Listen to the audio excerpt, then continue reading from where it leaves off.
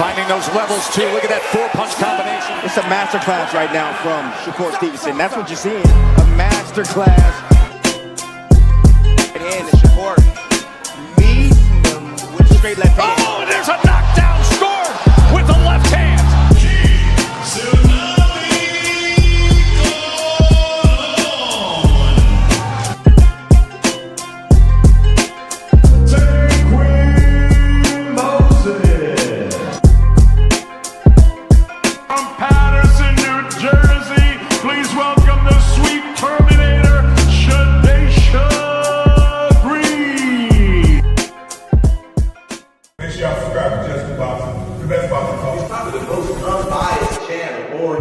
Right now, we're going to give him his just due. Shout out to my brother, Just Due.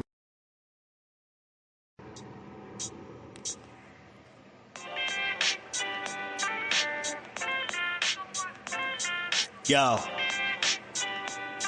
you know the deal. We back again. We never slacking. Word 'em up. Ladies and guys, whether if you drunk or you high, it's time to pay respects to the illest man alive. If you think you got a point, he'll shrink you down to size. And from there it's downhill like a slinky or a slide. Open your eyes, got a deep connection with the rise, so you might see them jump in whenever they go live. Peep it, this channel blowing up now, it's not a secret. With tons of exclusive interviews to listen to.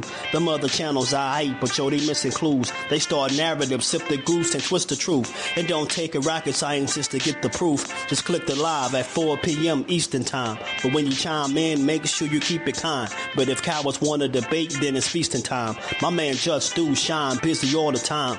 Grind 24/7, 365. Videos he might have 365. My rhyme sick, they make you do a 365. You get a rich if you think you fit to survive. It's Just Do boxing, time to click the live. Ain't no beginners, if you soft, you ain't down to ride. I crush you, respect too, it's Just Do. He got the illest boxing show on the internet. The boy been a threat and he ain't even had dinner yet. Word 'em up. Yeah. You know what time it is.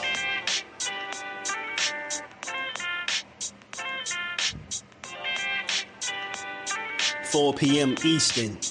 Click the link.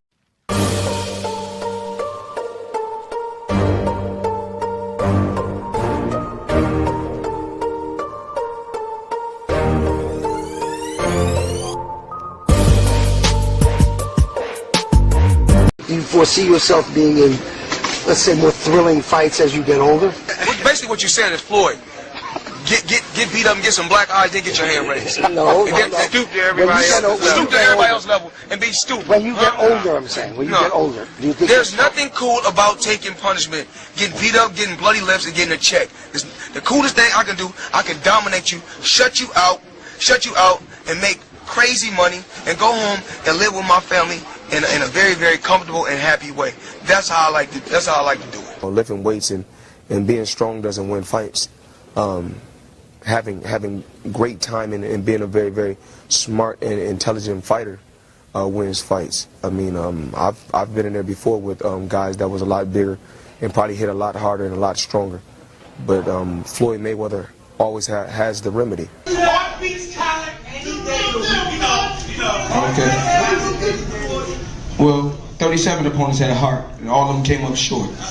Speed kills, I guess, right? Watching you in person is a lot faster than on TV, man. How important is speed? Well, it's not about speed. It's about smarts. It's about smarts, and it's about not getting hit that much. Boldimir's a big guy. What are you going to do to offset the size difference? It's not by size. Skills pays the bills at the end of the day. It's about being smart, and the smarter fighter is going to win. Most guys I don't beat them with speed and power. I beat them with smarts. I'll think about it. It's more up here than here.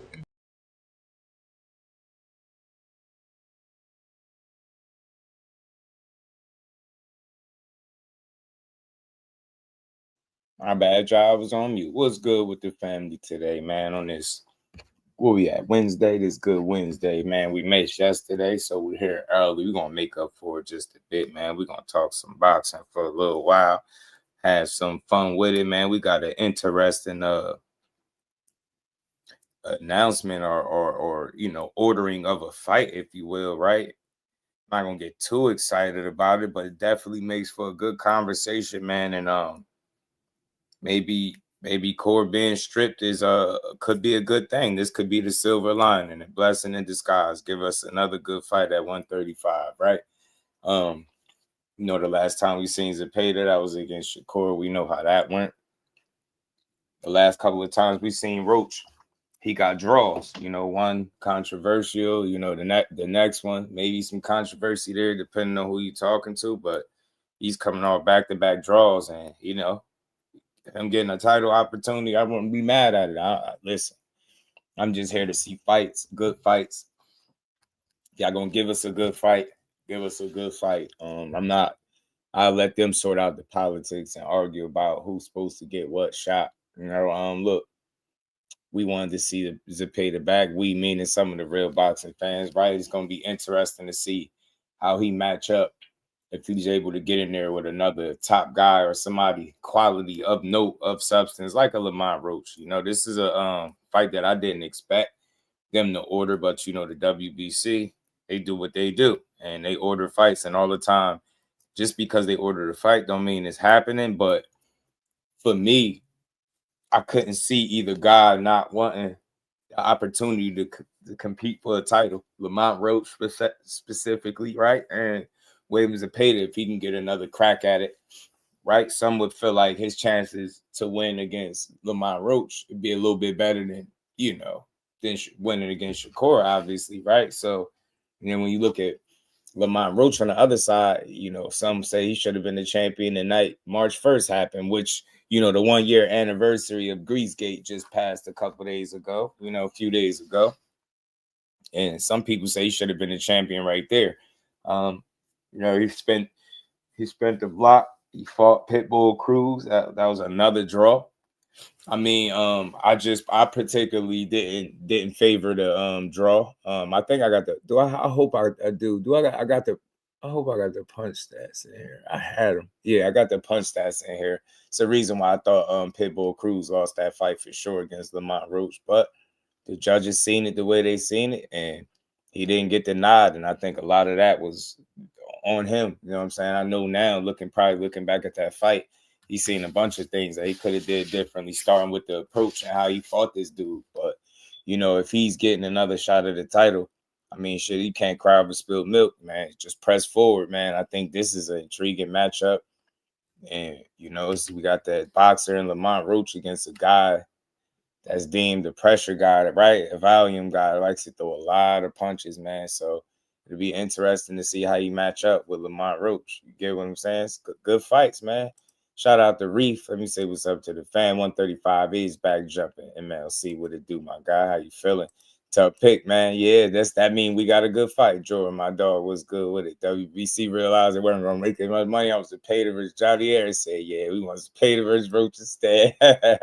Marcus, what it do, homie? They said, order the fight, Reef. Order it up. Order it up. But look, I like shit like this, man. It's good for boxing, man. The next man up. They obviously did what they did while stripping Shakur. There's nothing you can do about it. You could just move forward. I feel like he got big opportunities regardless of that specific belt at 35.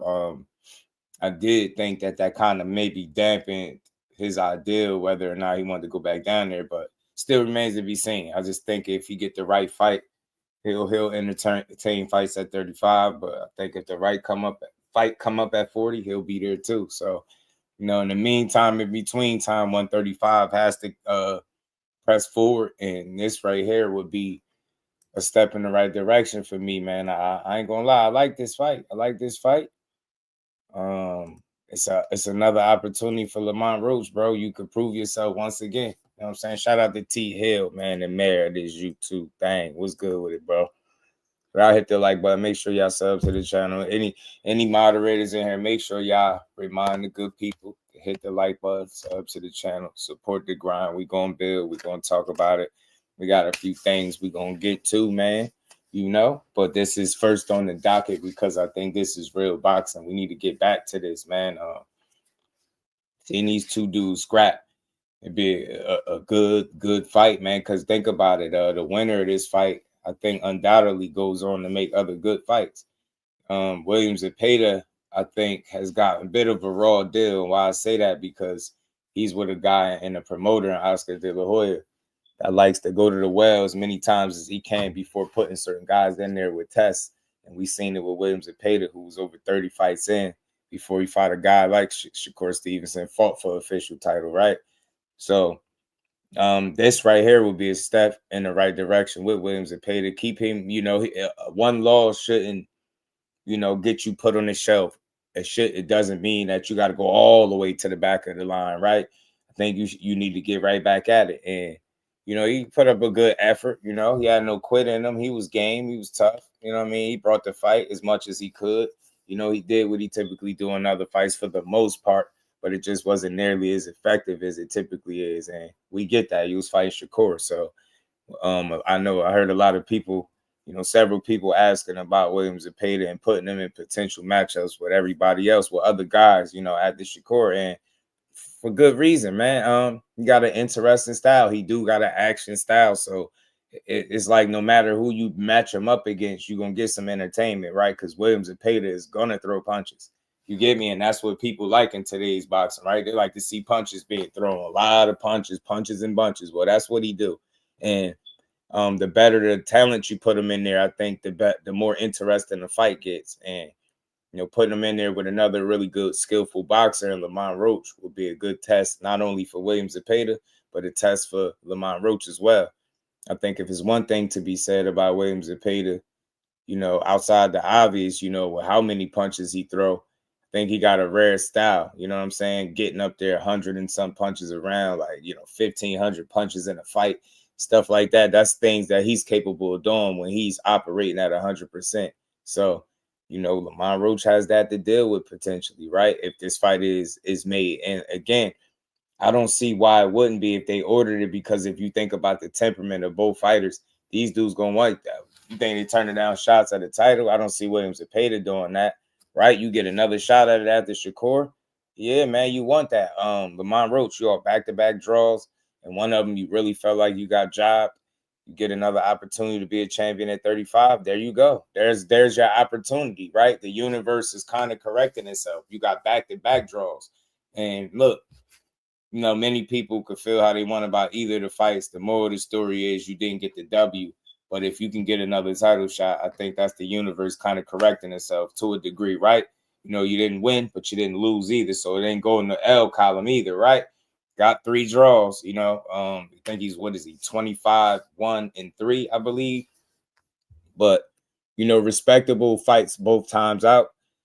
And look, let's see what you can do. I think this opportunity, I think this fight, the danger in it is him falling into the trap. And what I mean by that is we seen how he went and approached the fight with Pitbull. I felt like all he had to do was go out there and really be who Lamont is, and a better boxer than that guy, be more technically, fundamentally sound.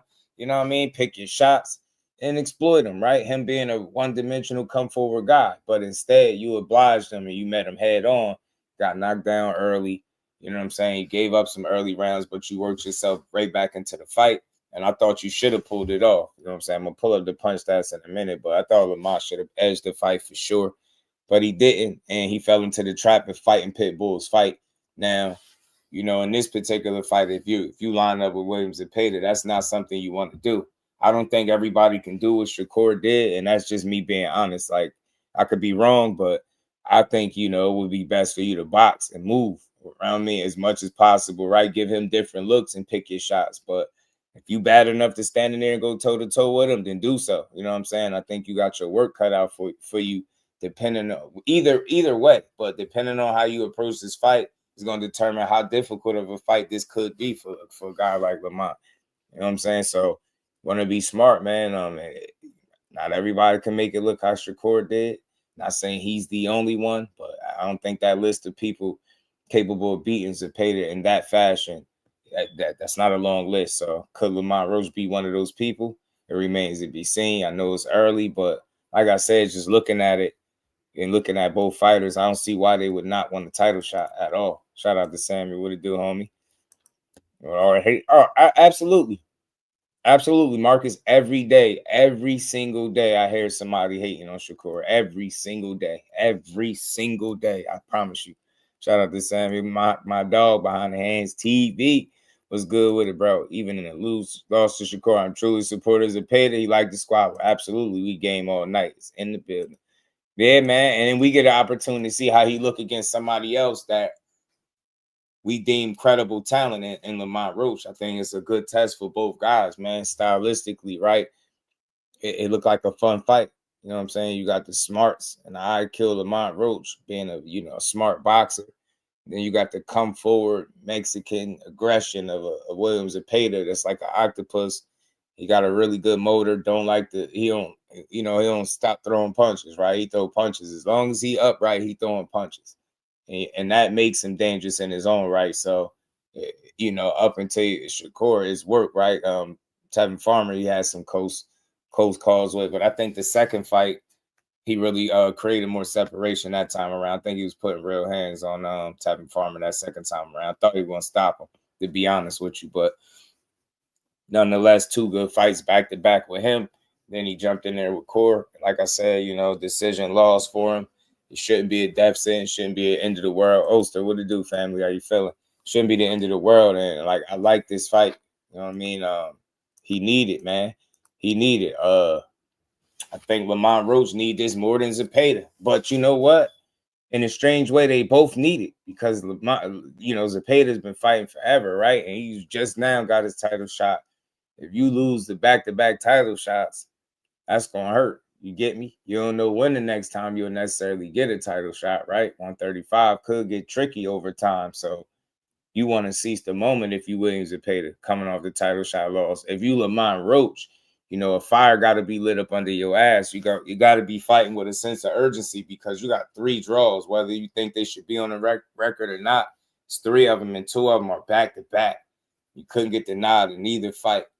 So, right, you know what I'm saying? Like, you can't afford another draw and definitely not a loss. So I know there's motivation right there from Lamont Roach to want to win this particular fight, like I said, if they get it over the hump. But I just can't see guys not wanting a title shot. You get me? That'd be foolish. That'd be foolish. That's the whole reason you do it. So, you know what I mean? The universe kind of correcting itself. They giving Lamont another crack at it.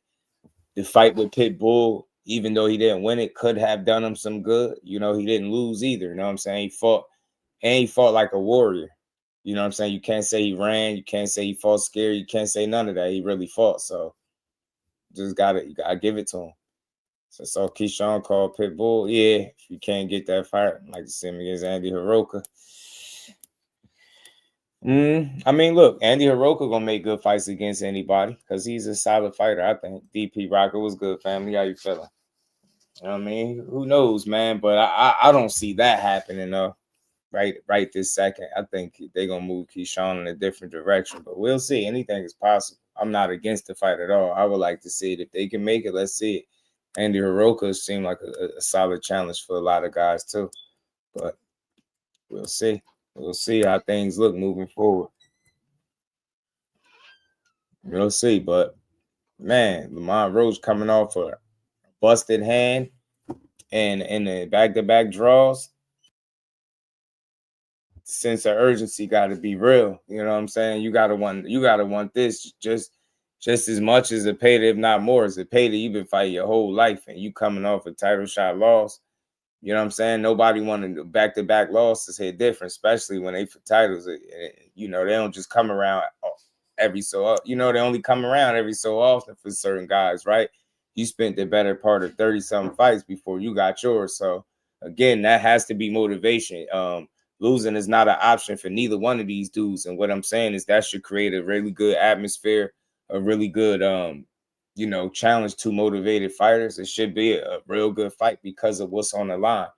You get me? Just think of the possibility of Lamont Roach getting another draw. Imagine it, though. Imagine it, another draw. Get me? I know that it's probably unlikely, but just imagine 3 draws in a row, bro. Imagine. It's happened before. Imagine it happening. 3 draws. You know what I'm saying? Or better yet, a loss.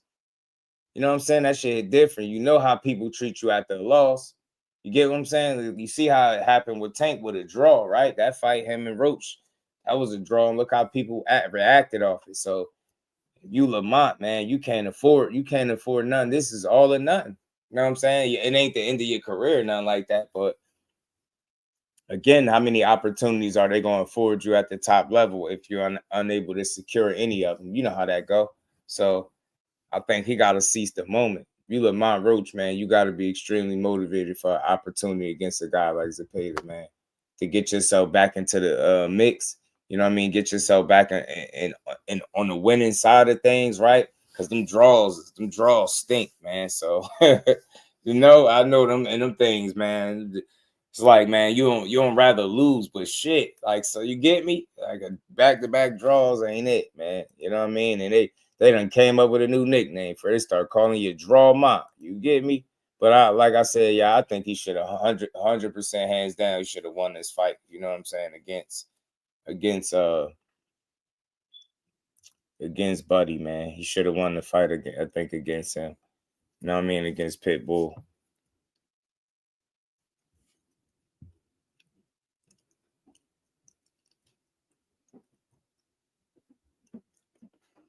Shout out to GQ. What's good with it? Wherever Chris like Abdullah coming for. We gonna see.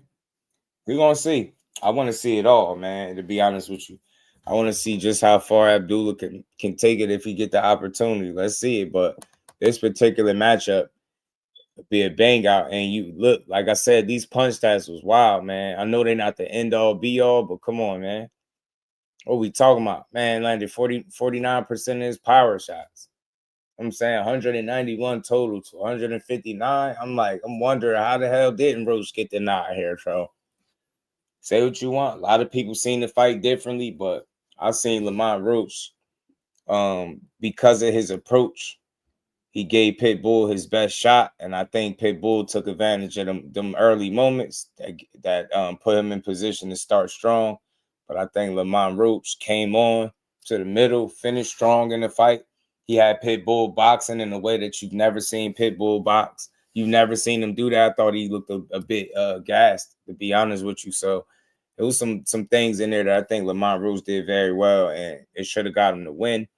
But I think the early knockdown and you know, just giving Pitbull those moments. And why I say giving them to him, because I don't think he had to fight him that way. He didn't have to meet fire with fire, and that's what he did. And like I said, that's more of a Pitbull fight than a Lamont fight, because that's how he fights every single fight. You are more, you know, cerebral, you know, high IQ kind of guy, right?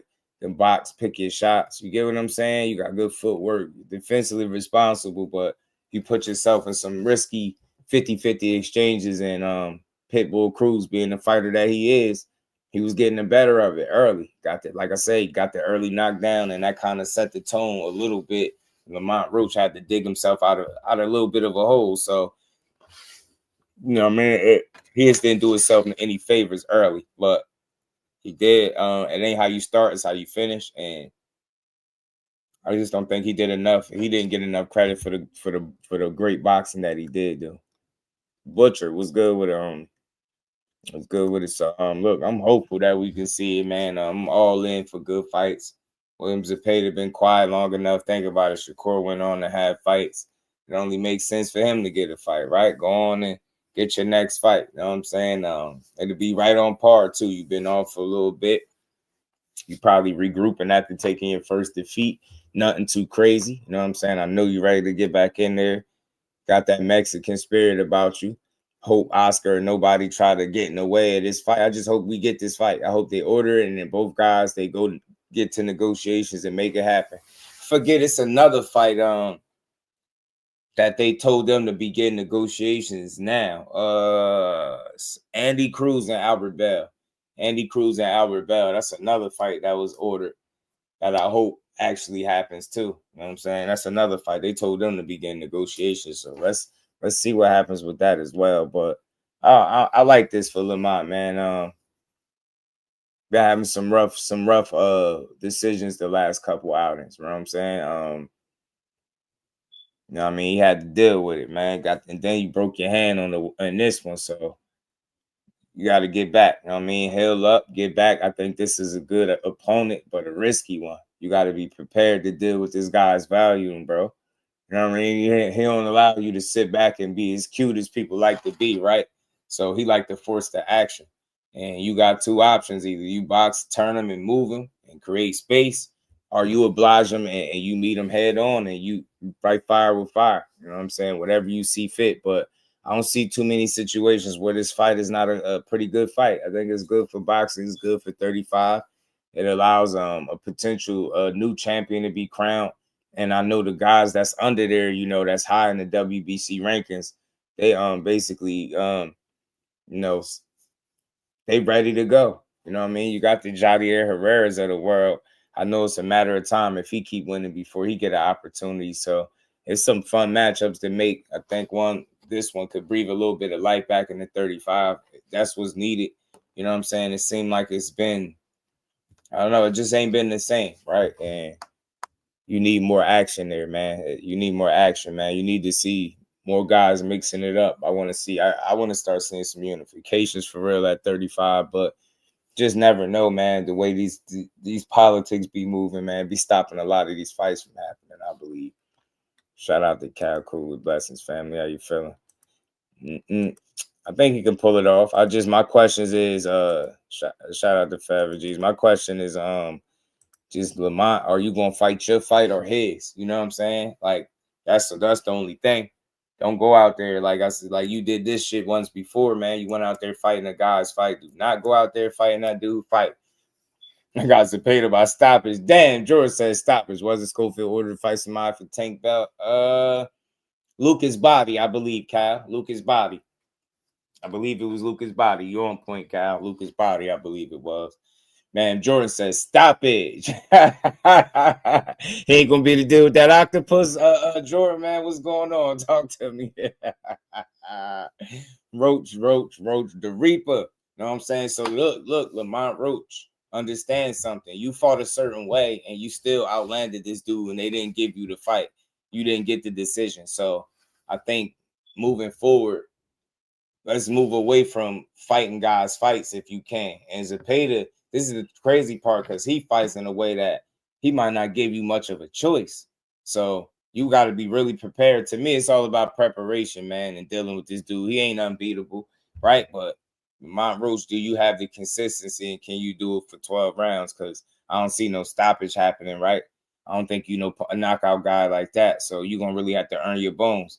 Yeah, man, he says it paid definitely throwing 1,000 punches in this fight. He well rested too. Tell you, kid, that was the legend. Yeah, fight Lucas Body, but man, them thigh wilds gonna hit crazy. Inside fighter, that's why Cruz had issues. Roach not a boxer. Roach not a boxer. What? You don't think Roach is a boxer? What is he then? Oh, what are you? You said that right? I think Maru's got this. He definitely got the opportunity. It's up to him.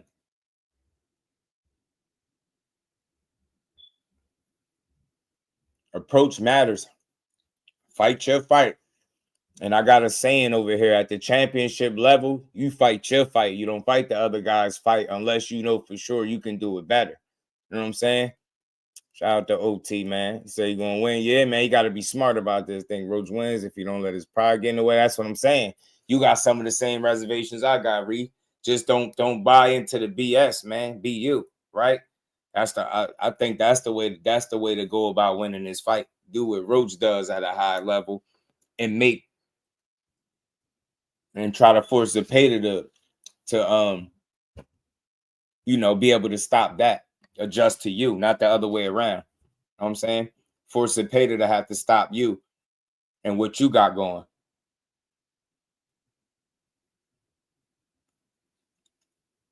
As opposed to you, going out there giving him the looks that he wants. And look, Zepeda and Pitbull Cruz got something in common, y'all. They like for guys to be right in front of them so they can work. Pitbull Cruz like you to be right in front of him. You know what I'm saying? He like you to be right in front of him. William Zepeda like you to be right there. That's what they like, bro. VACANT WBC title. Let's get it, man. Let's see it, man. Shout out to my dog, Emmanuel. What's good, homie? How you feeling, man? We got 40 people in the building. Make sure y'all smashing the like button. Mods, let these good people know to hit that like button and support the channel. Let's build, though. Like I said, man, we need this one, man. Come on, Ma. Come on, Reaper. Huh? Come on, Reaper Roach. It's third time gonna be a charm, man. Huh? You know what I mean? Because we can't go out like Willie Lump, man. We can't get another draw, G. You hear me? Can't get another draw, man. Huh? Somebody got to hold down the WBC title. You know what I mean? It a strict cord for it. Like now, you know what I'm saying? Who gonna stand strong? Who want that green scrap, man? Huh? Lamont, are you gonna get it? Or is you down? Is you prepared? Is you ready? I know he motivated, yo. I know he is. Ain't no way. He like, oh, they giving me another shot. They done messed up. I know that's what he thinking. I know Lamont in the cut like, hey, man, say what now? They order what? I know he going on Twitch. He be doing the Twitch thing. He probably going to talk over there. Wish he'd just, you know, chop it up. But I want to know what his thoughts is. But I'm pretty sure he all in on this fight. And he better do everything in his power to make sure he can get it. I'm telling you. Because we seen them order fights in the past, many of them, and they not happen. So the difference here got to be these guys got to really want it. And I think the position that both guys is in, one guy coming off loss, one guy coming off back-to-back draws, ain't no way in hell he don't want to go fight for a title again. He won an opportunity to be a champion. And some would say, you know, Lamont was supposed to be a two-time champion, right? Two-division champion. Well, Lamont, you said you wanted to be a two-division champion, right? Here go your shot right here. They're giving you another shot. You know what I'm saying? You got to go out there, take it to what is his name? El Cameroon. You know what I'm saying? Don't let him be the buzzsaw that he like to be. Hey, Mont, this dude like to throw 1,000+ punches a fight. Don't go in there trying to be like, you know what? I'm a fight. Nah, go out there, box, be smart, be the Reaper on him. You know what I'm saying? Box, be smart. Don't be right in front of him. Change levels, create different looks, man. Change the looks. You know what I mean? Utilize the ring. Be smart, man. Make this guy have to figure it out. Do not give it to him, man. Do not stand right in front of him and, you know what I'm saying, and just give him his best chance at beating you. Because that's what it's going to be. And again, he pressed forward all night, so you got to have a full tank of gas, G. Have a full tank of gas. Be fully prepared. And a Mont, go to his body. I'm trying to tell you. Dude never had a six-pack in his life. Look at him. That's him on the scale. Hey, Lamont Roach. That's him on the scale, bro, right there. That's him making weight. That boy ain't never had a six. Beat his body up, bro. He got one of them Mikey Garcia builds. He built like an inner tube. Just beat his ass, bro. Like he just beat his ass, man. I'm trying to tell you. No, he like to throw a lot of punches. I believe Lamont Roach, pardon me, is a good inside fighter. Think he gonna work him in the inside, man. You better attack that midsection. He looks soft and rubbery, man. You need a full tank of gas with a reserve. You know what I'm saying? And work him in the inside, because that's what he like to do. Smother his work, smother some of his work, and work his body on both sides. I'm being dead serious. I'm being dead serious. And head hunting is unnecessary. These dudes be having heads like bricks, and you just coming off a hand injury. Be smart. Go to his body early and often, as much as possible. I don't care how you got to do it. Get to his body, bro. See how he be feeling down the stretch. You know what I mean? Midway through the fight after you done been attacking that body. I'm telling you, man, I want to see a smart performance from Roach. We know you got all the dog that one could need, bro. We seen you go toe-to-toe with Tank. We seen you go toe-to-toe with Pitbull. Hell, we're going toe-to-toe with this dude. Do not. Back-to-back fights, you've been going toe-to-toe. Do not go out there just trying to entertain the crowd. Have the win in mind. Secure the bag, secure the title, secure the bag. Lamont, do not go out here playing with this dude if they make this fight, bro. Shout out to Al Booger. What's good with it? Pro Box about to get a champion. You know it. You know what I'm saying? It's a good one, bro. Gotta go to the body, Jordan. I'm telling you, full tank of gas. He need a full time. That's funny. I didn't even get that. Reef stupid. Yeah, you need a full tank though, for real, man. You can't come in there with a quarter tank missing. You get me? Don't take no extra trips nowhere, man. Train, go home, rest, recover to the fight, to the ring, fight. You know what I'm saying? Fight. I'm trying to tell you, Lamont like to get fly, put the wear together. He be in the spots. Nah, man, go out there and train, Lamont. Don't let them play with you. This one for you now. You know what I'm saying? You got to do this one for you. All right, you gave them back-to-back action-packed fights, and you got draws because of it. Now, you got to go back to what you know. Box, pick your shots, be smart, win the fight, bro. Have that winning mentality, bro. You coming to win. Not try to just entertain. Nah, you coming to win. I mean, don't go out here talking about I'm gonna knock this dude out. Like you drunk a little bit of the Kool-Aid the last trip. Like, we ain't need you doing that. We not saying you can't knock dudes out. You don't got good power. You get me? With them 8s on everybody cracking to me. For real. You know what I mean? So, but you got caught up in the, like that, trying to entertain these people. Don't do it to your own detriment. If you get entertained, cool, entertain, but don't do it to your own fault, right? Don't allow another close fight if you can do something about it. You know what I'm saying? And again, William Zepeda, I know you motivated too on the other side because you coming off a fight with Shakur. You put up a good effort, you know what I mean? Like they usually do, but just wasn't enough, right? It took you 30 plus fights to get a title shot. Ain't no way in hell you don't want this opportunity right here to become a champion. There's no way. There's no way. Like, this could change shit for you. This could change the trajectory of your career right now if you get an opportunity at this dude and you win. So I hope all parties is on board. I hope they negotiate and put a deal in place for this fight to happen. Let the 135-pound division get some motion for once and for all, man. Gotta go. He get blunt. What it do, homie? How you feeling? Gotta go to that body. Might be done inside 8. Hey, look, he go out there fighting like he foolish, Jordan. Don't do that. I just don't suggest that. Not saying he's not good defensively, but I think it take a certain combination of the defense and the offense if you're gonna fight him right in front of him. That's just me. And then you gotta be able to consistently do it for the fight because he don't really back off. His game plan is his game plan. His plan A is his plan B, C, D, and so on and so forth. He going to get you. His game plan is to come to you, close the gap, cut the distance, and get in his desired range and work. And he throw punches. And the thing about Zepeda, he don't care where he hit you at. Hips, elbows, arms, forearms, temple shots, chin shot. He don't give a damn. Gloves. He don't care. He gonna punch you somewhere. So I think that how you counter that, unless you got the defensive and offensive capability of handling him right in front of him, let's see it, if that's what you're gonna do. But I could only see this going one or two ways. You either gonna try to oblige him, fight in the way he fight in an effort to entertain, or maybe he forces that kind of fight and you don't have a choice. Or I can see you trying to box and be smart and make it difficult for him. And that's what I think the game plan got to be. You got to make this guy fight your fight or make him adjust to you. Can't go out there doing how you did against Pitbull. I think that'd be extremely difficult because not too many people match him with punch output. Like, he's the most active, puncher in boxing today in terms of punch stats. Nobody throw more punches a fight than him, period. You get what I'm saying? And I always felt like one of the ways to counter a guy that's looking to throw so many punches, you know what I mean?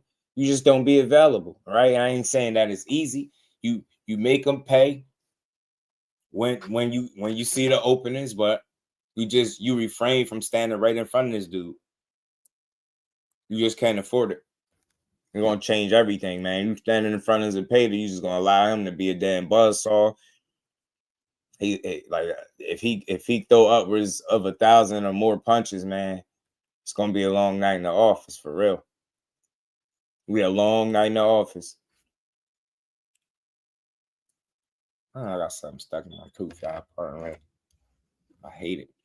Zepeda wants you to move excessively and fight him. Yeah. Burn your candle at both ends while he putting the pressure, and he's a good body puncher as well. Zepeda, a pretty good body puncher, damn good body puncher, and he'll punch in combination. And that's one thing too. He rarely throws singles, right? He won't put that heat on you. So that's just something that he does. He's really good at it. and especially if you allowing it. So I just believe in mixing it up. I believe it, you know, at points it's important to stand your ground and be smart, right? And fight them back in the inside when you can, pick your spots. But again, got to target that body, because guys like that, it's not going to be something that he used to. You know what I'm saying? Dudes go head hunting, man. They make the same mistake over and over. These dudes could get punched in their head over and over again, but it hit different when you beating that body up too. You get what I'm saying? Then you start, bro. So I want to see intelligent performance from Lamont Roach. I feel like his tank performance was intelligent. You know what I'm saying? But, you know, he went out there and fought a smart fight. Then with the Pitbull Cruz fight, you try to entertain. Get what I'm saying? No more of that. I think now you go out there and win. You know what I'm saying? Secure you a title and think about the big fights you could make as a world champion at 35. There's some good fights to make if one of y'all get a belt. So both of these dudes need this opportunity for some of the same reasons and some different reasons. You know what I'm saying? You just don't know when either guy get this opportunity to fight again for a belt, especially if they campaigning at 35. So the time is now. That's why I say this atmosphere should be really competitive. These two dudes should really want this fight. You get what I'm saying? Neither guy should want to walk home without winning this fight right here. Neither guy should want to walk home without it. Gotta stand on business this one, Lamont. We need to see you win this one, Mont. Need to see you win. This man 33-1 with 27 KOs. Do not be number 28, bro. You know what I'm saying? Do not be win 34, KO 28. You get me? The 3 draws looking stink over there. That's so ugly. 25-1-3. Like, what's going on, Mont? So we can't play with it. You know what I'm saying? We need to see you be, 26 wins, man. However you get it. How you get it is how you get it, man. But we need to see you get your hand raised this trip, G. You did. Got to get your hand raised this time around, man. This would be a good fight for the boxing world, man. 2 guys that I think should be entertaining, contrasting styles, the boxer and the pressure guy, right? The pressure value fighter, if you will. Mexican guy. Roach gonna have to slip a lot of shit. You really don't move a lot. Really watch Roach film. Yeah, that's why I don't think I think he's gonna have to employ some different tactics, man, because that standing right there stuff ain't gonna be, I don't think it's wise. I just don't think that'd be the game plan, because just to speak on it, the last time we seen him in the ring, it was obviously Shakur. Right now, we know what the outcome was, but just to speak about some of the things that Williams Zepeda did do well, he did go to the body well, and he did land more punches on Shakur than anybody else did. So, like, and that's somebody that's considered to have the best defense actively. So, anything less than that, you're subjected to get hit just as much, if not more, right? And the question raises, right? Are you going to be able to match him for output? And I just don't think it's been too many people that's been able to do that. So you got to pick your spots with that dude. I think box, mix it up, be smart. You know what I mean? Outsmart him, outthink him. Because like I said, his plan A is his plan B, C, D, and so on, right? But it's an effective plan A, and it works if you allow it. And it's something that a lot of people don't see in front of them, right? Not everybody's getting in there and not really caring where they hit you at, right? One of the knocks sometimes people have on him to a degree is his punch placement, right? If you Lamont Roach, you want to take advantage of those moments where he's not as accurate, right? You know what I'm saying? Where those, and make it count. I'm telling you, body work, yo. It's not no mystery as to how I think he need to attack this dude in this particular fight to kind of counter some of his output, because I think the way Lamont Roach fighting it, now that I'm sitting here talking about it, man, does he sit there and box and utilize the ring and move around? Like, you know what I'm saying? He been more stationary and flat foot these last 2 particular fights. So I don't know. Can we bank on him boxing and moving this time? Is he gonna box and move on Zepeda? Is he gonna feel like he got something to prove again? I just don't know. I don't know. But man, it's a good one. I hope they make it though. Motown was good on me. It's good with it, but I just don't suggest standing in front of this dude. That's all. I mean, because them punches gonna be flowing. So that's two things. Your conditioning got to be on point. I think defense, especially if you plan on fighting him within range where he likes to operate at, gonna make it not make things easier for a guy like him, bro. Make him earn that shit. Make him earn that shit. Do not give it to him, man. You hear me, Lamont? We need Team Roach to come out with a dub. You know what I'm saying? I like Roach, but I don't dislike Zepeda though, man. I think he's gonna make an interesting fight. I think this is a risky fight though. Sunchild was good with it, especially coming off draws and fighting in a way that didn't serve you best. Yeah, because these fights ain't gonna get easier. So Mont gotta go back to the basics on this dude. Box his ass, box him, turn him, tie him up when you need to, frustrate him. Do not let this dude get off, man. Because if he start throwing 90-something, 100-something punches around, it's gonna be really tough to deal with that much volume in front of you without a real game plan, unless you that good defensively. And most guys just are not, right? And not to say he ain't good defensively, he is, but that's a lot of punches to slip.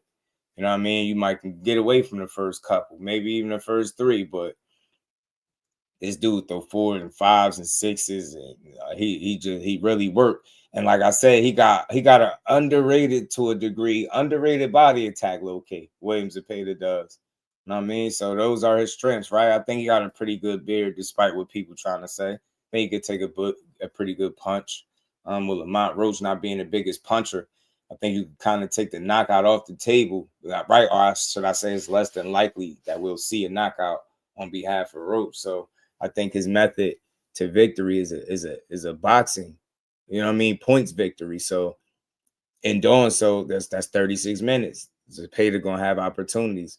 What kind of opportunities are you gonna get this dude? You know what I'm saying? Beat his body up, change levels, change the looks, tie him up, frustrate him, even be physical with him in spots when you need to be, right? Make him burn energy, because like my guy mentioned early, he gonna be looking to do the same to you. He gonna be looking to make you burn the candle at both ends. He wants you to kind of shoot your load, throw your shots at him, and be, you know, moving around while he putting the pressure on you and going to your body, trying to slow you down, wear you down. So you got to beat him to the punch. You know what he coming to do. Stop him from doing it. It's just that simple. And easier said than done, but it really is just that simple. Get what I'm saying? You know what he coming to do. Can you stop him from doing it? Because if not, things are going to get really sticky in there. It's going to get dark. You know what I'm saying? You got to find a way to cut the volume, I think, and limit his success, limit his moments, because again, depending on how you fight him, will determine how many of those moments that he actually has. Again, just ideally being in front of him is just not somewhere you need to be. It's not. And I don't see too many people being able to match that volume and that pace, and he can do it pretty consistently. You know what I'm saying? So got his work cut out for him, man. Paid it. Not easy. Yeah, that style is something different. Shout out to Ghetto Fat Blunt, my dog, Creole, the traveler in the building. Yeah, he's pretty tough, man. Tough game, Mexican fighter, man. Remember the early rounds of the Paid and Farmer 2? Farmer was walking away with his back turned while getting punched. Yeah, boxing dad, what up? I'm telling you, Farmer was crazy. Yeah, that second one got sticky. I thought he was gonna stop Farmer in the second one. I was like, man, he on Farmer ass, bro. They're getting sticky. What he gonna do? What he gonna do? You know what I mean? So look, that's the thing, man. Whose style is gonna be more superior that night? This is a good fight, man, on paper and in the ring, man. This is a good fight. But the Reaper ain't going. I'm letting y'all know, man. He coming to win. I know I can just hear him now, man. I might have to go tap into his Twitch, I think, later on. He said at 8 o'clock. Might have to go tap into his Twitch to see what he chatting about, man. There ain't no way you do a Twitch stream without talking about this. You better be putting pressure. You know what I'm saying? I'll be on the phone. I'll be making sure this fight coming for me next. I'm telling you, do not let this opportunity slip if you can. You can help it. Secure the fight, secure the bag, get you a title shot. There you go. Shout out to Dante's Boxing Talk. What it do, homie? How you feeling? Roach don't really move. Yeah, he don't, though. Catch and shoot fighter is going to be a good one. And that's what I'm saying. How much catching and shooting are you going to be doing? You're going to have your work cut out for you, bro. So, man, I'm telling you, beat his body up, Roach. If you want to play the catch and shoot game, you got to concentrate definitely on the body, both sides. You got to dig, man. I'm telling you, I'm spending a training camp working on that. That's going to be the game plan. I'm telling you. Take all the air out of his tires and drown, man. You know what I mean? Flatten his tires and sink his ass. You feel me? Flatten them tires and drown them, bro. That's what we need to see, man. We need to see smart boxing, body shots, all that stuff, man. And they get my boy they on my boy Africa helmet about pulling out, bro. They ain't gonna let him live, damn it. But yeah, man. Hopefully we get an update on this fight. Like I said, I hope all systems will go. I hope both fighters, both parties involved, everybody's on board with making this next. I hope this just ain't something that ends up getting ordered but don't happen. You get what I'm saying? Because we've seen that before, and particularly with the WBC, we've seen several fights once upon a time. They was ordering bangers too, and got a little excited. And then if you look, I think majority of the fights didn't even come to fruition. So they have a history of doing that, you know what I mean? So hopefully that doesn't happen here. Shouldn't be any reason why this can't be the next fight. You know what I mean? They shouldn't have to just order it. It should be, you know what I mean? This should be it then. Shouldn't be no in between. You know what I mean? I think this is a real good matchup, bro. Get people a chance to see Roach again. And some people feel like he got back-to-back raw deals from the Tank fight to the Pitbull Cruz fight. You know what I'm saying? And that's why I had the punch stats up there for y'all, because of not that they the end all be all, but it's hard to ignore that, right? When somebody, punch stat numbers is what they are. And I'm willing to bet if Pitbull Cruz would have landed the punches that Lamont like swap the numbers, Pitbull Cruz probably wins this fight. Probably ain't even the words, no doubt. If he landed 191 punches to 159, he wins this fight. To me, in my opinion, he wins this fight. Like if he'd have had that kind of showing, I think they definitely would have gave him the nod. So I say this all the time. A lot of times, man, when you see these draws, man, you got to look at the fighters, look at the fanfare of the fighters, the popularity, where the money at, and I think it was easy to see. There's still this shit called Pitbull Mania. Like, they're still trying to promote and push him as this star. You know what I'm saying? This Tank stimulus package has well exceeded his time frame, right? That shit just still going. Like, he does what he do, but I don't know, man. Some of that shit is a bit exaggerated, but nonetheless, he still has the fanfare. He can sell tickets. People support him. You know what I'm saying? They wasn't going to do Lamont Roach no favors in no close fight. To me, I truly feel like in my heart of hearts, if Lamont Roach was hands down the more popular fighter here, the guy that brought in more money, I think he gets the nod here. But again, the sick part about boxing is it be a business. And then we talking about pay-per-view. There you go. You talking about people getting paid, it's money on the line. What make more business sense? Do it make sense for us to say Pitbull Cruz lost this fight to Lamont Roach, knowing that we can sell some more tickets with Pitbull if you don't put another L on his record, right? So I don't know. And that's just as close as I get to anything conspiracy, but it's probably more reality than conspiracy at the end of the day, man. That's just how boxing operate. Follow the money. And I just don't think the money was all behind Lamont Roach. I think more of it would be this Pitbull guy that they still pushing as a star. Right, he fought Tank long before he had a draw. Shit, he ain't have a draw. He lost to Tank, right? So that shit still worked. That shit almost worked like he did. You would have thought he won the fight the way damn near the way people talk. So I don't know, man. Real good fight for boxing, y'all. Tough out, stylistically with the way Lamont fights, but I think the fight is winnable for sure. But it's up to him, his temperament, his approach, his preparation. Things like that. Is his hands healed? Is he ready to go? Right? He had messed up, I think, both hands in the Pitbull fight. So he obviously doing the Twitch. Like I said, maybe I'll try to catch it and peek in on that, see some of the things, see what he's chatting about up there. If he give any updates or speaks about this potential matchup. But like I said, let's hope that they make it. I want to see it. Yeah, they call him Lamont Roach. That's who made it up.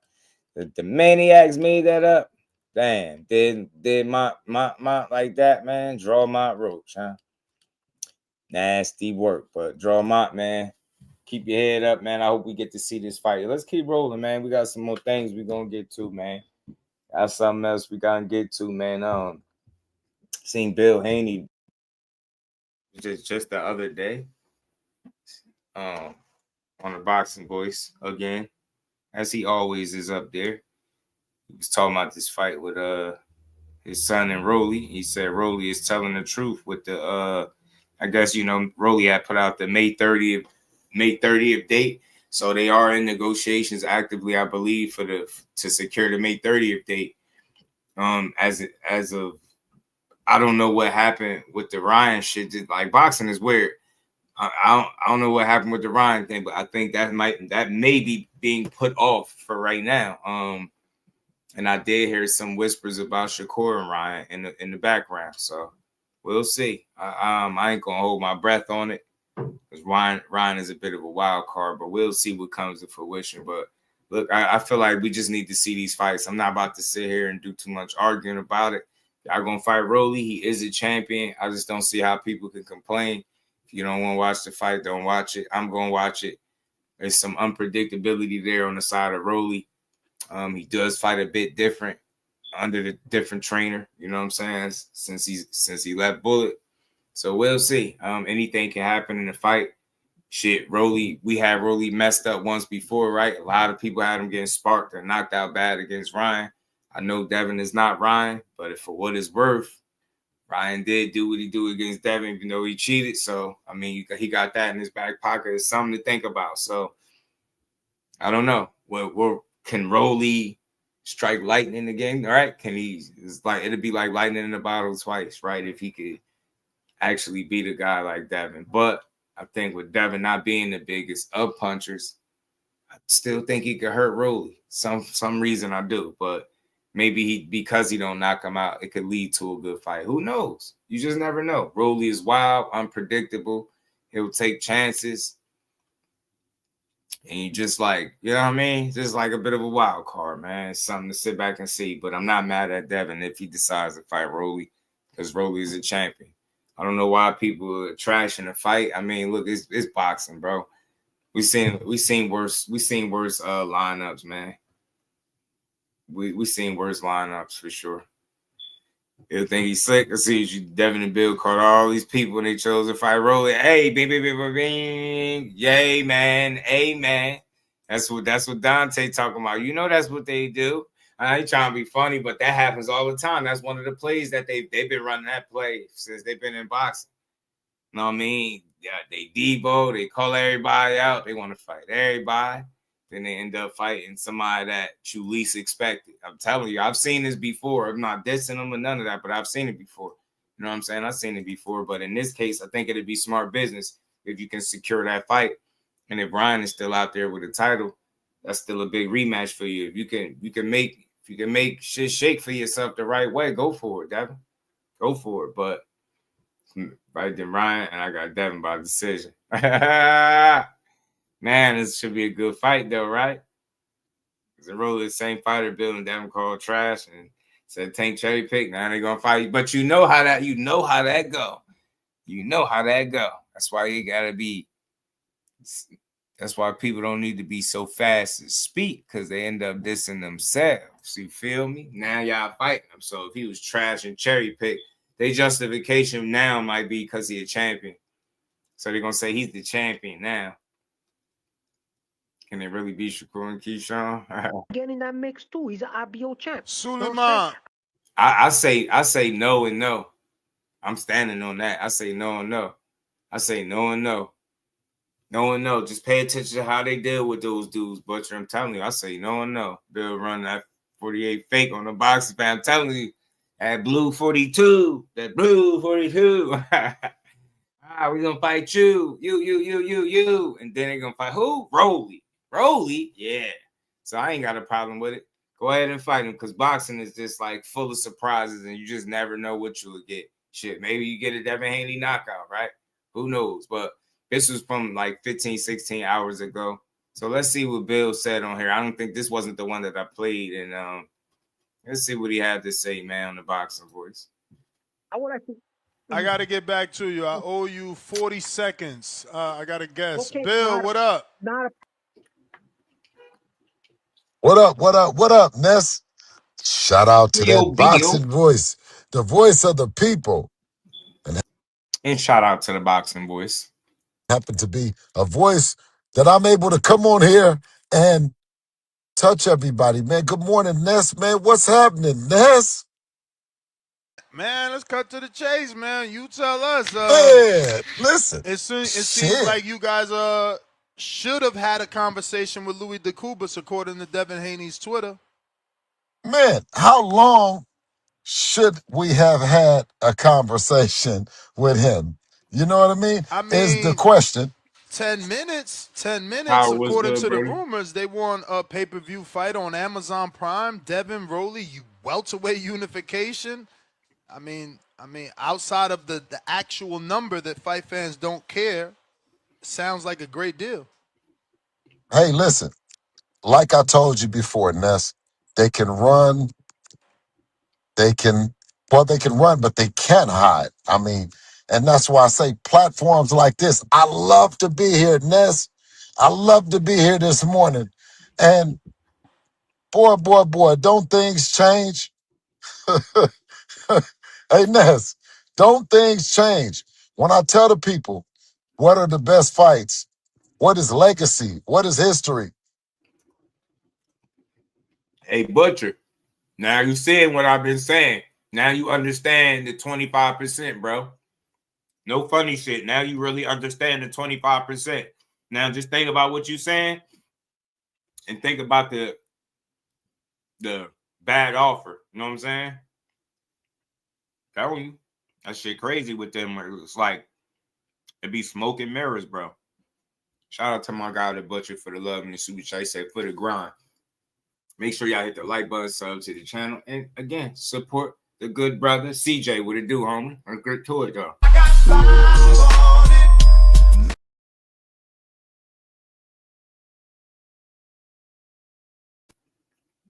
Telling you, you see why they offer what they offer. That's why you put people in situations where you know they gonna know they worth and shit don't happen, and that's why I called it a PR move. And then now you see it here. Call everybody out. Frame specific fighters as ducks. Justify reasons why they don't fight people like. Let's think about something real quick, and I'm gonna play this. How could you get on here? Because the last time I played it, remember, y'all, he was talking about Keyshawn Davis and saying he don't really got nothing that Devin should want. But you got him on your list. You got him on your list. You had him on your list. How could you then try to justify it when he's still calling y'all out to this day? Then you be like, oh, well, he don't really got nothing. So are y'all clout chasing a guy that don't got nothing y'all want? Make it make sense. This ain't no diss. This ain't no narratives. This ain't no none of this. Just straight off what he's saying. Why? How is it this now? He said talk to his manager. You talking to him. You know he don't make his fights himself. He telling you to speak to the guy that could get it done. And you talking like it's a bad thing. You're speaking on Devin's behalf. Is Devin in Keyshawn's DM or is it you? Is it you speaking to Keyshawn as Devin's manager, acting manager? Why is it against the rules for his acting manager to speak with you? Right? Neither fighter makes their fights. They don't DM people to make the fights. That's why I say the shit be smoke and mirrors and it be PR moves. I rock with these dudes, but I call a spade a spade. I still don't have nothing negative to say. They run these plays because people showing them time and time again that they can successfully get it off. There's going to be a bunch of people that will argue against everything that I just said, knowing that they ain't got a leg to stand on. I'm telling you, man, how could you say in the interview that a fighter don't have nothing that your son should want, but you have him on your list? When talking about fighting him, you say, well, he called out Crocker. He's playing. we're not fighting him just because of that. Like, bro, what? You literally got lightweights on your list. Who really playing? That's what I said, man. I was saying it the other day. Like, they be putting their foot in their mouth, man. I rock with these dudes, but I see through the smoke and mirrors. And look, it's just entertainment. But I ain't got to be overly negative towards these dudes to make my point. But I could call a spade a spade. I know bullshit when I hear it. You know what I'm saying? And I know it when I smell it, too. Mm-hmm. All those things, thank God, lead through Devin in or around his division. If you plan on having a Hall of Fame career and not a Hall of Marcus, talk to Shame him, bro. career, a great dance partner, a great...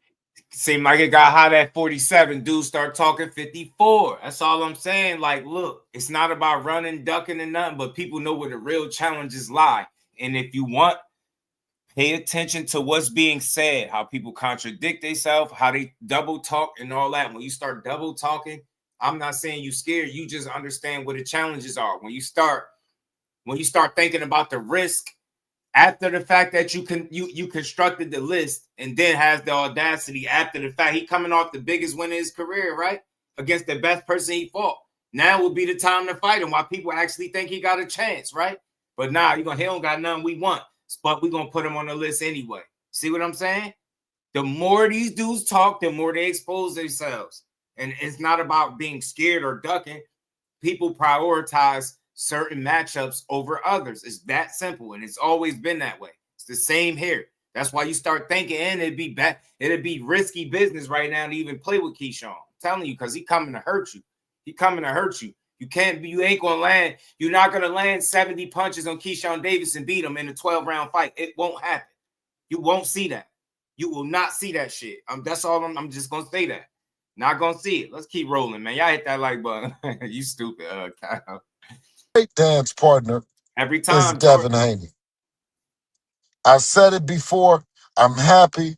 You know what I mean? I'm enjoying Ramadan. I'm feeling good, Ness, and I'm happy to be on here. And I told you, when I came on, what was that?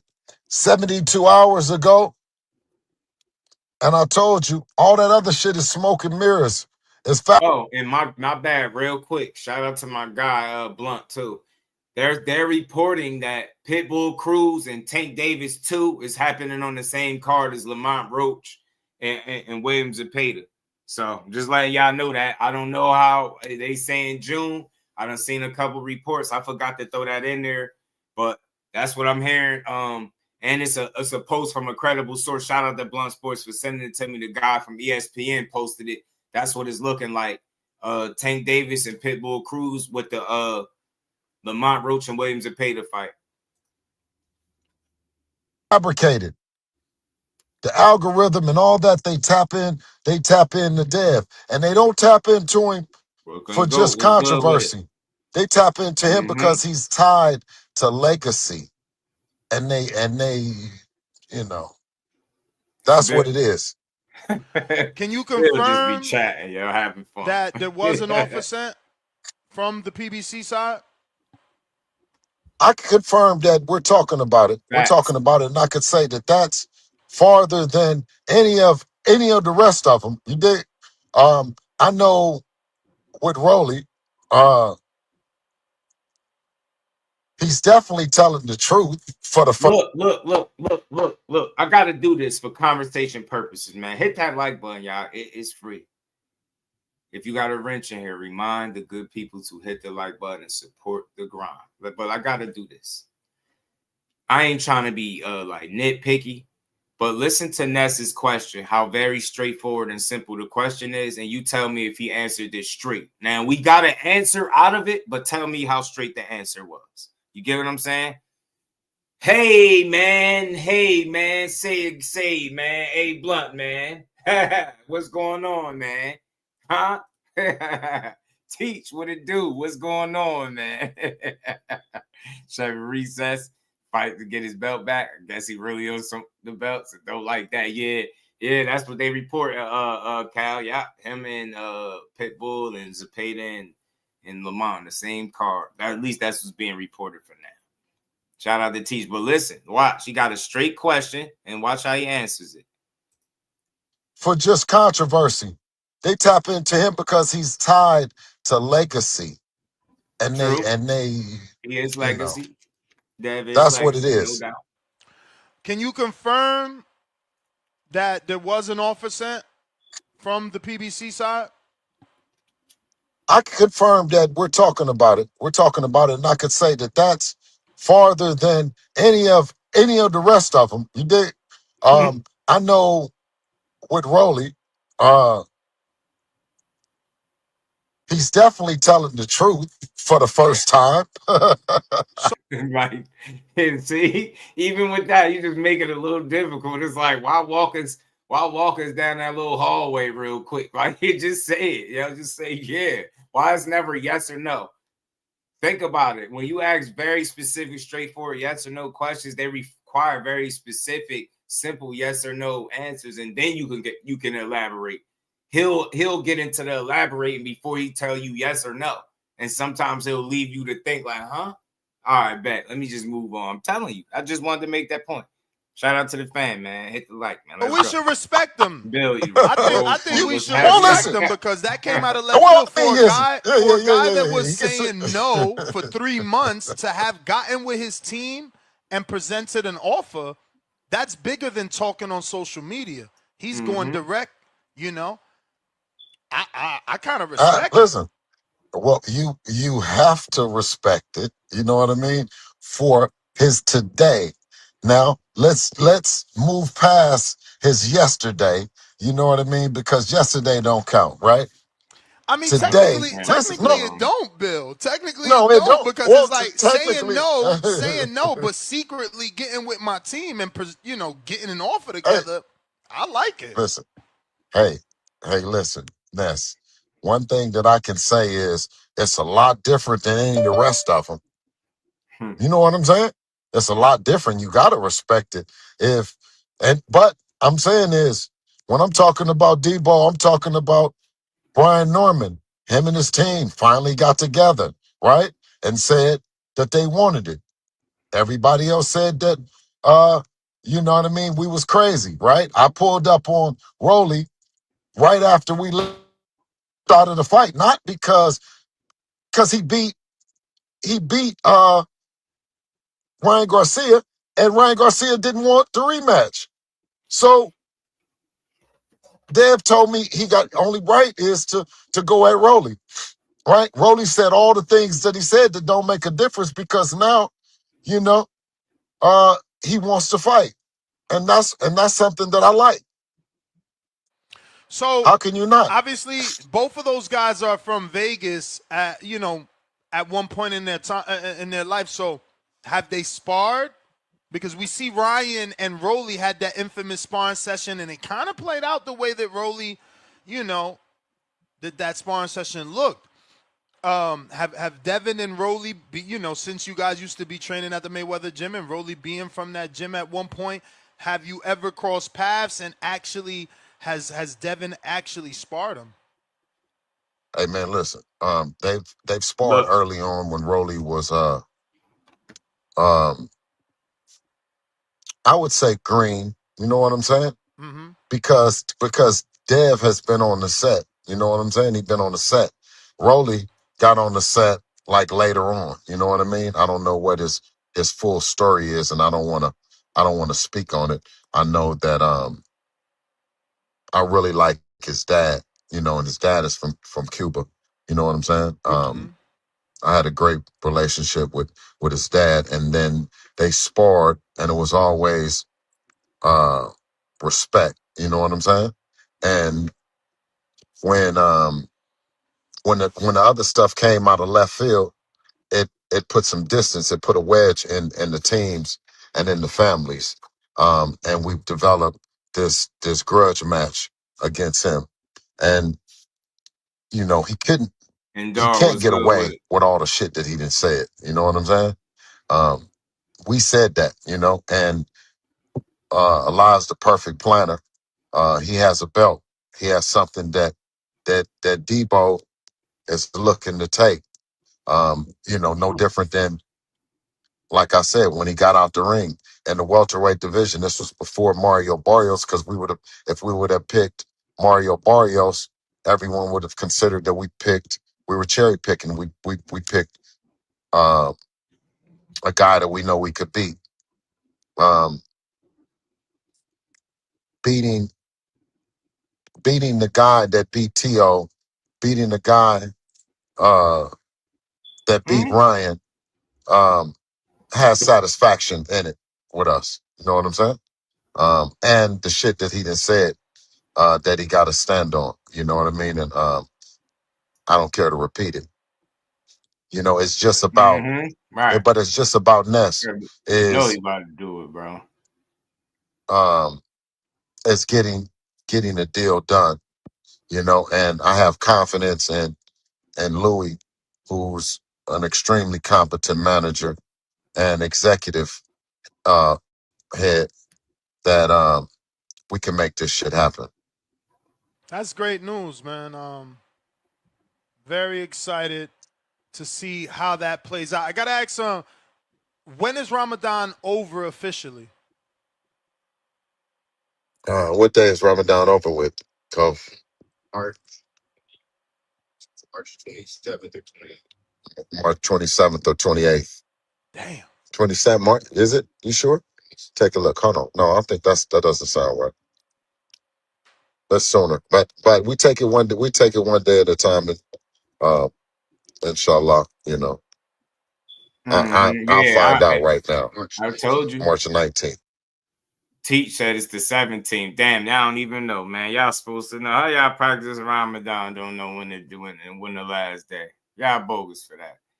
All that BS up too. Yeah, he trying to. You can tell when it's a little sus to him because it'd be more quiet than anything. He'd be very quiet listening. I mean, but shout out to Teach. Teach said it's the 17th. Yeah, they talking about Jordan. That's why I was like, what the hell is he talking about? Like Cambosis? Like, how you get way back to him? The guy that beat T.O. I'm like, Cambosis, bro? Like, what the hell? It's February 17th with or that 19th. in mind, it starts February. Yeah, they said the last day. I think they said is when that it enough time to get Devin prepared for unification? I know you and just I know that you have, but give us the details right? About how many times he's The guy that trained beat through T.O. was Ramadan Cambosis. and what fights those Optimum were. was good with him, Do you prefer that? Is it okay, or is this extra time after March 19th kind of seal the deal and make sure that he's 100% on a May 30th fight? No, you know, on the contrary, we think that right now we're walking in the best time. Allah's the perfect planner. We're fasting, and of course, this potential deal is now on the table. That's a blessing from Allah. You know, of course, we listen to all day, every day about doors that are closed, things that we can't do, and God continues opening doors, and we consider this to be one of them. So again, to be clear, it's enough time. It will not affect Devin. He'll be 100% on May 30th if the deal goes through. Yeah, Ramadan, makes us stronger. So yes. So, well, we say Ramadan makes them stronger, but I mean, look, I feel like that'd be talk too, because it'd be so much talks. That's why he asking about, like, would y'all be ready to be prepared? Because people have made note about training around Ramadan and how difficult it could be and risky and the risks of doing so, right? So, I don't know. He said it makes him stronger now, but whatever. I ain't questioning it. That's what he said, What's the next phase? I mean, Rolly put it out there. You got to give us something. Like, he put it out there, an offer was there. You're confirming he wasn't lying. Like, where are we? How confident are you? How, based off the initial conversation, like, is this going to be a long, drawn-out negotiation, or you think you guys can hammer? I heard some rumblings in the back, Jordan, about them trying to figure out a weight potentially. But we'll see how strong that rumor is in some time. This out. Quick. It's something that it's something that, you know, when two guys want to fight, right? When two guys want to fight, it gets done quick. You know what I'm saying? And you know, did he just say what I be saying all the time on here? Confirming he. It's something that it's something that, you know, when two guys want to fight, right? When two guys want to fight, it gets done quick. You know what I'm saying? When two fighters get want to fight, it get done quick, huh? Did he really just say what I've been saying all this time?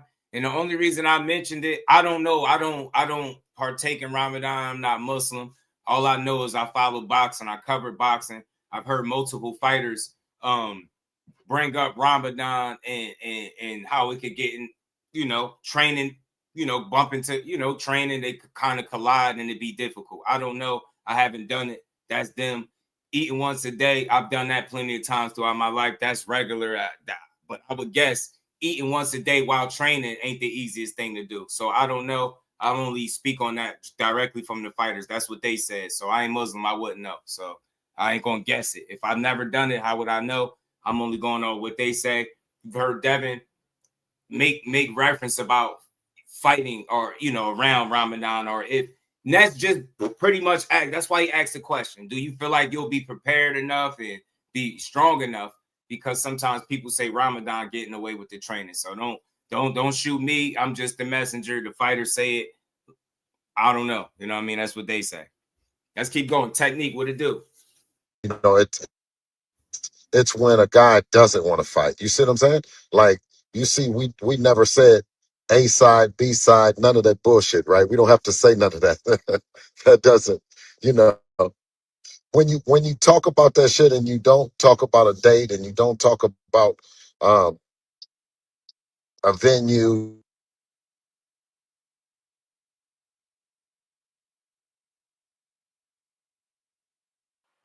We lost him. Yeah, he's gone. He driving though, that's why.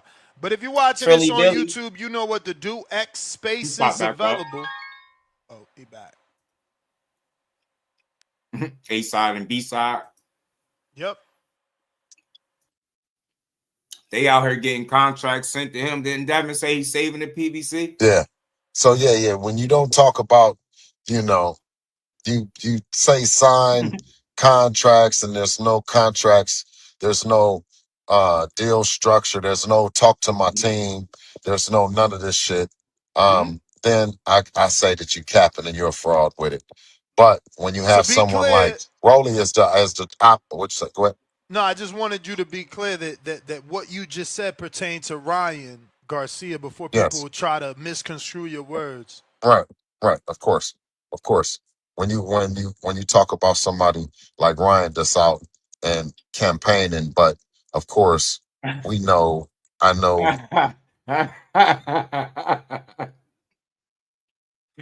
Yo, Cal got real problems, bro. He pulled the plug on that buffoonery, huh? Terry Carr got to Shakur around in Vegas. I'm telling you, I've been hearing some things, man. We're gonna see. I know his attorney. I know the group that represents him, so on and so forth. So you can't take him serious. We know that when he goes to his team, no different than what Rolly has shown, going to his team and saying, okay, let's get this done. You have Brian Norman. He went to his team and said, let's get this done. You have Regis Prograis. He said, let's get this done. You know, Lomachenko fight that he had, let's get this done. So we take that. Say it ain't so. Say it ain't so, man. Say it ain't so. Is that how easy it is? Is that how easy it is, bro? Is that how easy it is to make these fights, man? Say it ain't so. So the next time you see all that social media, dog and pony show, you'll know exactly what you're watching. You'll know exactly what you watch. When people want fights, they get made. You heard it. We take that serious. You know what I mean? And it's a great morning, Ness. Now, obviously, business is business. So maybe this is a dumb question, but has Devin expressed if there's any part of him that wants to fight on Prime just so he could be like, I checked all the boxes. I'm a fighter that's fought on every network that there was boxing. And is that something that's crossed through your mind as well? Like, as a manager, is this part of your checklist to be able to get your fighter on every network and show that you can, work with everyone and you're not an issue, right? That everyone works with you? No, it's always great to get in front of different fan bases, get in front of different networks. It's always good to show unity and boxing and in business that we can get it done. That we're not the problem. You know what I mean? We tend to consider ourselves the answer. So yeah, it's a great opportunity. Of course, that doesn't rule out the fact that a DAZN and Amazon can't come together and have an event. You know what I mean? And we talked about that. But Wait, what? like I said, Did you say what? I said me and Louis talked about a world where DAZN could stream it and Amazon could stream it as well. Wow. But that's just that's just being I consider competent managers and saying we're not ruling out anyone's participation to grow the sport or to bring visibility to our guys. By saying we're not ruling out anyone's participation to rule the sport, like that triggered me to assume that one of you guys want to reach out to Turkey to see is there interest on that side as well to put it on that platform? Is that who you mean by guy that grows the sport? Well, I mean, what I'm saying is that you would be derelict in the fact of not including an opportunity for Turkey and that group to be a part of the event, host event in the capacity with all the things that they're doing. But of course, we know what this ultimate grudge match and Haney and Romero, what they've been building and and talking about fighting has been long before Turkey came to the sport. Of course, this is the time now. Both guys agree. Both guys have belts, and then they have teams that's willing to work together. So then it becomes about not it happening. It just becomes about where it's happening and the date it's going to happen. Mike Kirkland, peace, bro. How you feeling? Zuffa is Turkey, right? For sure. You spoke the last time that a fight with Devin and Ryan was a fight that deserved to be main event because of the history. Again, since you added the Turkey element, let's say he is interested, but he's going to put it on one of his Ring 7 cards now. To be clear, just so that there's no one saying, well, they saying they want to work with Turkey, but they ain't going to want to be on the undercard, because this is obviously being presented as a Barclays Center main event. Are you okay with not doing that and instead, being an undercard of a Turkey show? Just making sure that's what you're saying. I won't let. I don't see why that shit matter. I ain't gonna lie, yo. As long as the check the same, I mean, who really matter? What really matters? If you're on the undercard, people know you fighting. They want to come to see you. They're gonna come to see you. My check clearing the same. Really don't give a damn, especially if it's some like a mega card and you just part of a card. Being able to share the rock, as long as my money the same, it shouldn't matter to me, yo. You know what I'm saying? It really should. I'm with you, Al Booker. It just don't matter, bro. It don't. I'm gonna watch you even if you're on the prelims. I don't give a damn. When you Richardson, Hitchens, and Duarte got snatched off the card, Amari Jones got moved to to the main part of the card. Did we or did we not watch Amari Jones whoop some ass? We watched him. He beat up Luis Arias. You know what I'm saying? So I'm gonna watch it regardless. I don't give a damn. But I understand from an ego standpoint. Maybe you like, man, I shouldn't have to be an undercard fighter. But I'm here to tell you, man, as long as your check clear the same, it shouldn't matter. People that want to see you fight, they're gonna watch you fight, bro, and they ain't gonna give a damn what placement of the card you want. They just not. I've seen it all the time. People will wait for the main event, the co-main, or whatever the case. They'll watch a card from the first fight all the way through, man. You know what I'm saying? Shout out to Boxing Bill. Whoever, man. How was good with it. Facts. If you check all it right, it just don't matter. Ponzi said, who beat Shakur Stevenson? It remains to be seen. They saying Gary Antoine Russell right now. FaZe was good with it, fam. How did my brother Mike Kirkland say for the good boxing?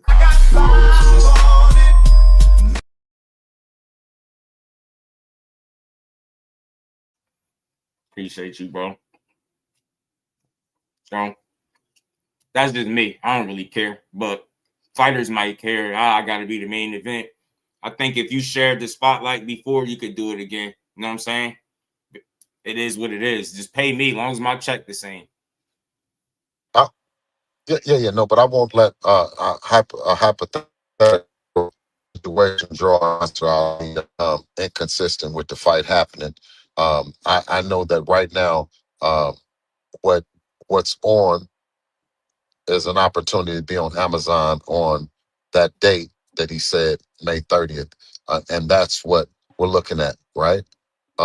If there's something else or someone else to come, I think that would be an answer for Louis and me and of course more importantly the guys that's in the ring to decide. I think that well, I know that Devin has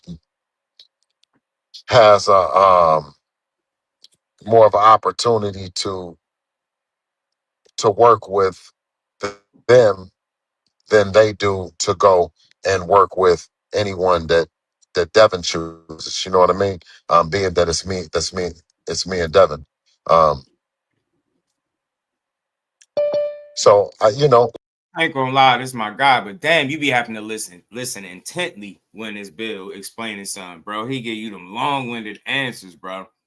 I ain't gonna lie, sometimes you be forgetting what you asked, but shout out to him. What I'm getting from it, the gist of everything is that Rolly did tell the truth. They're negotiating. That's what it sounds like. Shout out to Bill. I get what you're doing. That's your job.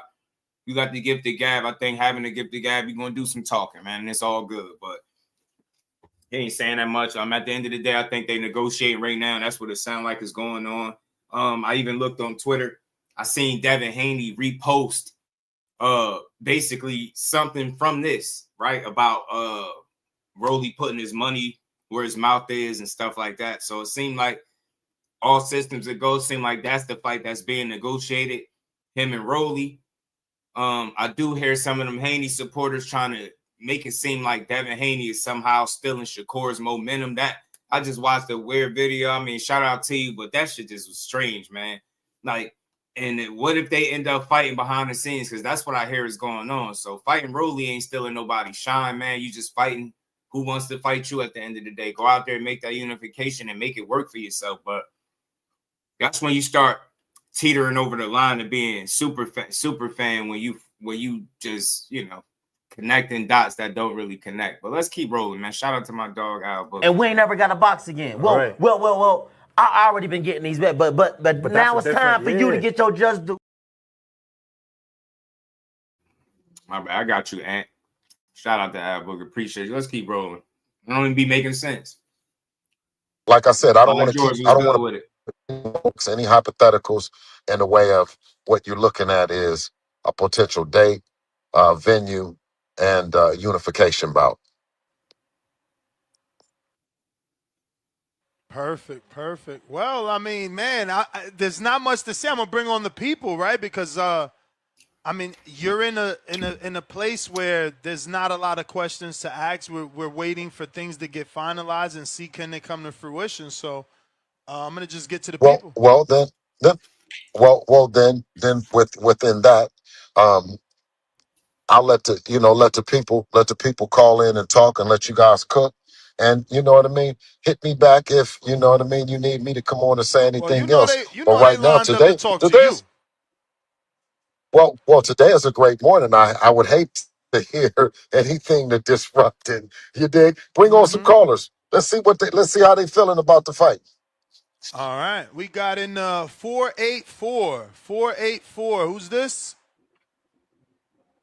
You know, you can hear it's about it's a little bit more of this. Listen to what people got to say, but this is the direction it looks like it's headed, y'all. Look like it's Rolly and Devin from what Bill was talking. Yeah, Debo resume better than Shakur. All right. You know, he's more accomplished. He a better fighter. He got a better jab. You know, just got the much better career. I mean, you know, Debo Dev is running laps around Shakur Stevenson. I don't even know why they even compare the two. They're not even comparable. They're not. I don't know why they compare Shakur to Devin Haney. Devin Haney is so far on a whole nother level. Like, I don't know if Shakur will ever reach the level that Devin Haney is on. I don't know. I don't even know why they compare him. I think it's a waste of time. Debo Dev is the face of boxing. I mean, it's probably one of the greatest boxers that I've ever seen. Lace up a pair of gloves. I mean, got the best promoter in the game, manager, his dad, best / trainer in the game. Like, I don't know, man. It's hard to stop Debo. You know what I'm saying? Shout out to Debo for being the best boxer in the world. Yeah, but y'all got to stop comparing Shakur and Debo. Ain't nothing alike, man. Debo is just on a whole different level, man. It ain't none y'all Shakur fans can do about that. Y'all just got to deal with the fact that Debo is just that guy. And McQueen, what's good with it, bro? Man, I'm glad you got to it before I did. I mean, who the fuck Shakur think he is selling a little measly 21,000 tickets at Madison Square Garden? He ain't on Debo level. Stinking ass 21K. Heard it wasn't even sold out. Heard it was a couple seats vacant, comp man. Tickets. He bought tickets for the kids in Newark, so he didn't really sell them tickets. No, It was over 300 kids that he bought tickets for in Newark, man. He gave them tickets out, bro. They ain't sell that shit out. And matter of fact, I don't know if you heard. Did you hear T.O.? T.O. said, man, he the reason that shit sold out, man. So I don't even know. Also, from my understanding, you know, T.O. is also the reason why Shakur performed that way. It was designed. It was by design. Right. That T.O. couldn't get past that jab. Right. You know what I'm saying? But even as good as that jab was, it still ain't got nothing on that Haney jab. The way he jabbed Cambosis unconsciously, you know what I'm saying? The jab was laser against Ryan, even though Ryan cheated, right? Jab was crazy in that fight. Jose Ramirez jab was. Oh no, I'll raise you one, man. You seen what he did to the killer Brian Norman Jr. You feel me? The neuralizer. That dude was wiping 6 weeks worth of memory out of Cat's head. You feel me? And Debo was able to stifle him. Dipple A side. You gotta come back and do something, baby. You don't hear who they said their face of boxing is? They said Devin. They said Devin taking all of Shakur momentum. They said, you know, now that they talking about Dev fighting Rolly and Ryan, ain't nobody talking about Ryan fighting Shakur. Man, if that fight happened behind the scenes, I'm gonna laugh for the first 5 to 10 minutes of my live stream, even if it don't happen. But the fact that that's what you cross the line of being a super fan. The fact of the matter is, they can't steal each other's juice. The juice you earn is the juice you earn. Everything Cord getting right now, that's because he been proving people wrong. And now I'm hearing multiple people walk it back and just get a man his credit and move on. You get what I'm saying? So shit diffy nowadays, man. But yeah, my bad, y'all. Dev is on a whole nother level. He's the triple dipple A side. I don't even know why they compare Shakur to him. Like, Shakur got a lot of catching up to do before he could get to Devin. It's levels. Like, you heard about the gap that Bill was talking about. You know what I'm saying? If he got off any against Dev, it was considered a good day. At least that's what I think he was saying. So, you know what I mean? I don't even know. The Shakur conversation I revisited when he go to 47 and stop being scared. Talking about rehydration clauses and all that. Being a hypocrite, man. Nerve of that dude, man. Sell a little measly 21K. Now he think he can call the shots, right? Yeah, Dad, man, Shakur. Y'all better not never mention him in the same conversation again, man. It's crazy. You know what I'm saying? Shout out, my bad. Absolutely futile doing so. It's a waste of air comparing Shakur to Devin Haney, man. This is Lord Hanos, the water walker we talk about. We talk about 36 minutes of hell You know what I'm saying? You hear me? 36 whole minutes. 36 minutes of hell, bro. Yeah, people don't want to go through that. You know what I'm saying? People don't want to go through that. Shakur he ain't do nothing but put the best fighter that he ever fought in boxing in a headlock. You know what I'm saying? In like a shutout performance, but it wasn't really shit because T.O. was not only a cherry pick, he overrated anyway. Kambosos beat his ass. So what is we really talking? Shakur resume can't even compare to Devin's in no way, shape, or form. You know what I'm saying? Like, you get me? Like, he beat the great Vasil Lomachenko. You know what I mean? Teal did it first, but they ain't got shit on the way. Dev did it. The jab was jabbing. You know what I'm saying? He wasn't getting figured out in the corner. That was just a mirage. You know what I'm saying? That was just all by design. You know what I'm saying? So look, think about that the next time y'all compare them to. When they got in there with the best fighter they ever fought, man, he dominated Loma. You get what I'm saying? Everybody know that. He made him cry. He sent him to the hospital. All Shakur did was headbutt T.O., put him in a headlock, and won a couple rounds with a jab. Man, ain't really that impressive. He ain't do nothing special. That's what Gary Russell said. You know what I'm saying? That shit ain't nothing special. Andy Hiroka beat him because he done, you know what I'm saying? He ain't really all of that. You know what I'm saying? So, yeah, man, my apologies to Team Hanos and the Water Walker, man. We will never compare the two again. My bad. My bad. We don't want no smoke. We don't want no trouble. We're going to get back to the interview. All right. So what is about another 15 minutes of this? Hit the like button, y'all. We're going to have some fun. Look, I ain't mad. Shout out to Devin, but I said all that because y'all know I ain't even got to kill it, man. We just going to have fun like that. Yeah. He different, man. Dev's on another level. 4-8-4 going once. Shakur could never. 2 times. Ace Bandido, what up? Yeah, he lucky. The real reason he went to 140 is because he's scared of Abdullah. You ain't know? You ain't know that? Man, he ain't really the only reason he went to 140 is because he ain't really want to fight Abdullah. You know, Raymond Mortai making his way. Like, he ain't want that. And then, Andy Cruz. I forgot. That was the last one I already dug Andy Cruz, too. So, that's all he did was go to 140 because he tried to cherry pick T.O. for a fight. He's scared to go to 147 because he a little big dude. Really a weight bully, but he a little big dude. So, yeah, man, we don't know what Core really going to do. You know what I'm saying?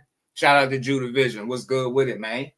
40 mil bill. You know it. That's what they call them.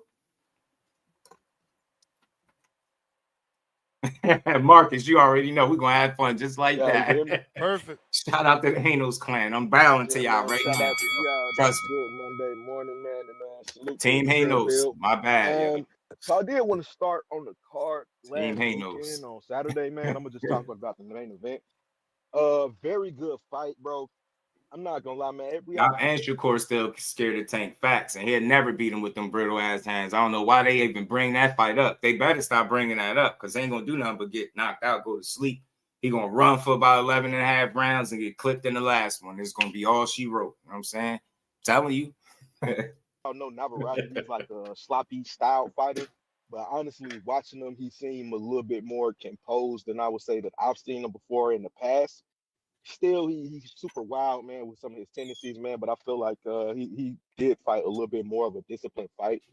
Listen to some of the commentary pre-fight about Nunes, basically saying he was kind of like a fan of Navarrete. It kind of made sense why he came out kind of gun shy early on in the fight. I feel like mid rounds when he started letting his hands go, he did do a little bit better. But at the same time, him letting his hands go kind of just opened the door for Navarrete to put hands on his ass even more. I will say this, man. The referee, the fucking doctor, and whoever that man Nunes coach is, them niggas need to be fired, bro. It's obviously that man damn near. I'm pretty sure that man had a broken orbital bone. They still let that man. They did not have to let him go back in the last round and let that man eye get bust open like that. You could already tell that man shit was fucked with. Sorry for cussing. I already could tell that man I was messed up, man. Whoever was the doctor, bro, whoever was the ref, them folks need to be fired, bro. Like, yeah, cool, bloody fights and all that shit, man. But come on, bro, you can't just be like that shit was crazy. As far as the Devin shit, I've said it before. I'm not really too interested in these guys, bro. Rolly is trash, man, and beating Ryan Garcia doesn't make him not trash. Ryan Garcia is trash, and beating fucking Barrios don't make him not trash. I mean, if you get the belt, I mean, that's cool. You know, I feel like if you in a division like that and it's a bunch of dudes who not supposed to have belts, ain't no problem with snatching them off of them. But from an individual fight purpose, man, these dudes ain't really nothing like that. But if Rolly find his balls, man, and he say he want to fight, go ahead and snatch that belt up off that man. Don't take the belt, beat him, and send him back into oblivion, man. For real, for real. But regardless, salute to y'all, man, and shout out to y'all this beautiful Monday. You did. All right. We got. Let me try.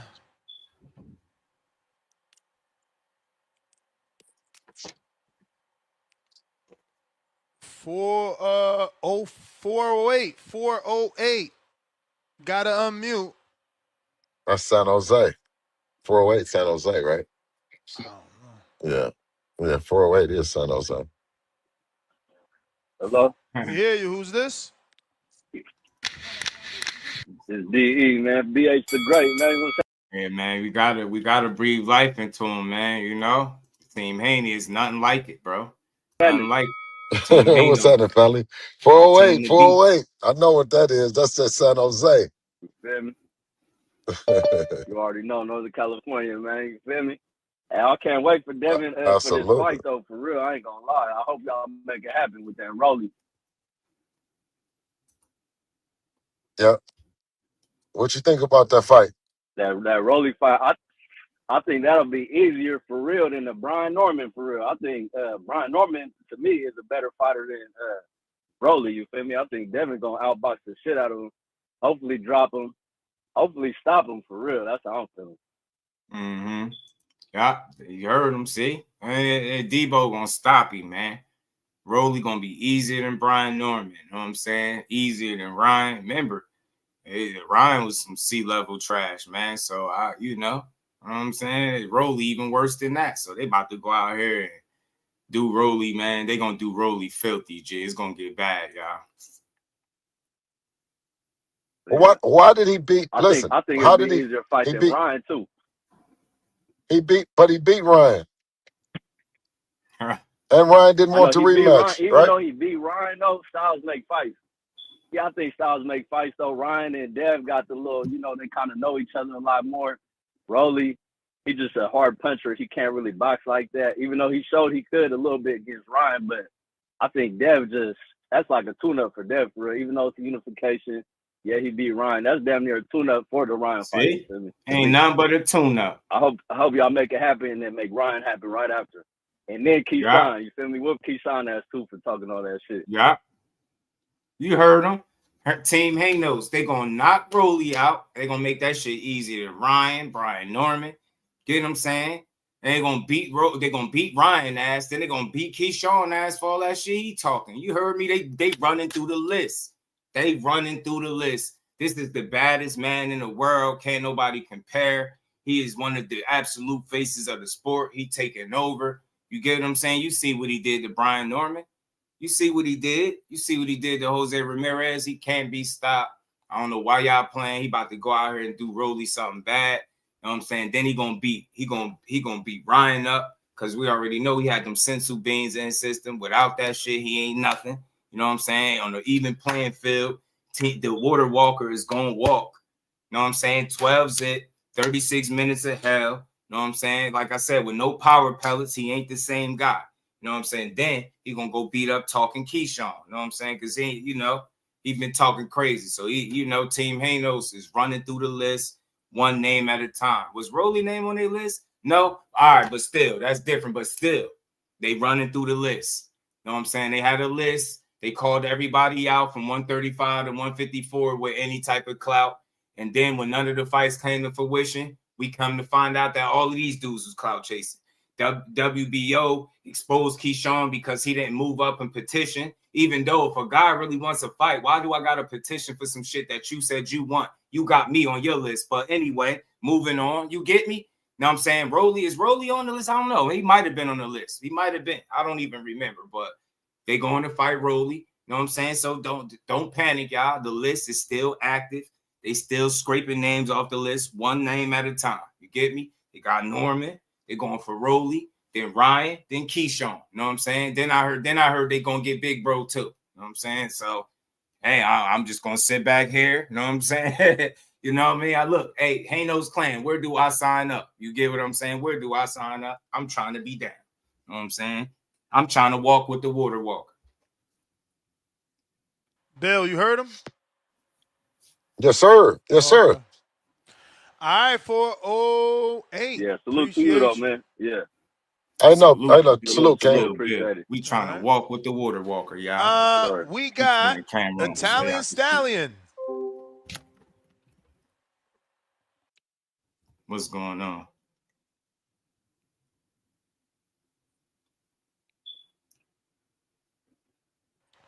All right. We got Jonathan Sims.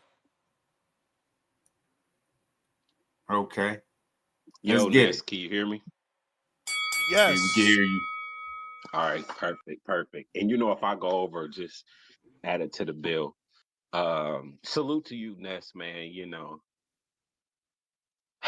Can't say enough great things about you, my boy. We really appreciate you and all the work you do. Where would we be without you? Shout out to Ness and the Boxing always Boys. want to give you your flowers whenever we can, man. Thank you. Today we coming out of Romans. Appreciate you, champ. Of course, Ness. You know what's up. We coming out of Romans 12:21, New King James Version. Be not overcome of evil, but overcome evil with good. Man, God's words for God's people. You already know what's up. And if you God's words for God's people. Do you hear us, Team Hanos? We quoting Bible scriptures and everything. This shit about to be biblical. What we about to do to Rolly Romero is about to be biblical. Get your popcorn ready. You hear we out here quoting Bible scriptures and shit.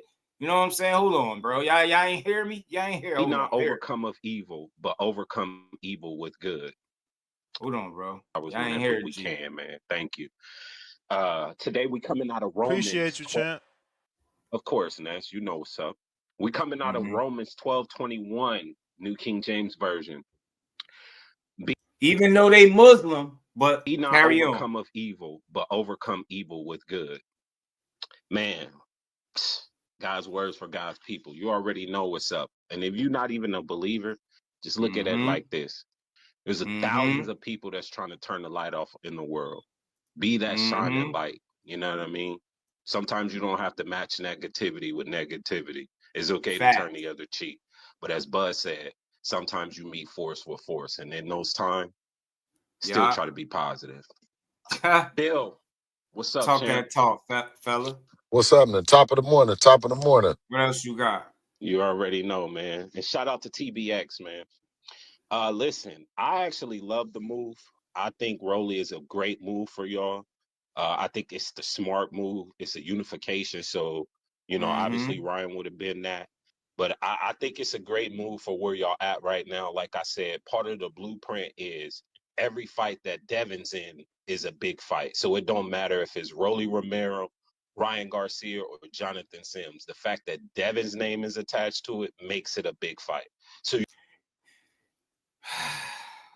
do y'all hear that, Team Hanos? Whatever we attach our names to is a big deal, right? You heard what he just said. You heard what that caller said. He could be fighting Rolly Romero, Ryan Garcia, or Jonathan Sims. He could be fighting Just Do Boxing. That shit is good as soul. You get me? When he was about to fight Lewis Crocker, or when they was talking about, that was a big-ass fight. Blockbuster. Remember that shit about that Sandor Martin fight? Nobody wanted to bid. That was just a figment of your imagination, because no matter who you attach his name to, it's a big deal because it's him. You see? Come on, man. Let that sink in. Remember that? Remember how big that fight is? That fight with Sandor Martin was so big, nobody wanted to bid on it. Remember that shit? Remember that some of that stuff that was in the lawsuit was about lost wages and money and shit like that. Remember that? Remember. I just want the record to reflect. So no matter who you attach his name to, it's big deal. Lewis Crocker was a humongous fight. Too big for boxing. That's why it didn't happen. They had to pass. He wasn't ready to break the internet. He said, not right now. They said, this is Allah's plan. Rolly first. Get what I'm saying? Rolly first. So we going Rolly. We getting Rolly. We going to walk on water. We might stop him if he get crazy. We might stop him. But we're going to walk on water for sure, man. We're going to take his belt. Then we're going to go take Ryan's shit. Keyshawn's still yapping, we're gonna beat him up too. You know what I'm saying? That's what's going on. You don't need Ryan Team to have Hanos, a baby. big fight. You don't need Ryan to get the money that you after. And on top of that, y'all the boss. Not Ryan. Shit! Talk to it. Do you hear the gospel? Do you hear it? He don't need Ryan Garcia to make the kind of money he want to make. But the fighter said that's the biggest fight in boxing. I'm confused. Come on, man. Hey, I know you trying to go to bat for us, but you making us look bad because Debo Dev said this the biggest fight. So the biggest fight should mean the most money, right? So you got to be chill. I know we trying to give him his flowers and his praise, you know, and his just due, but we got to slow up a little bit. You know what I'm saying? He said he don't need Ryan to make no money. He could just go fight anybody. You get what I'm saying? So Ryan is not the biggest fighting boxer. What's going on? Huh? What he talking about, bro? He might have missed that part. He might have missed that part. We're gonna spare him, bro. Bro probably ain't here when Debo, he probably ain't read the tweet. He probably wasn't on Twitter that day when Dad was like, bro, biggest fight in boxing. Let's make it. Let's start Bada right now. Biggest fight in boxing. Let's get it. He probably missed that tweet. I'm gonna let him slide. Listen, I forgive love you, bro. The move. I think Rolly is a great move for y'all. I think it's the smart move. It's a unification. So, you know, obviously Ryan would have been that. But I think it's a great move for where y'all at right now. Like I said, part of the blueprint is every fight that Devin's in is a big fight. So it don't matter if it's Rolly Romero, Ryan Garcia, don't matter who or it Jonathan is. Sims. The fact that Devin's name is attached Jonathan to Sims. it. Anybody out there know Jonathan Sims? I'm just curious. Anybody like, well, what's his record? I just want to know. You don't need Ryan to have a big fight. You don't need Ryan to get the money that you after. And on top of that, y'all the boss, not Ryan. I just think that, like you said in the past, Ryan showed some. I don't know if he's sure. I don't know if he's aware. But when they fought last time, it was like a 55-45 split. Ryan got the 55%. Devin got 55, bigger than 45. Boss, I'm trying to figure out since then. Ryan has gone on to lose, but become a world champion, selling more tickets. I don't know about that one. I don't know if y'all the boss now. It may seem like that, but y'all said that last time and took the lesser split. So I'm just confused. Then they said they made, one guy said like 30 million, the other guy said some other number. Then y'all came out and said y'all didn't make that money. So I'll just be confused. Whatever. We're gonna just keep going, man. Team Hanos all the way, baby. That were red flags, and you said it yourself. You learned a lot, even though your guy stuck with you. So my thing is, don't fall in that rabbit hole again. Like, I just think there's a lot of red flags Ryan is presenting right now, and it's just not conducive to what Devin needs to do in order to continue his. Mind yours, the panel always be open, bro. The panel, my link always in my community section. I say that to y'all all the time.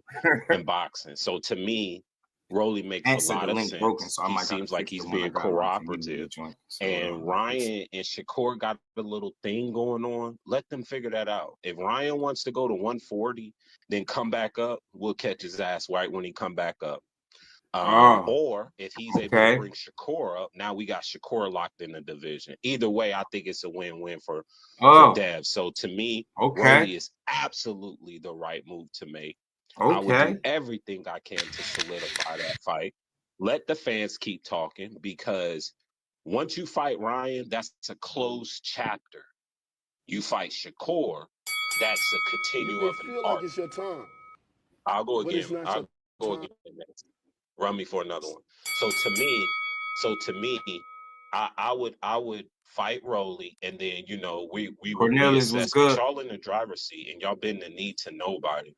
Y'all don't need Ryan to move forward in your career, and don't let no caller or anybody else tell you otherwise. Y'all gonna get paid regardless. Y'all gonna make history regardless. So what do you need Ryan for if it's not conducive? Like, to me, you set the tone. Y'all set the tone. Don't let Ryan set the tone. And he's going to use your name for marketing, of course. And that's cool. Let him mention your name. Just like his name is not bigger than Ryan's. What the hell? Can we let up off of this clout stuff? Man, damn. I tried, but bro, y'all really be on one. Y'all really will get up and call a show and in front of hundreds to thousands of people say the most absurd shit. The fighter that you are representing, that you think you're going to bat for, you're going to bat the wrong way. You're contradicting what he is saying. He said him and Ryan is the biggest fight in boxing. You said they don't need him.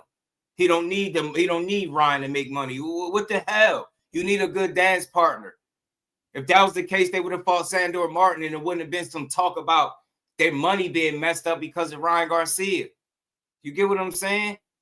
They wouldn't have been talking about nobody wanted to bid on our fight. Like, what are we doing?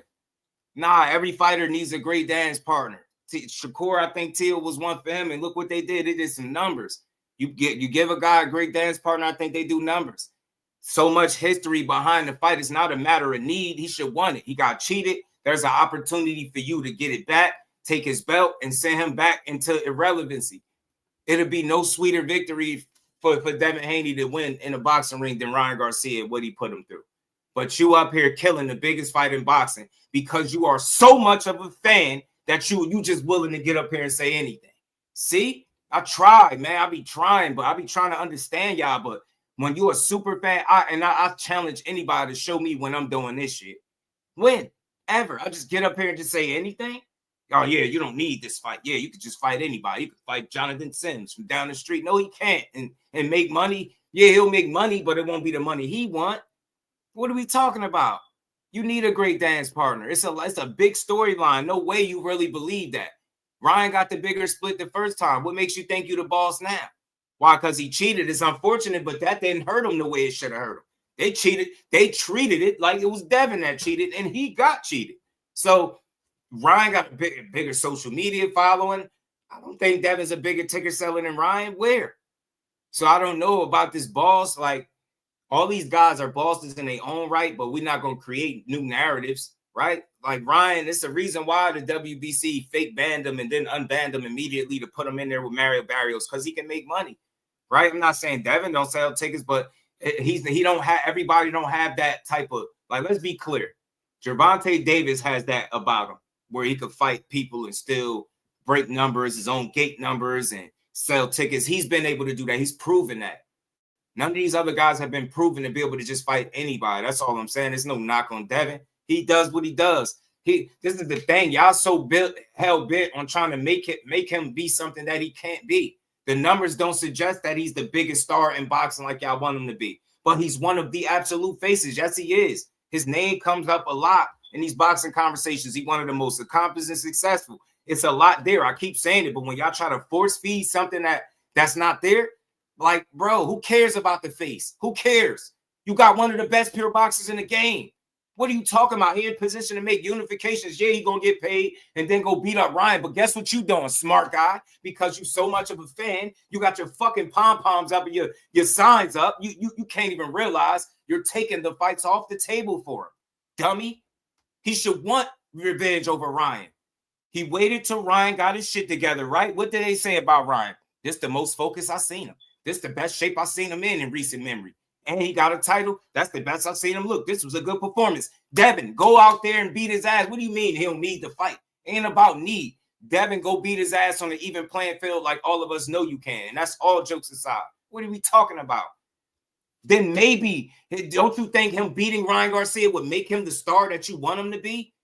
For you to be a star, you need great dance partners. Stars don't create themselves. Everybody don't have the formula, bro. Some of these people got to get it the hard way. Devin Haney got to get it the hard way. If he want to be the star that you're claiming that he is, he got to fight people like that. That's all to it. And he can beat guys like that. Straight like that. Let's not take the fights off the table. We want him to get paid. We want to see him get his paper, right? We want to see him fight the fights, but don't take him off the table. It's not a matter of need. He wants to beat his ass. The minute he opened his mouth or he took his fingers and tweeted that this is the biggest fight in boxing, that shot all of that need shit down. So everybody that's pushing that he don't need Ryan, he's not saying the same thing, bro. He would want to fight him. That's what it sound like. Why y'all taking that fight off the table? He go beat that dude out thinking his star grows.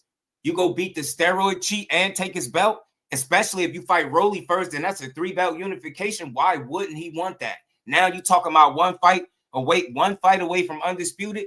And let's just say, for conversation purposes, if Lewis Crocker's still holding that belt, you telling me Lewis Crocker would turn down the Devin Haney fight if offered to him with 3 belts attached to it? Come on, man. Think for the long haul. Your fighter is 27 years old. He's not at the end of his career. Devin Haney still need fights and opponents. And Ryan Garcia will be the sweetest victory he could ever get in his career. I guarantee you that. The best victory. Don't take it off the table for him because you want to prop him up to be a star. Yes, he's a star in the sport of boxing. His name ring bells. People know who he is. Is he the biggest star or ticket seller? No, but that doesn't make him any less of a star. He the man in his own right. He's amongst the top out of thousands of fighters in the world, bro. He's a star in his own right. Anybody say anything less, just hating and probably don't like him. That's all. He's a star, but not the kind of star that you're forcing it to be. Why? Because he's still young and he still got names and fights to make and guys to beat to continue to solidify himself the way that y'all see him already. Y'all treating it like he's accomplished. He's done it all and he's fit. He got a lot more to accomplish, bro. And again, look, he's done a lot already and he got a lot more in front of him if the fans stop killing fights. How dare you sit up here and say what he don't need and how much money he gonna make with anybody? So you clearly don't know how boxing works. They're not just paying anybody any. You get what I'm saying? They're not just paying anybody millions and millions of dollars. You need it's a small percentage of fighters in the boxing community, in the world of boxing, that get those type of paydays. And you get them fighting other guys that can generate interest as well. Ryan Garcia is one of them, for better or for worse. The sweetest victory in Devin Haney's career will be beating Ryan Garcia. I can guarantee you that. Now you done revisited that. You done silenced all the doubters. You done shot down the narratives, all the questions people still had about you. You go out there, beat this dude, take his belt. Now he got to fight again, this tooth and nail to get another title. And you the one that changed that. Why wouldn't you want to be the one to do it? He tried to change your career with Sensu beans in the system, right? And he thought it was funny.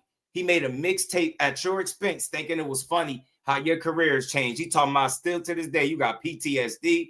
You don't want to fight him. He said he gonna end your career. He called you and your dad bitches, all types of stuff. He SMD. You get what I'm saying? What are we talking about? And then y'all was mad at Shakur for beating up T.O. I'm confused. Like we don't like these guys. Well, sick your fighter on him. Ain't Devin the water walker? Ain't he the best thing since sliced bread? Ain't he one of the absolute best fighters in boxing? And I'm being serious when I say that. He can beat Ryan Garcia. Yes, he can. If the best Ryan Garcia could do is fight to a split decision, I think it was, wasn't it? With power pellets in his system, with the right game plan on the even playing field, I, in my heart of hearts, feel like Devin got outboxing. Will it be a risky fight? It's always going to be that. But every fight for his career is going to be risky. Y'all always risking it. So why not risk it and get the reward with it? Beat his ass, take his belt, send him packing. You will never have to deal with him again. And who knows? Maybe they'll ask for a trilogy. I don't know, but I'll tell you what, if I'm Devin, and again, I'm not him, hypothetically, in a perfect world, look, if you're going to fight Rolly, beat Rolly up, get your belt there. Now you unified. That's more even bigger fight with you and Ryan. It's a 3-belt unification. You beat him up. You 3 belts unified. You got one more to go. You can mess around and be undisputed at welterweight. I'm telling you, because in a strange way, politics ain't going to get in your way, right? If you're able to secure Rolly, the Ryan fight will be there. I don't think they're going to put him in another risky fight, whereas he got to worry about losing that belt. I think they're looking about trying to make the fight with you because that's the fight that made money. So you might be playing your cards right by fighting Rolly first. I'm not a hater of Devin Haney, but some of y'all are very unrealistic about where he stands in boxing. Yeah, he's at the top, but stop trying to force it. Stop. He can fight anybody and make that's not true. It's a business. You need the right opponent to sell tickets to be able to make the money that these guys are demanding. If that wasn't the case, then he would have fought a Sandor Martin. He would have worried about who was bidding on it. So that's not entirely true. Matter of fact, it's not even remotely true, right?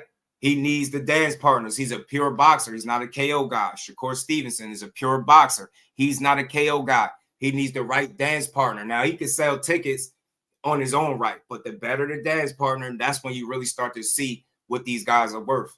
You get what I'm saying? It takes two. Remember, it takes two. So the better the matchup, the better the results, bro. You've seen it time and time again. Tank and Ryan, it was so much intrigue there. Look what kind of numbers that it did. That wasn't an accident. It wasn't just an anomaly. It wasn't something that can't happen again. It's just what happens when you make the right fight, bro. And that's when you put a guy in there with the right kind of dance partner, that create the right kind of buzz and intrigue. You get enough people interested, right? Ryan coming with his following and his fan base, the casual audience as well as the diehard audience collided, and that's what you got. But it made good business sense to put them two in the ring together. So let's stop being so much fans of fighters to the point where we telling ourselves they don't need people to make money. How do they solidify themselves as boxers if they're not going to fight the best? You got to make it make sense. The legacy that y'all say Devin is he all about, how did he get there? That he got to get there chasing those names. Y'all taking the legacy off the table and still trying to reward him. You get what I'm saying? For shit that he hasn't done when he is in a position to do all the stuff that y'all say he's doing, right? He's in position to do these things, and they're like, he don't need this fight. Nah, you can make money with somebody else. Bro, Ryan is going to be here. Unfortunately, people feel like he racist. I understand. I don't even want to get into all that. He says some stuff that's wild, of course, and we held him accountable for it. But at the end of the day, this is boxing. They ain't going to cancel him. He still make money, so he gonna get opportunities. So why not take advantage of the fact that he's not going nowhere? If you want him to go, put another L on his record. Do y'all see Ryan Garcia is the type of guy that's going to take L after L after L after L and keep fighting? Shit, you know what I mean? That another L make him closer to probably retiring, since that's what y'all want. People hate him that much. But won't you usher or root for your favorite fighter to get in there and handle business and beat his ass? You know what I'm saying? Don't take the fight off the table. Yes, we all know Devin Haney makes money. He's one of the highest paid fighters in the sport. He's in that upper, you get what I'm saying, that upper echelon. So by those standards, right? Fighting on pay-per-view, being a con, he's a star, bro. But you ain't got to force him to be the biggest star. And why the fuck do that even matter?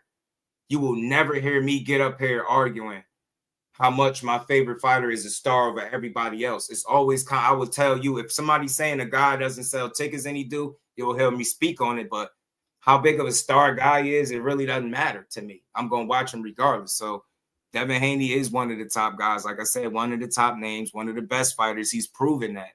And he got a lot more to prove. And I think it could start with Rolly. You beat Rolly up, it's a unification. At the very worst, he's fighting a unification fight. Champions fighting champions should never be frowned upon.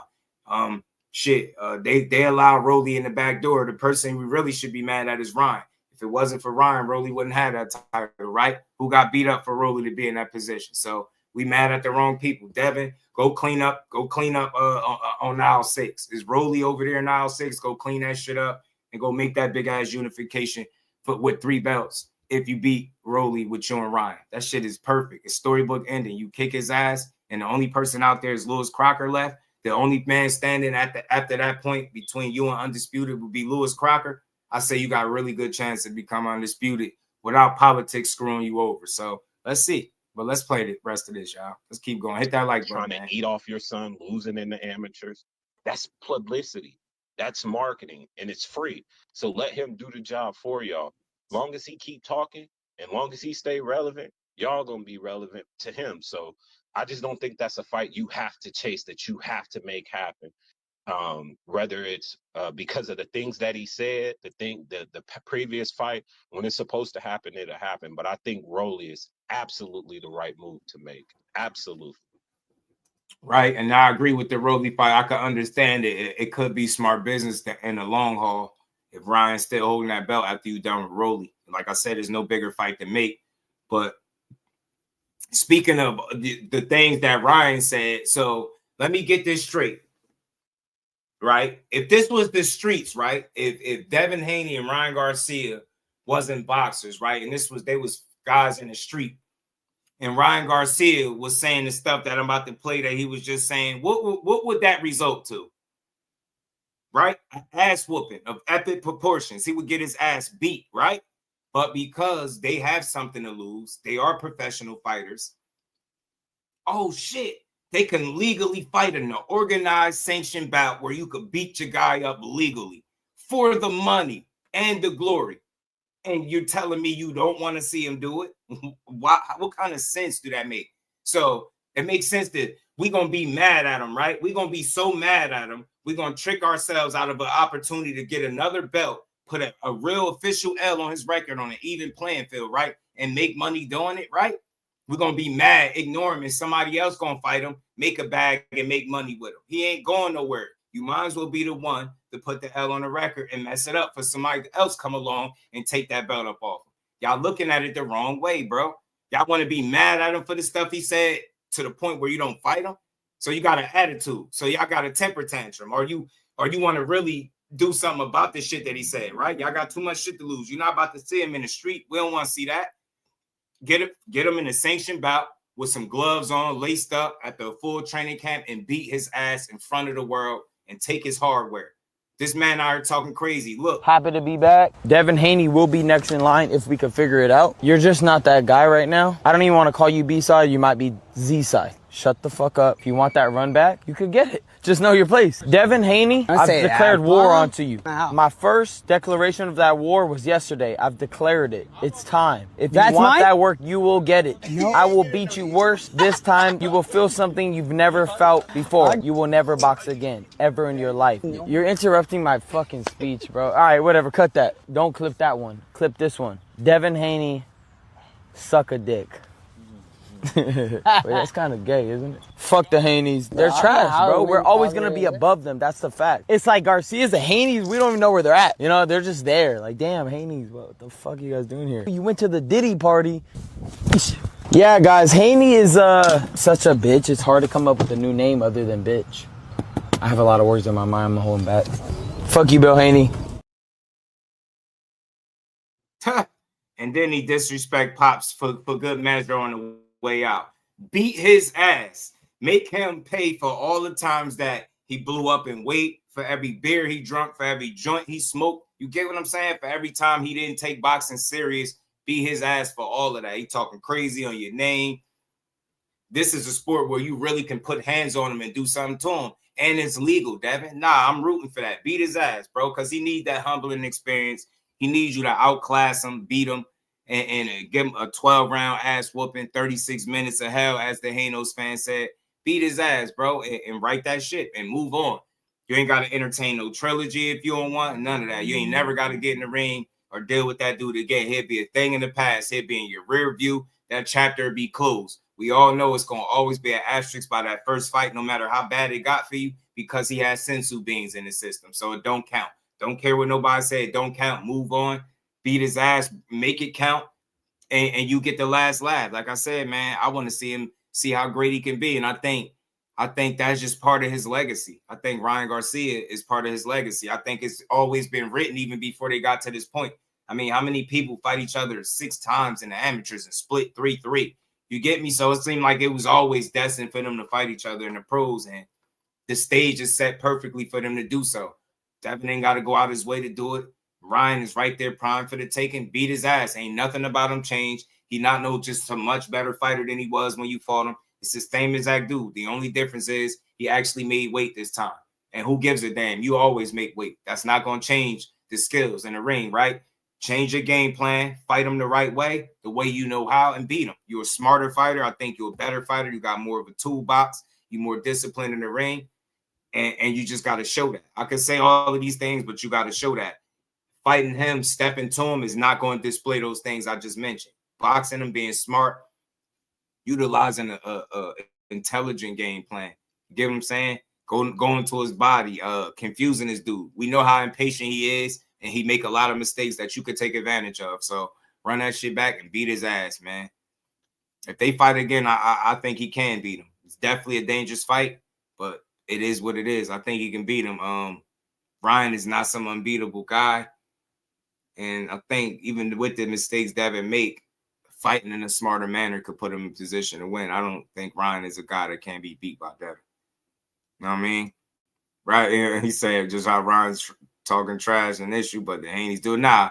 You know, but that's why it's not a bad thing. Like, I don't have a problem with it per se, but Team Hanos should want him to beat his ass with all that shit he talking, right? Because again, if he was saying these type of things in the street, you know, S a D, and you get what I'm saying? Like, that'll result into a fight. But like I said, being that they men and they got shit to lose, they professionals, you hit them where it hurt, beat him up in front of the world and take his belt. You know what I mean? And you get the last laugh. All that trolling don't hit the same after you take a loss. So a dude beat you, outbox you, outclass you for 12 rounds. You could try to do all the trolling you want. It ain't going to hit the same. And I know Devin Haney, a part of him as a fighter, as a competitor, he want to close that chapter. And I think it's perfect time to do it. Beat Ryan's ass, bro. Yes, I'm gonna sir. say you would. Yes, You sir. agree? You agree with that? No, listen. What I got No, he I got don't a agree job to with do that. is to get Dev the best fights, right? Legacy defining fights that mean something for his career, right? Of Facts, course, Ryan. the money, like you just said, the money is gonna come. The money is there. You know, I don't like bad business. The part, it didn't fall on Devin that Ryan Garcia, popped hot, and then he comes back and he not only popped hot, but he also did bad business, couldn't make the weight. It shows he did bad business because he came back later on and said, I can make the weight.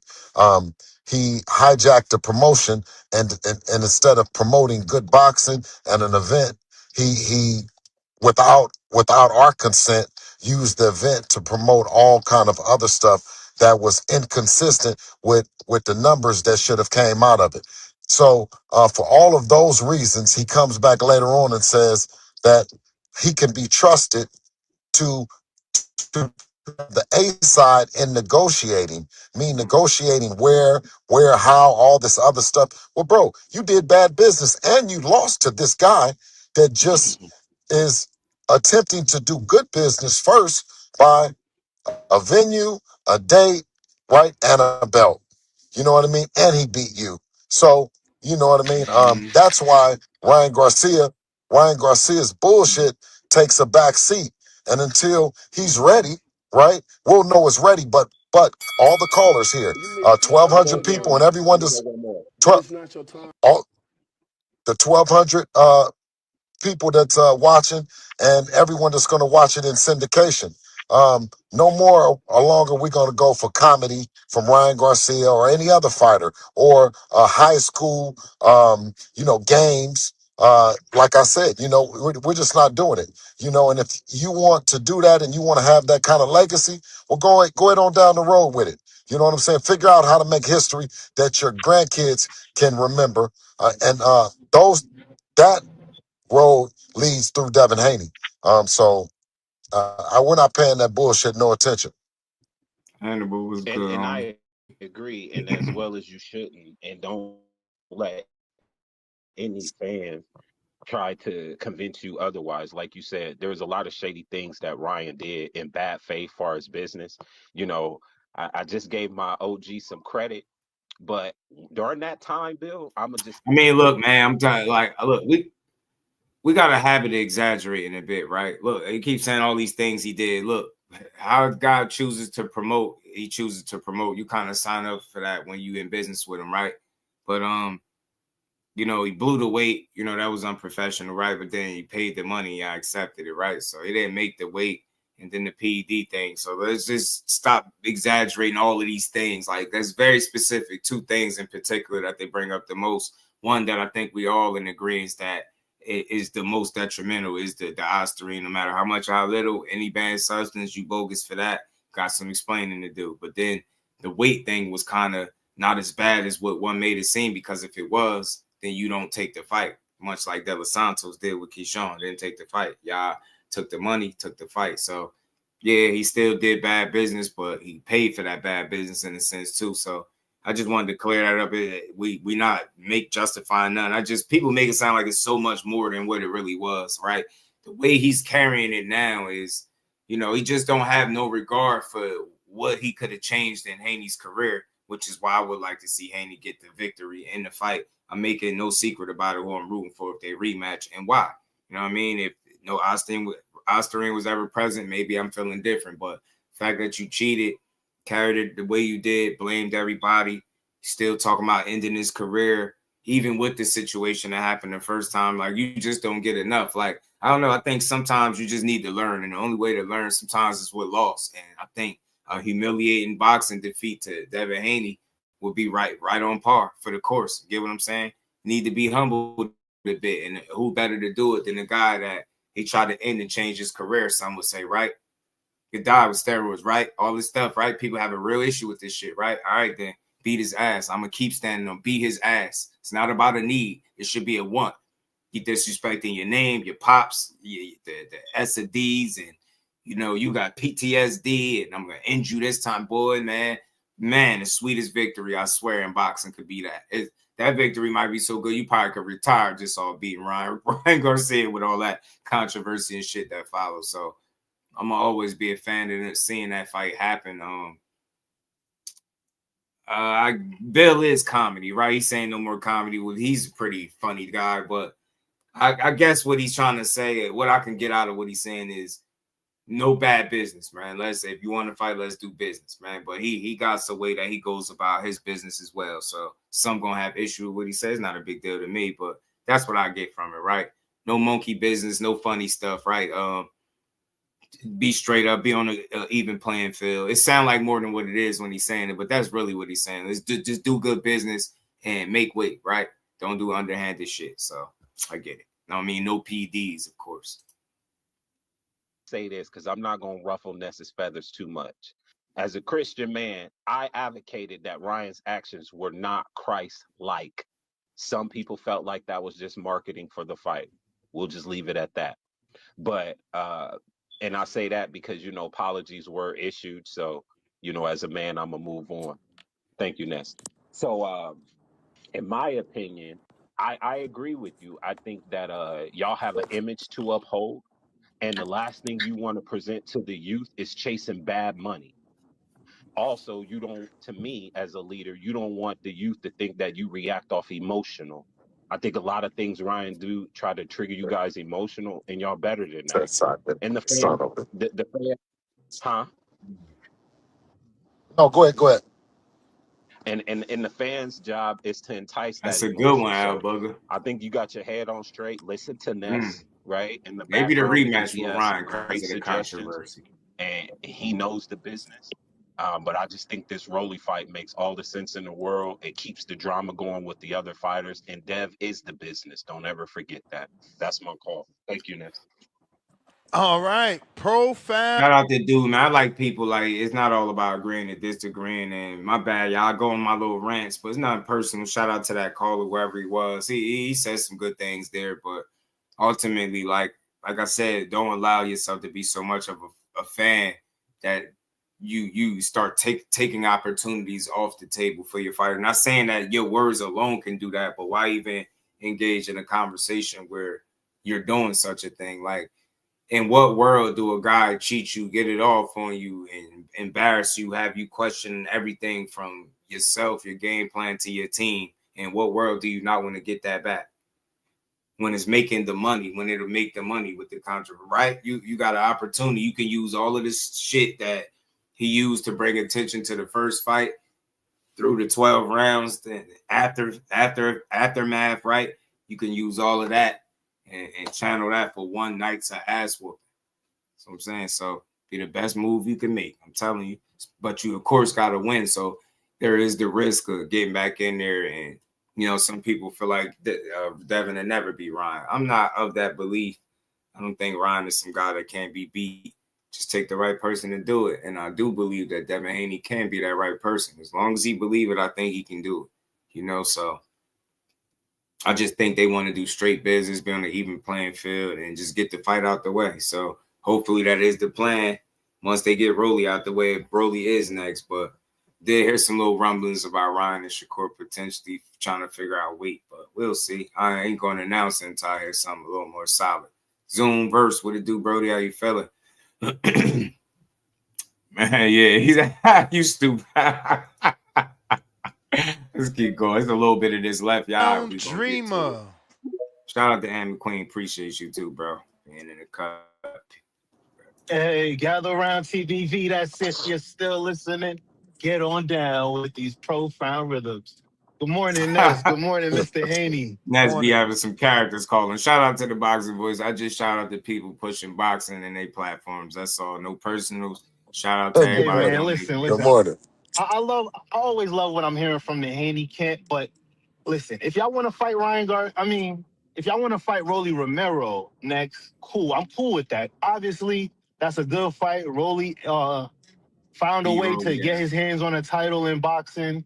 and that's a good fight for Devin. But my thing is, I don't support that fight being a unification fight because last time I checked, Rolly was on the clock for a mandatory with the WBA since October last year. He was supposed to fight Shakram Giasov since October, and he been ducking that mandatory. So what's up?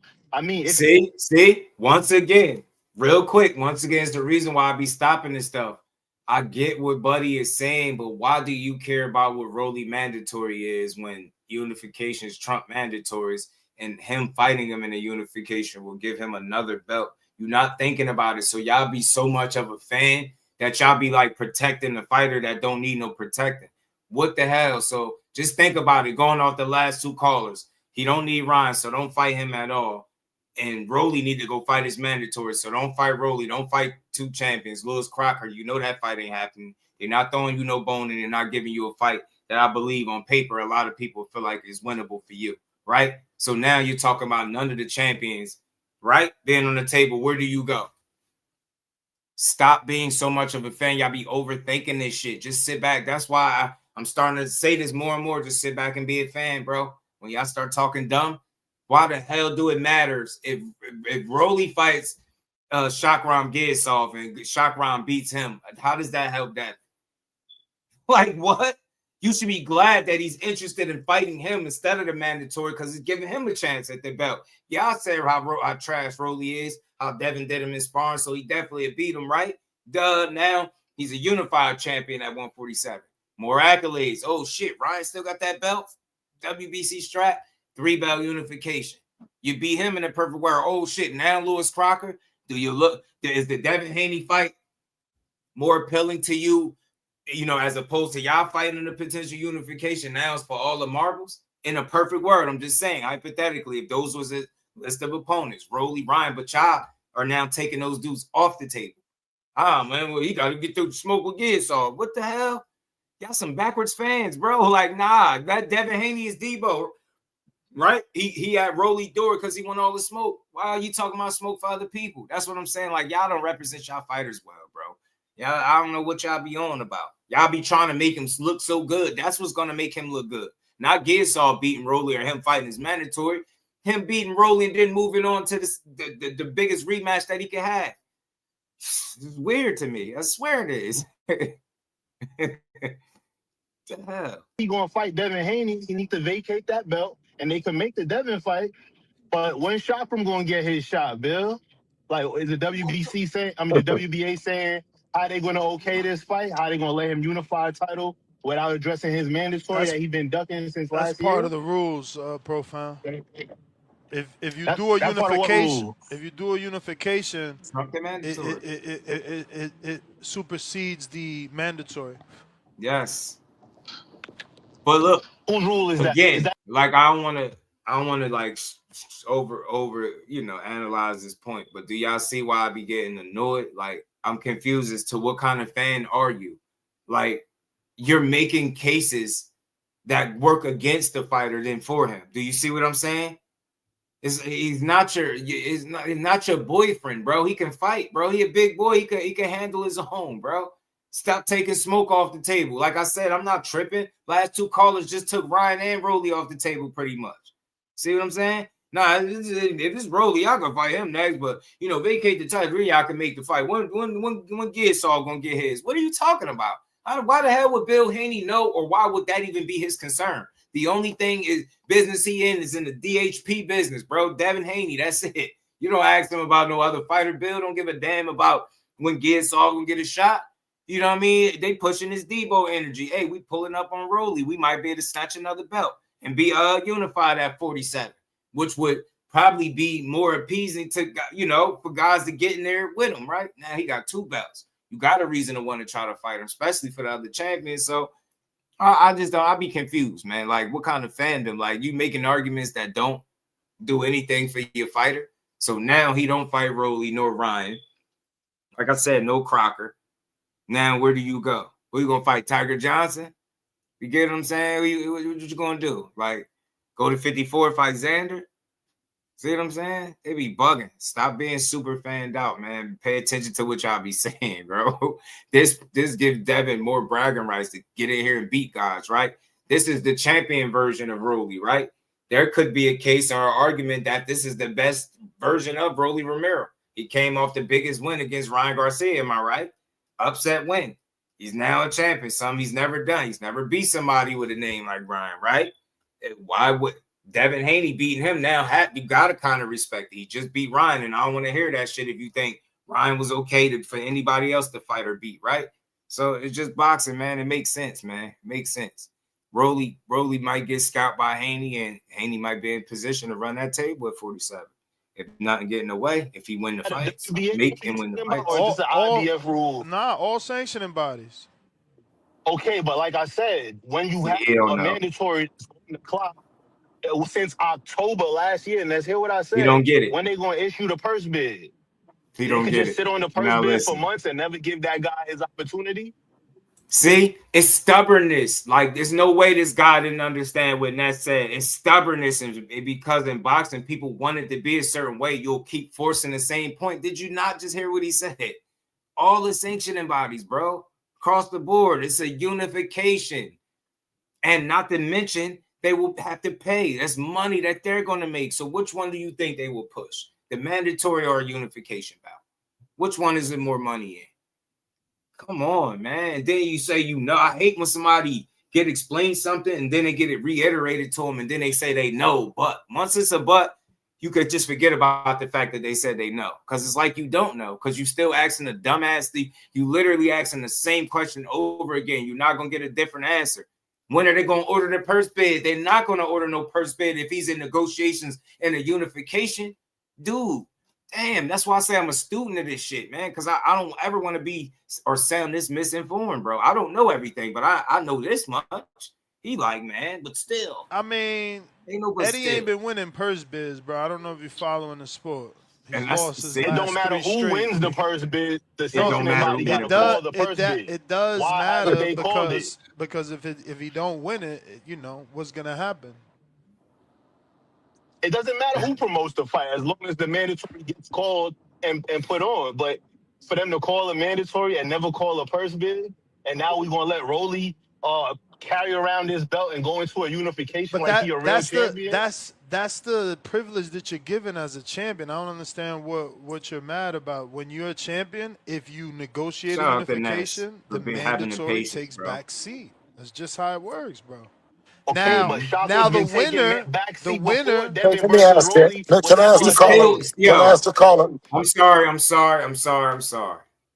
If he understood what Ness was saying and he was aware of the rules, there wouldn't be this much conversation after the fact. There's no buts. It just is what it is. That's why he calmly telling, I don't know what you mad about, bro. The rules is what they are.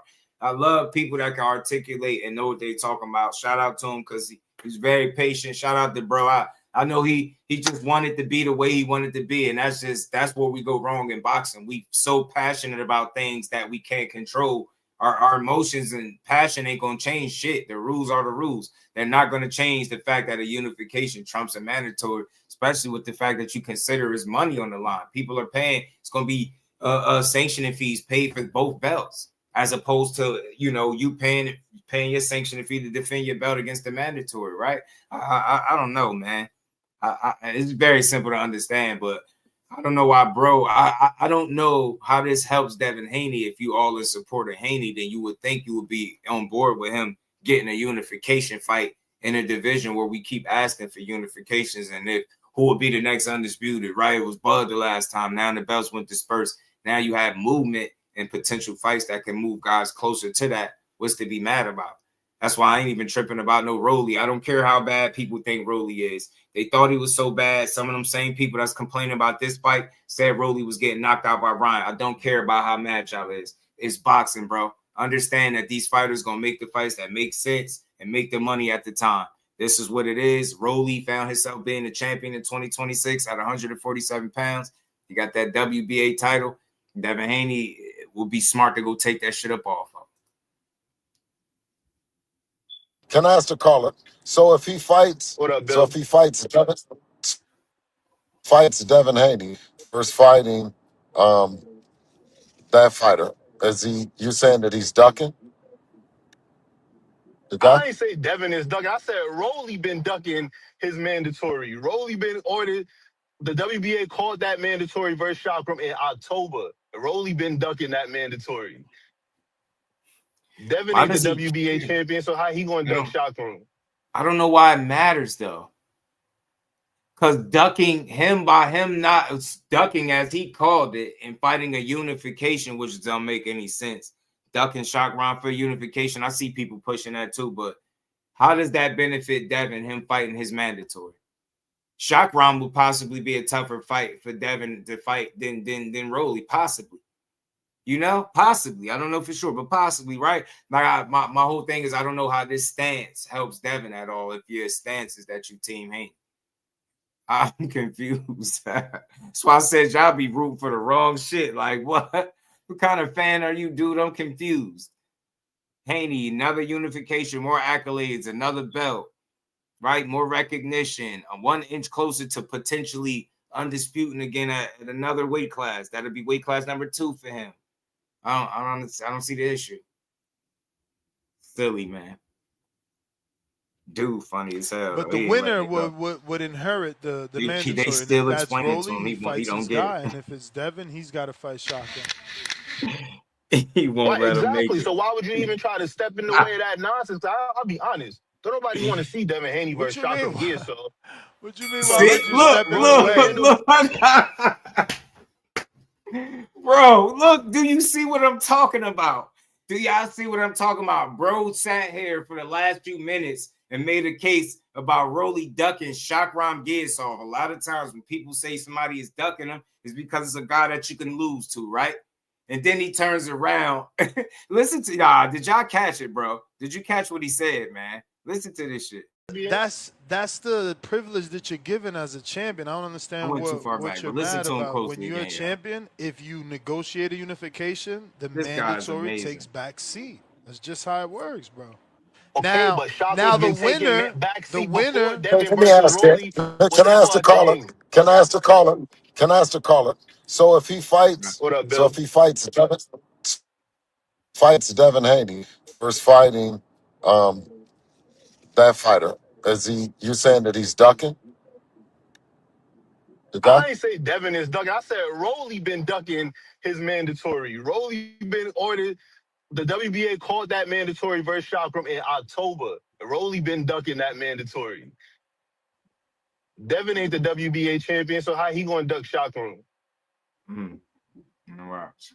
Watch. But the winner would inherit the mandatory, and if that's Rolly, he fights his guy, and if it's Devin, he's got to fight Shaka. Right, exactly. So why would you even try to step in the way of that nonsense? I'll be honest. Don't nobody want to see Devin Haney versus Shakram here, so. What you mean? Why would you step in the... So you don't want to see Devin Haney versus Shakram Giasov, but you're complaining that Rolly is ducking Shakram Giasov, and a duck meaning you know somebody that he thinks can beat him, right? You get what I'm saying? It's like, what are you talking about? You don't want to see Devin versus Shakram, so why the hell are you making a case that Rolly needs to fight Shakram Giasov?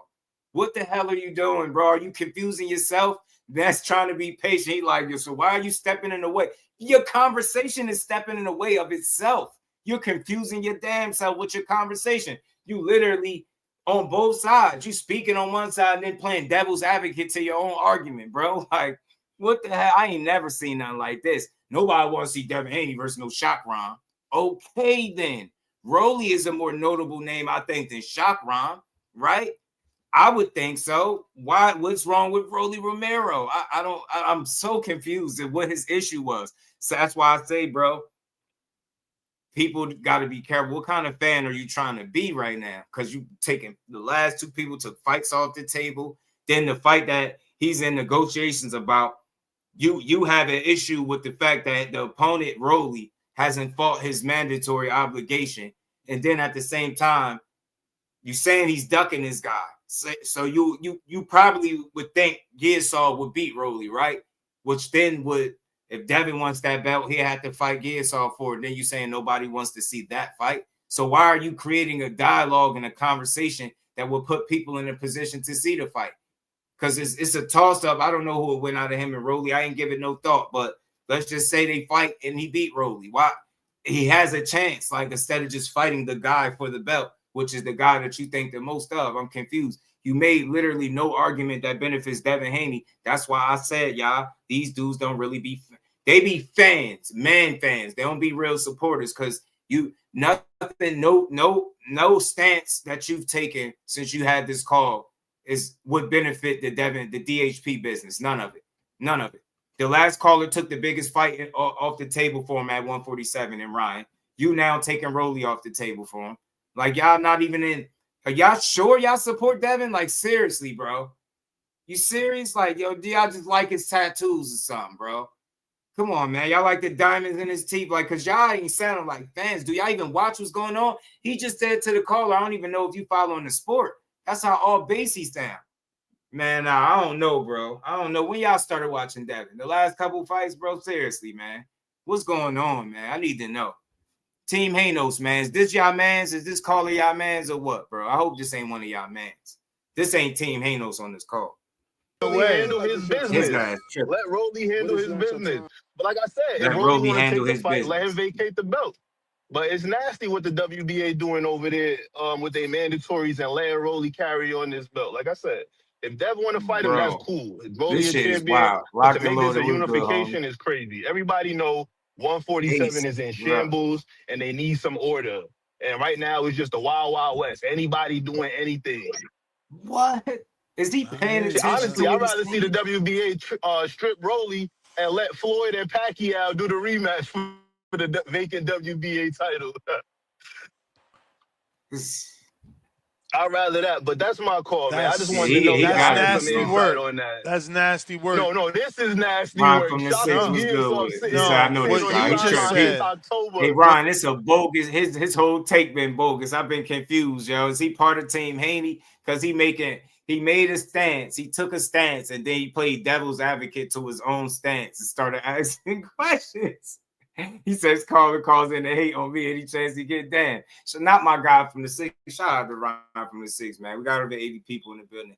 Hit the like button on both sides. Y'all like the stream. It's free. Support the grind. Let's keep going. We're having fun with this, man. But you just said you don't want Shockdom to get his shot. You said you rather Mayweather Pat get the belt. You're disgusting. Yeah. Obviously, I'm being facetious, and you falling for it. Nah, you ain't being facetious. You dead ass. You rather see old ass Manny and Floyd fight for the belt, bro. His ass tripping, bro. Shout out to my dog Ron. His ass tripping, family. He tripping, y'all. He bugging. Obviously, I said what I said. Rolly need to fight his mandatory. Rolly need to fight his mandatory. But I wanted to ask you. I wanted to ask you, since you calling in being the hipster and shit. I need to ask you. Name the last 3 Chakram fights. See? Watch. Bro, what are you talking about? My point is Rolly is ducking his mandatory. See? Man, I don't know, man. I gotta be the rock with Ness right here. I rock with him. Right here, bro. I rock with him. He holding him accountable. This is something I would do. You're not trying to debate or argue with him, but you up here going to bat for Chakram, and you can't. He letting you off the hook saying the last 3 fights, he giving you a little bit of lead room. Can you name the last Chakram Gearsall fight? Can you name it? But you up here being an advocate of how he needs to fight, how Rolly needs to fight him, but you can't name the people he fighting, so you're not even keeping up with what his career and what's going on, but you just want to call in and just complain just for the sake of complaining. I told you, bro, these people don't be knowing shit. They just be having an opinion and no accountability. When somebody hold them accountable for what they trying to say, they always try to wiggle out of it. Nah, what you mean? I say he ducking his man. He not asking you that. Why do you care who's being ducked if you're not even following that the career of said fighter? How are you being an advocate for him? Say that you being a fake advocate for Haney and Gearsall. You don't know who he's fighting. You don't know what's up with his career. None of that. Get what I'm saying? You just up here making a case that Rolly should fight him instead of your fighter, Devin. I don't get that. That's strange. I need to ask you, since you calling in being the hipster and shit. I need to ask you. Name the last 3 Chakram fights.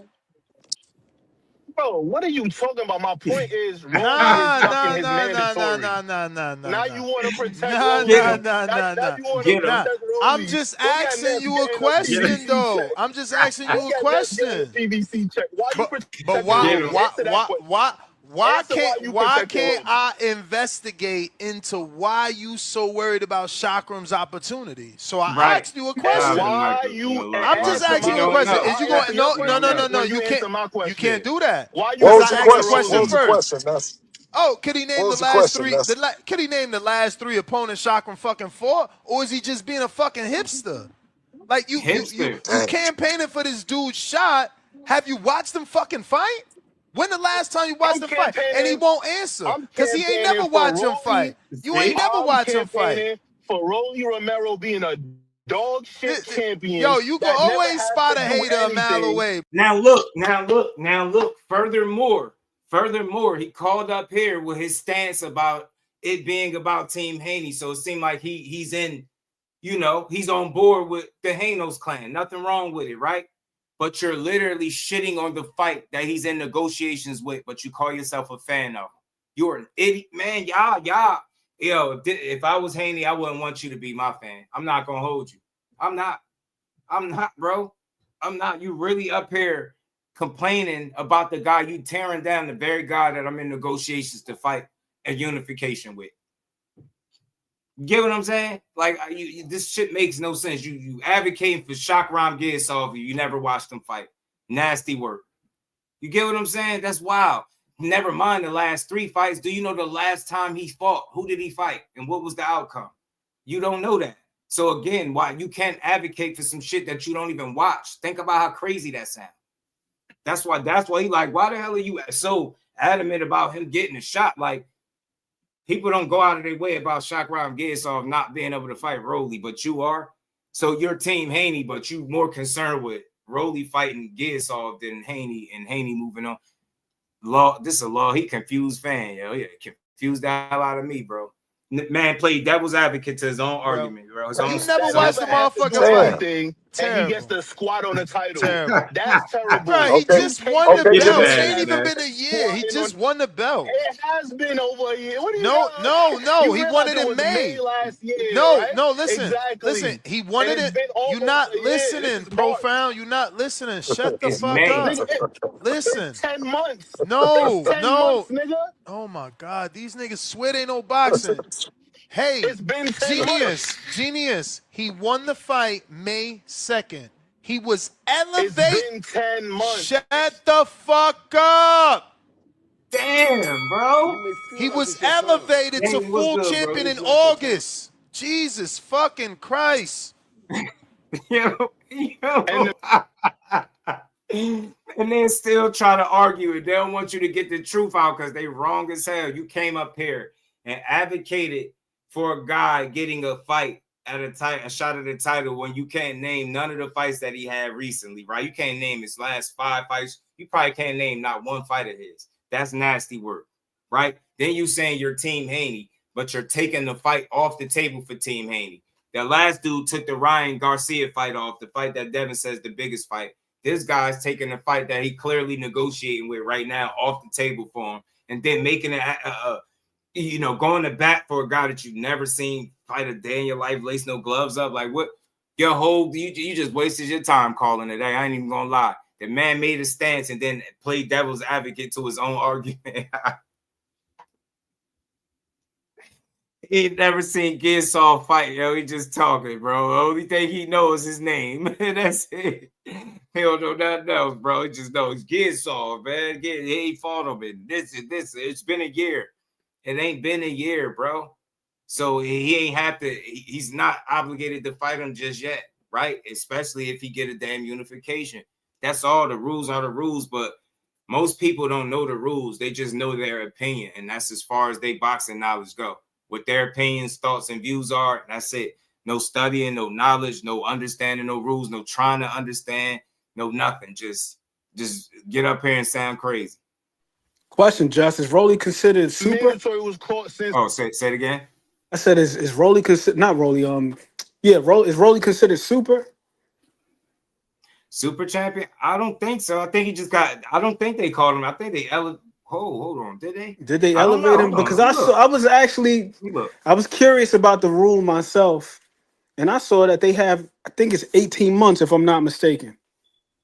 I'm gonna go back to the tab because I might still have it up. Because somebody, Cass was doing having a little debate on Twitter about this very same topic. And a couple of people were saying, well, they should just do away with the regulars. I'm so tired of the regulars. And for me personally, I think it would be more beneficial to do away with the super because the regular is the belt that preceded. It predates the super. And if I'm not mistaken, the super is supposed to be a vehicle that allows fighters to pursue unification and to circumvent the whole mandatory situation. Yeah, just say he got elevated to full. Okay, so it says super champions will be obliged to make the mandatory defense of their titles in a period no longer than 18 months. So he got 18 months, and I'm on the WBA website. It definitely hasn't been 18 months, like you said. It hasn't even been a year. It hasn't been 12 months. And that's what Ness was trying to tell him. Right. Shout out to KJ. Everybody in the building, hit that like button, y'all. We're gonna keep rocking. Remember the Keith Thurman had the Super WBA. Yeah, he did. Yeah, Rolly, I think they just said like they elevated him full champion. So you right, man. He ain't got to satisfy that mandatory obligation just yet. So dude literally wasted his call arguing about nothing. I'm telling you. And then also, to your point about it being death, if he is super, then that would afford him to bypass making a mandatory challenge right now. Right. Because that would be for unification. Dev got the WBO. So what the hell are we talking about? Right. He just got up there blabbering. Bro just didn't know. He started out being Team Hanos and then it just fizzled out. Nothing was making sense. Nothing was hitting after a while. Bro was just up there talking.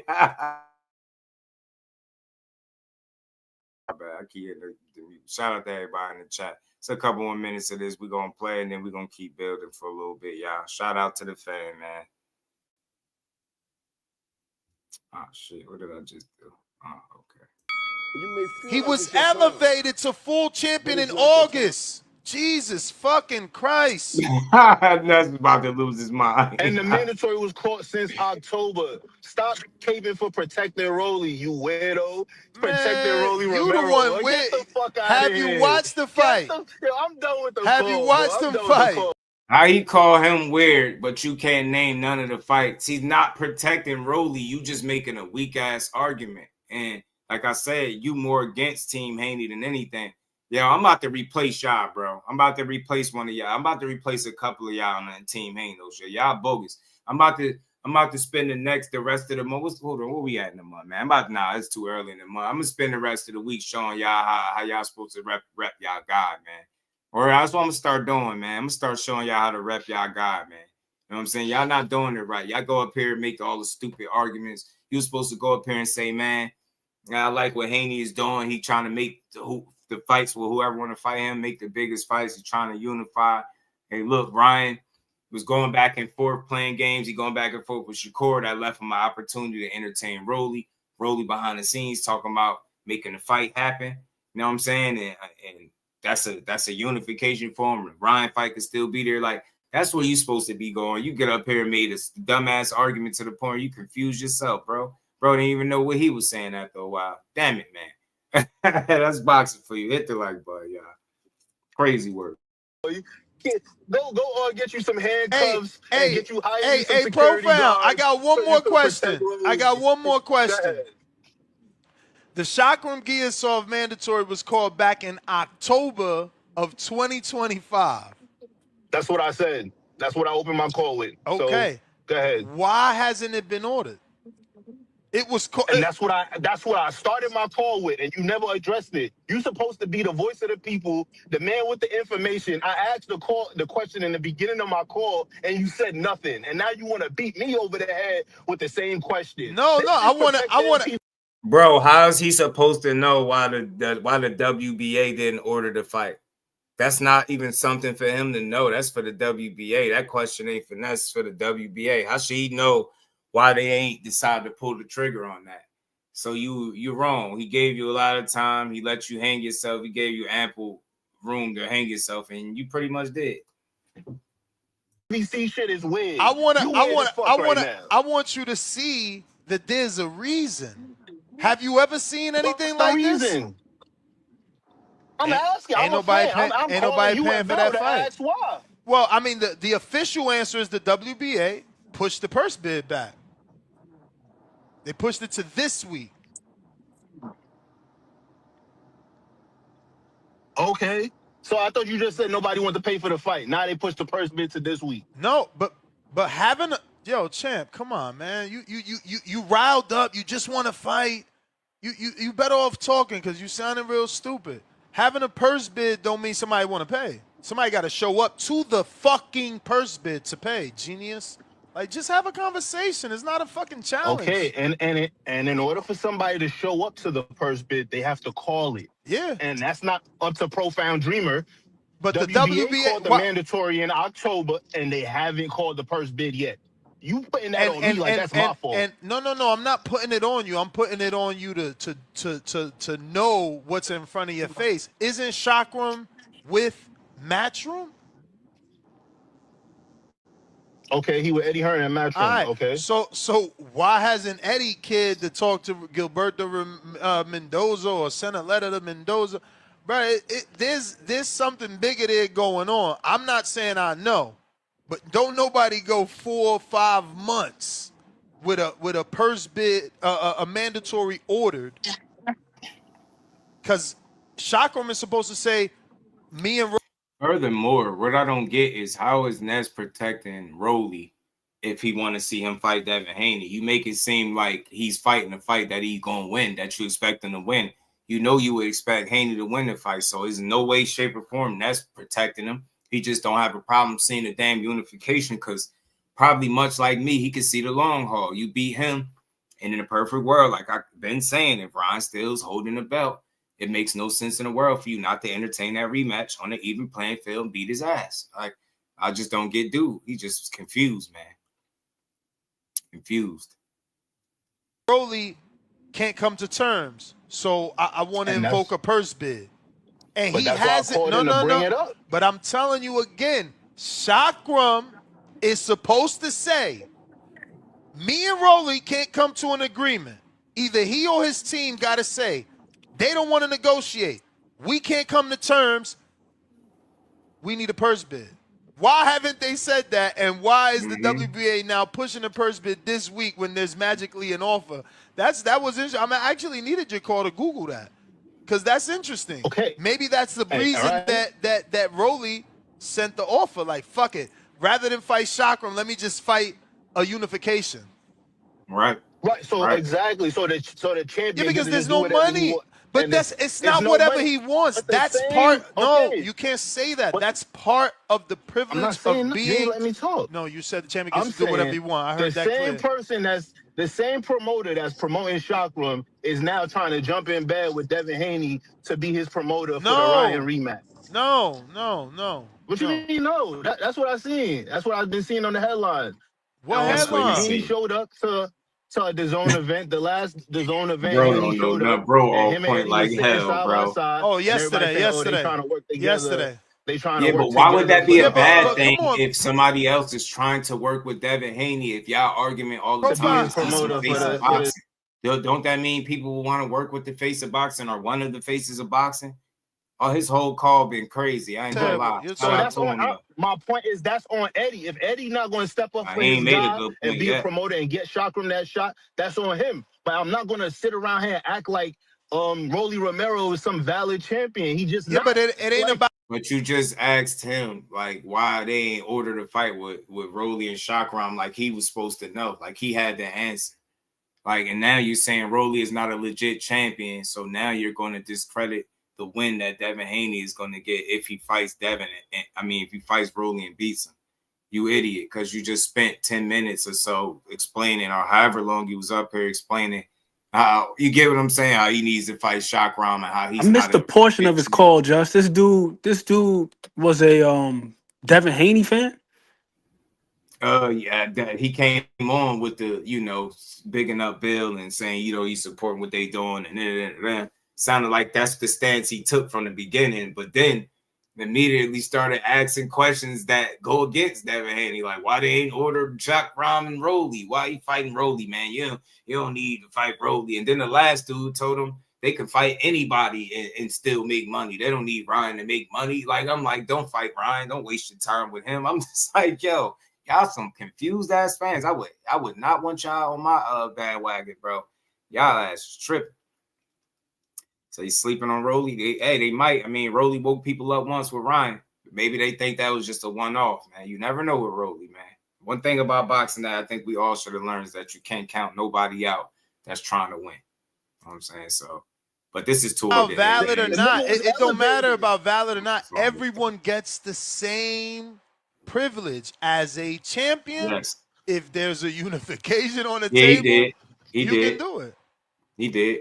All right, cool. Now I did that horse, but thanks for the time, fellas. You got it. Shout out to Ness, man, having patience with the caller, man. He was trying to tell him what it was. Dude was trying to tell him what he what he wanted it to be. That's what's telling him what it is, man. And that's how it is. That's how I go with most fans, where they jump out the window and go on the limb for their fighter. That's how I end up sounding, man. Shout out to that. He broke it down. He was patient. Look, man, Haney gonna fight who he needs to fight to make it make sense. I think fighting Rolly Romero could make a lot of sense right now, and not just for the short term, obviously, with it being a unification, but for the long haul, for the other guys that's out there, maybe the 2-belt Devin Haney is, more appetizing to people than just the 1-belt, right? So who knows, man? But it's not a bad fight. I ain't about to trip on it. The fact that Rolly is a champion in 2026, you can't discredit her. If you want to go on this rant about how he's not a real champion, then somebody need to beat him and take the belt off, because they recognizing him as a real champion at 147 pounds. So until that changes, because the guy that beats him for that title is going to be the WBA champion. So you could sit here and complain about how he's not a real champion, or you could support your guy, negotiating with him, getting a deal done, and going to beat his ass, taking his belt so he don't have to be the champion. I mean, it's just that simple. Yeah, it is crazy, John Wick. Shout out to John Wick. They do. So he talking like dude, they know what he was talking about. So that's why I say sometimes people say he don't know boxing, but I'm like, yes, he do. You probably just don't agree with his takes, but he definitely know boxing. Pay attention to the rules. He's informed. I listen to the show enough to know that he definitely know what he's talking about. He's not a guy just up there saying anything. So it was a good conversation, man. It was cool. It was funny, but Haney is he got options, man. He got Rolly Romero on the line. You dig? And That's a huge opportunity for Rolly too. Mm-hmm. Big opportunity, because if I'm him, I'll be pursuing Devin Haney opposed to Chakram Giasov. Yeah. For 2 reasons. One, there's likely far more money in that fight. And 2, it's an opportunity to be unified. Right. No disrespect to Chakram Giasov, but shit, when I seen him live, he was fighting in the 10-rounder, and they had him fighting before, I think it was Omari Jones, who was fighting in like a 6-rounder. So just his placement on the card alone, it shows you what his value is. Yeah. As a draw. Not as a fighter, but as a draw. Yeah. They ain't had no splashes behind the hands, really. So you're right. It's an opportunity for them to make money for sure. Big one for them too. Reach. So yeah, man, I think it's a good fight. And then also, if you're Devin Haney, what are you supposed to say? No, I don't want to be unified because this guy isn't deemed to be a worthy champion by some dude on YouTube. Right. Like, hell no. Take that opportunity. Yeah, that's why I'm like, fans, y'all just, man. It starts because, like, I get it. Boxing has a strange set of rules that they make, break, follow to their own discretion, right? So I know a lot of times when we see the way guys get these opportunities, right, we have the tendency to, like, because we felt like they was undeserving, whatever good comes out of that situation that we felt like they was undeserving of, we have a tendency not to give any credit for it. Like, right? Like, for me, I just learned to make peace with it. Like, they're going to make these rules, and a lot of the time, I think the shit's centered around money and that bottom line. And, you know, it just is what it is. Spending time being mad about it and complaining ain't going to change shit. You could be mad. You could say Rolly ain't valid all you want. As long as that man is holding that WBA title, he's valid. You get what I'm saying? We be mad at the wrong shit. Somebody should just go take the belt up off him. Let a valid champion fight him and take it from him. And then a real one represent the title. It's simple shit. Why be mad at Rolly? He only doing what, you know what I mean? He didn't beg to be in his position. He just played his cards right. And that's really one guy that you can't even be mad is in position because he's taken losses. He's gotten embarrassed. He's bounced back, got embarrassed again, bounced back. Like, it's Rolly, you know what I'm saying? You can't be mad at him. He's just a guy that just, you know, he played the cards that he was dealt. And, you know, in 2026, it dealt him a damn world title. Or shit, was that 25? 25, a win, a world title, and a win over Ryan Garcia. You know what I'm saying? So that's he literally playing the cards he dealt. Literally. And to Ness's point, he said it very early on in that interview that I was playing with him and Bill. You know, Rolly out in the public said all these things about not fighting Devin Haney, go fight Ryan, but then behind the scenes is trying to make the fight for real. So that's something I got to give some type of credit for. Most people don't do that. They kill the fight in public and don't even be trying to make it behind the scenes. This dude was saying, you know, no to the fight and different stuff and publicly, and then behind the scenes trying to make this shit. People reaching out and getting on the phone, and now negotiations is somewhat going on. So unless they fall apart from now, and, you know, the next time we hear an update, this is what's going on. And if they can come to terms, I think we'll see that fight. And look, somebody would have told you was going to see Devin Haney versus Rolly Romero for unification in 2026 at 147 pounds. You'd have probably told him, get the hell out of here. So just off that alone, like, I'm going to sit back and watch it. You never know what can happen in boxing. I'm not saying Devin's going to lose or anything, but you just never know how to look, how it'll play out. So I'm here for it, man. I'm here for it. Yeah. Keyshawn still looking for Debo. Debo! Lewis Crocker! Debo! Ah! I'm looking all over. Lewis Crocker! Damn!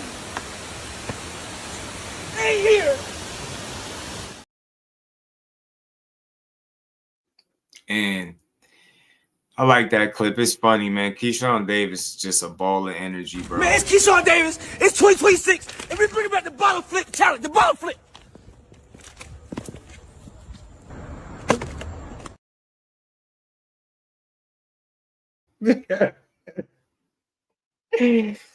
Yo, this man is burnt out, bro. I know what people gonna do. They're gonna say right then and there, look, they're gonna be mad. They're gonna say, oh, he cloud chasing now. No. We ask for these guys to be entertaining outside the ring, outside the fights. We ask for these guys to promote themselves. What the hell do you think that is? They all in a position to make fights with one another. They all within the arm's length to a degree, right? It's all a matter of just getting on the phone and everybody getting on the same page. There's a lot of moving parts, but fights can be made. And I think that's just good promotion. You calling people out, right? People, we become so much of fans of fighters that when we see the opposition promoting and doing what they're supposed to do, we get mad. That's actually fun, man. He's just trying to see what fight he can land for himself. I think all these guys have done this to a degree, and I hope we see more of it in the future. I like Keyshawn, man. He's a funny dude, entertaining. And again, he's easy to like because if he was just a guy that wasn't about that action, then we would have found that out already. He'd be about that action. So it's fun to watch him promoting himself and, you know, trying to entertain the fight with Devin Haney, even this early in his career. I like it. I think he's doing exactly what he's supposed to be doing. He making it fun. You know what I mean? Talking junk to Bill Haney, you literally just snitched on yourself. You hear Delavan so eloquently say, Listen, it's who my dad picks. So that's what I'm doing. You said that you're the one that's picking these fighters. So if you're the one that's actually picking the fighters, why haven't you picked me? I said speak to my manager because that's who's actually going to make the fight happen. I talk to Jay Prince every day. Jay Prince never said you call his phone. So since you're the one picking your fighters, so you purposely pick Xander, right? You're purposely picking Rolly, right? You never pick me. So stop lying to the fans and just let the fans know you're not trying to fight me so we can both move on. And look, everybody got their takes on it. I seen the videos, Keyshawn ducking, Shakur ducking, Devin Haney. It's the same play. Ain't no paperwork out there. Nobody's ducking nobody. I think it's just a matter of prioritizing which fight versus the other. When I heard Bill Haney come out and say, Keyshawn don't have nothing my son should want. So, and then he called out Lewis Crocker. So, yeah, he's playing. So he basically to the side. You know what I mean? You're going to play him to the side because he ain't serious about the fight. Then you said something along the lines of you was DMing him and he said hit his manager and something. And you basically saying you talking to him, why I got to talk to your manager, but you are a manager speaking on behalf of a fighter. It would only make sense. It don't go like that. You go straight to the fighter and make the fight. You get me? So that's just my take on it. It's not nobody running around here being scared. It's just PR moves, man. Publicity. People, they do things that they think is believable to the public, and that's what's going on here. By him setting the table saying Keyshawn don't have nothing his son should want, that's just saying that he's considering risk versus reward. And that's just smart business, right? Yeah, that fight could be there in the future, right? But do you necessarily got to fight him right now with no title on the line, with it being this early? It's a risky guy. You lose to him, it's going to be bad. So, whereas other more established guys and potentially bigger fights to make right now and or unifications, it's a simple decision to make. So, again, maybe Keyshawn is on the list, but he's not prioritized high up on that list just yet because of where he's at currently.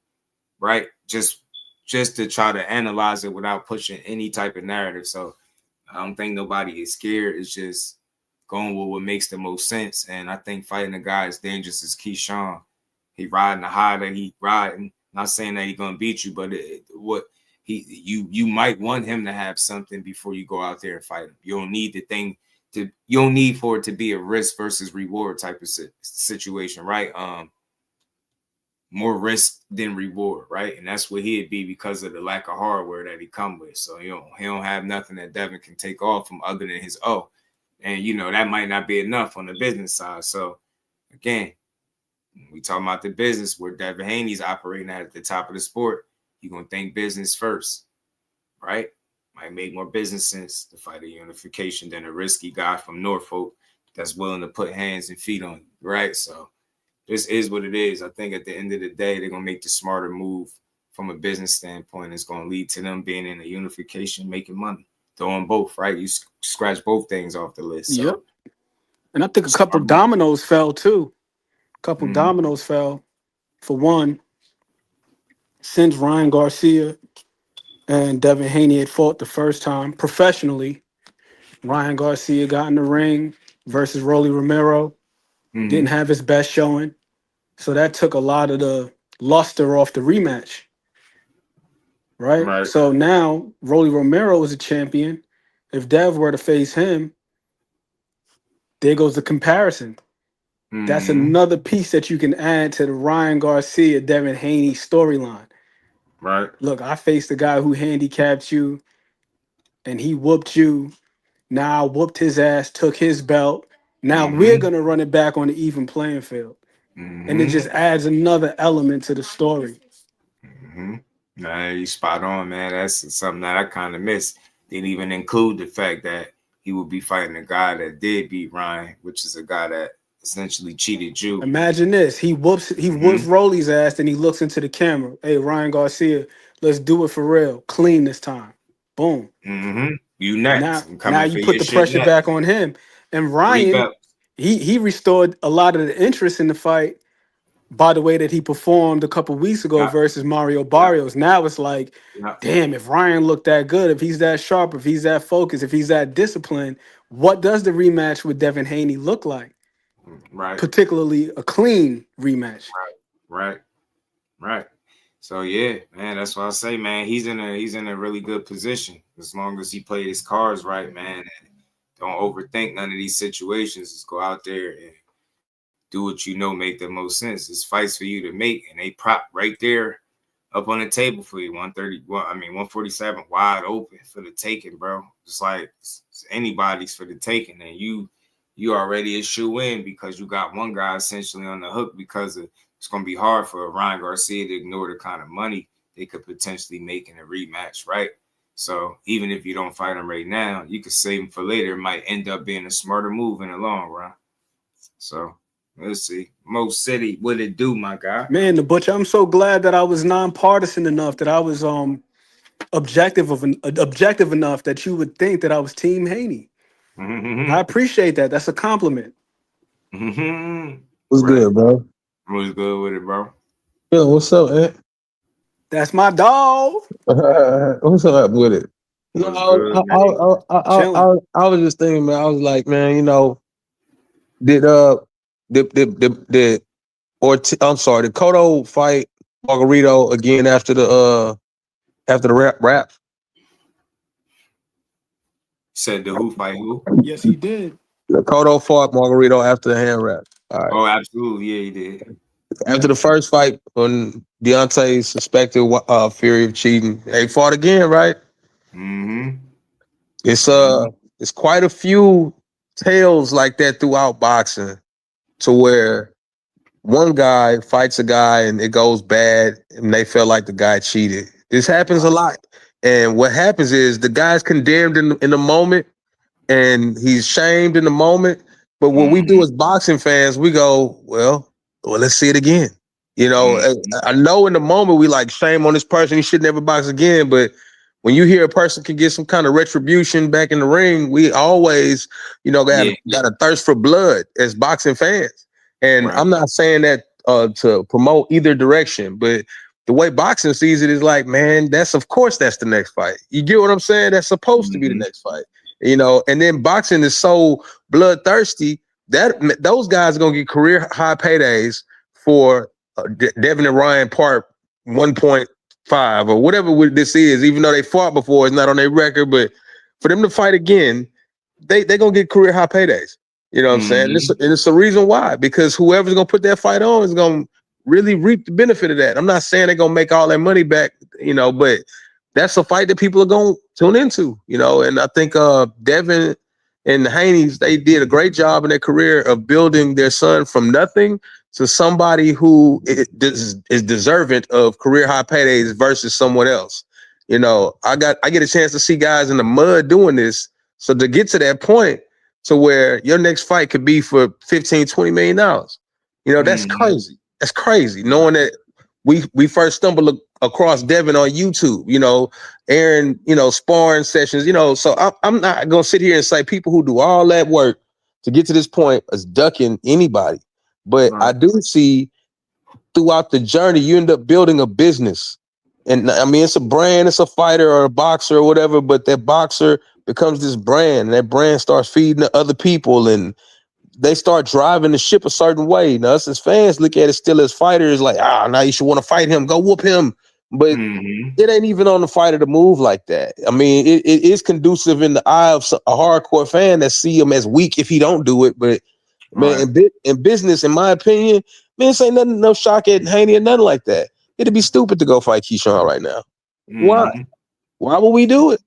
I'm not sure he wins it. I'm not saying he gonna lose. I'm not saying he gonna win, but I know definitely it's a good fight for sure. And a lot of these other fights, they might be obvious wins for Devin, but they come with little trinkets like unifications and, you know, the biggest payday ever. He's not gonna get a big payday if he goes and fights Keyshawn. That's not a huge fight in comparison to Ryan, you know. And so if that's the case, he won't make as much money.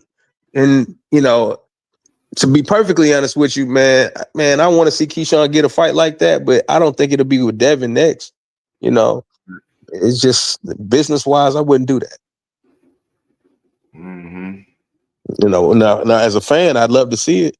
I'm on the same page as you, bro, and that's exactly why I mentioned the fact that all of these things transpired leading up to this moment. The Rolly and the Ryan fight, where Ryan's public profile took a bit of a hit.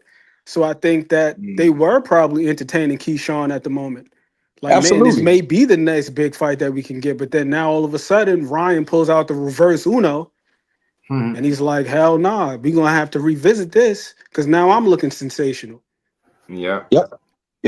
Yeah. And with Rolly being the champion, it's like if you could get a 2-for-1 special, if ideally for Devin Haney, this year he fights Rolly Romero, he alleviates him of the WBA strap, and then he goes on to rematch Ryan Garcia. That would be ideal right there because that's 2 money fights and potentially 3 belts. Yep. Now compare that to just fighting Keyshawn, who's a damn good fight. And we don't know what Keyshawn's value is outside of Virginia. We know he could sell in the scope. They sold that out, so we know he can sell at home. Bro, But I is know that a you big want fight in you Vegas? want to give the props to him, bro, and I do too, bro. But the reality, he's not a big star, bro. I'll just put it like that. Is that what you're No, but saying? that's essentially what I'm saying. I do think that Keyshawn is a star because not everybody can sell out an arena at Correct. home. Everybody can't do that. And that's why I prefaced it by saying we know that he can sell in Virginia at the scope out there in Norfolk, but can he sell in Las Vegas? Because that's not where he's not fighting Devin in Virginia. That's just not where it's gonna happen. Hell no. So you know what I'm saying? When you look at where it's gonna be at, probably Vegas or New York, and I get what you're saying, and I 100% agree. You know what I'm saying? Now, take Keyshawn's name out and put those other names, well, put Ryan's name in, man, that shit sells on a bounce house in somebody's backyard. You know what I'm saying? Let alone in Vegas. Right. Exactly. And that's why it makes way more sense to pursue that. Yep. Yeah, man.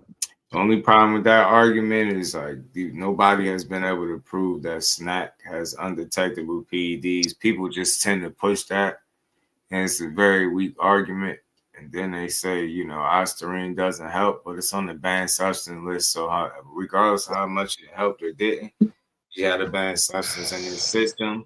Devin Haney has never tested positive with any banned substance. I don't even think boxing is saying undetectable PEDs. I think you have a select group of people that push that. And then that's it. Outside of that, nobody's pushing it. So I get it. Get snack out of boxing, but until these dudes start popping dirty left and right, all that convenient, undetectable PED stuff is exactly what it is. It's just a convenient excuse to explain why none of them have popped dirty. Oh, they got undetectable. They know that they know how to beat the system. I don't want to hear that, man. We just got too many guys on snack with issues, losing, knockouts, gas tank issues, power issues, like you name it. It's like we seen a bit of all of it. So I'm not seeing those super soldiers off snack. But what I am seeing is an abundance of other people popping for a number of different things, from Ostarine and everything else. And those people get less coverage for the ones that actually pop than the ones that, you know what I'm saying? Like people that's clean get a lot of scrutiny for possibly being dirty. But the ones that are dirty, it's like, we'll talk about it, then we'll leave it, and then we'll go back to the people we suspected. Like the wildest thing still to this day is I heard somebody say Bud Crawford was on PEDs. Then I said, how do you know? And they said they don't need proof. Like, where's the proof? They said they don't need proof. I was like, wow, like that's dangerous. We in dangerous times in boxing. We just throw it around. So I get it. Snack ain't everybody's cup of tea because RIP to the guy, Victor Conte, but not even to get into all of that. But I just feel like you got more to gain by doing shit the right way, obviously, than risking it all. You know what I'm saying? Like, I do think there's knowledge out there that everybody has, and you have a choice. You use that knowledge for something good or bad. I think he did what he did. He got caught up, and then get me. Think about it from that point on. You don't just stop knowing shit. So it's a choice, a decision. And it seemed like he did something positive with the snack movement, but you let the average of, I don't know, misinformed individuals speak on it, they'll tell you everything is wrong with it, but it will be zero proof. And I have a tough time like accepting that as the reality with no proof. You could take your suspicions all day and suspicion don't equal proof. So I'm always rest on that. At some point it's gonna be a slip up, somebody gonna mess up, and it'll be proven that snack is not good. But I haven't heard that. I only heard it from a very small select group of individuals and maybe a number of boxers that you probably could count on one hand. So, and then those guys are misinformed. So I'm just not buying it. You know what I'm saying? And I talk to people who on snack and people who fought people on snack. I've never heard fighters and the volume and how they try to sell it at disagree with snack. Yeah. You know what I'm saying? I think who was I talking to? I believe it was probably like Quentin Randall. I asked him, does he oppose fighting people on snack? He's like, oh, that don't matter. Yeah. And he was so quick with it. And this is a person who fought on the Olympic level. Mm-hmm. You know what I'm saying? So, you know, he wasn't offended by the term, you know what I'm saying? But, you know, I hear how people have tried to promote it. And I just don't believe Victor Conte was that stupid while he was alive to go play Russian roulette with his life. You know, he one slip up of being buried under a prison, bro. I just don't believe it. I don't believe it. He can't be that stupid. And I appreciate you saying that, Mo City, because I've thought that for quite the longest time. Like, I don't know if people understand the terms that were dealt to him as a result of that court case. He did time. Like you could be as vile as you want to be. You could be as nefarious as you want to be. I see it. But he ain't. But who the fuck is stupid though? You know, like who's trying to, like you said, do life under jail? Just so somebody could get a title. Nah, over bro. some EPOs or something like that. Man, that's crazy, bro. That's crazy, bro. I know the first go run, you could sell that story, but man, they actually locked him up. And then they, you know, when on his release was like, hey, one more slip up, we're gonna bury you into the jail. And I'm like, man, ain't nobody that dumb. Boxing source, my guy. I'll say this, man. I get it. We gotta stop lumping one situation into the next, yo. Somebody, you know, I guess you could say being convicted is selling drugs, and then somebody being the PD, as you like to put it, like that's totally different, bro. Like that's totally different. We can leave it at what it is, right? I'll use myself as an example, being that this is the drug game we basically talking about. I know people, and got to get into no specifics or details. I know people for a fact that was into the drug game that are no longer into the drug game, right? Sometimes getting caught is what is the wake-up call. Everybody don't, you know, keep going to the well and back and forth, and everybody ain't got to bump their head a whole bunch of times to realize it ain't some shit you need to be doing, right? So, like I said, man, it's simple, right? We don't got to compare it to being a you know, one of them, right? Because come on, like, you know, but we'll just call it what it is. It's the drug game, pretty much, right? Are you illegally facilitating, you know, steroids to these fighters, or are you not?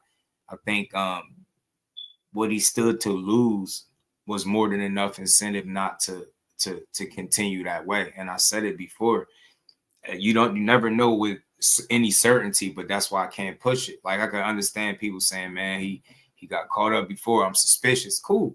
But until you find something more than your suspicion, I can't run with it. I can't just bury a man that's trying. What if he is trying to rebuild his reputation? That seemingly what he did, but it's just people out there that think that you can't change at all. And if you think that a person is unable to change, then maybe that's why you think the way you think about Victor. But for me, I feel like, yo, you getting caught up and you doing actual time, you know what I'm saying? You still gonna be knowledgeable. And like I said, you got a decision to make. You got a choice, right? You can either continue doing the dirt, or you could find the right way to do what you're doing, right? And I think that maybe that's the way he chose, man. But it's just too many examples of fighters that people can't explain. Well, why Snack not working for this fighter? Or why nobody never brings up Snack with this fight? Like, I never heard nobody really connect Bam with steroids. And Snack, and he's a Snack fighter. You don't hear that, right? You don't hear nobody talking about Caleb Plant being on steroids, right? Another Snack fighter.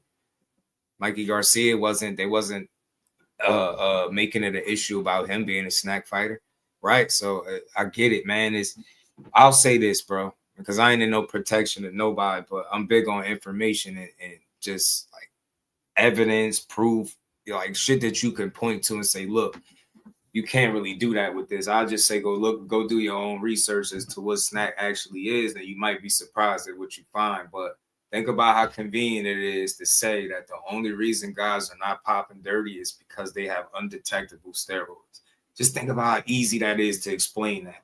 And now you can rest your hat on the fact that because you feel like you know this, it's not something people guess. They feel like they know. And they like, yeah, they got it. This dude's is dirty, man. They all dirty. And it's like, I don't know, man. I don't know. I just deal with it case by case. I think as we all should. When people get caught, hold them accountable. Or if something is looking extremely out of place and like red flaggish, we know what those things look like sometimes. But the cases that people point to, you don't have no evidence. There's not a real leg to stand on. So I get it, man.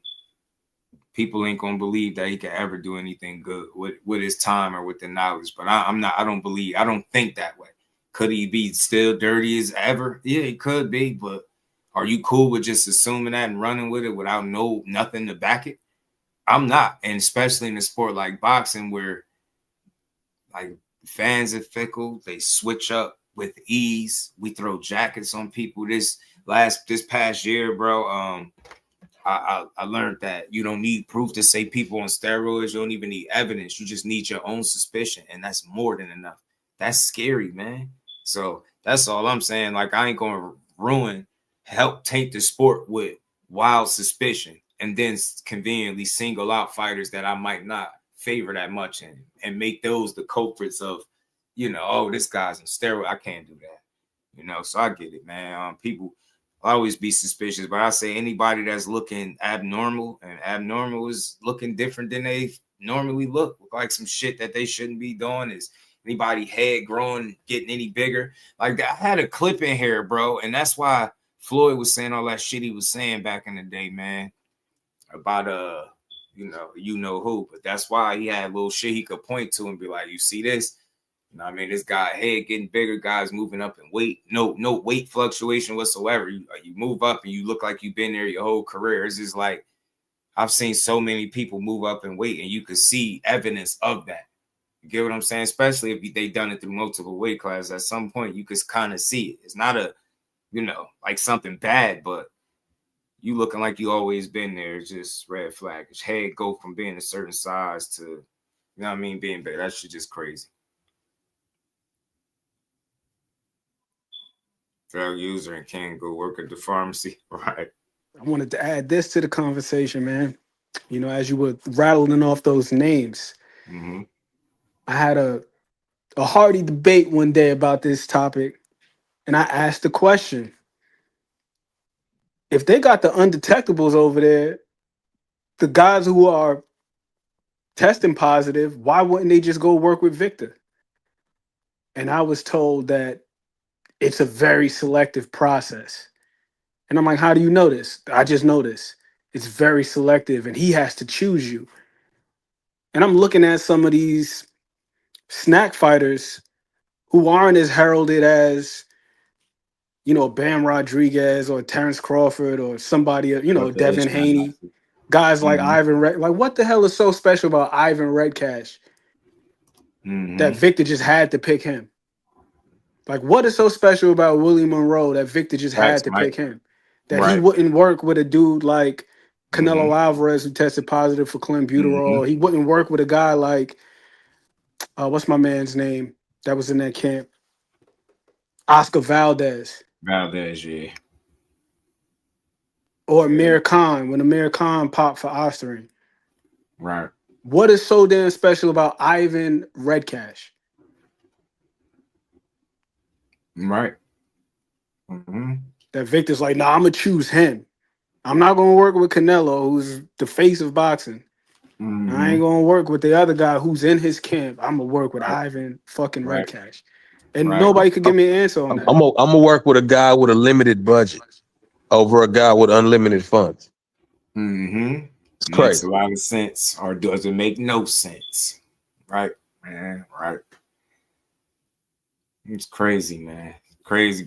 So I get it, man. PDs ruin the sport, but we got to just make sure we responsible about how we report on, who's on what. Like, for example, right, I was talking about it with bros, both of y'all, I believe. It was a card a while back where all these fighters had tested positive. It was mad of them.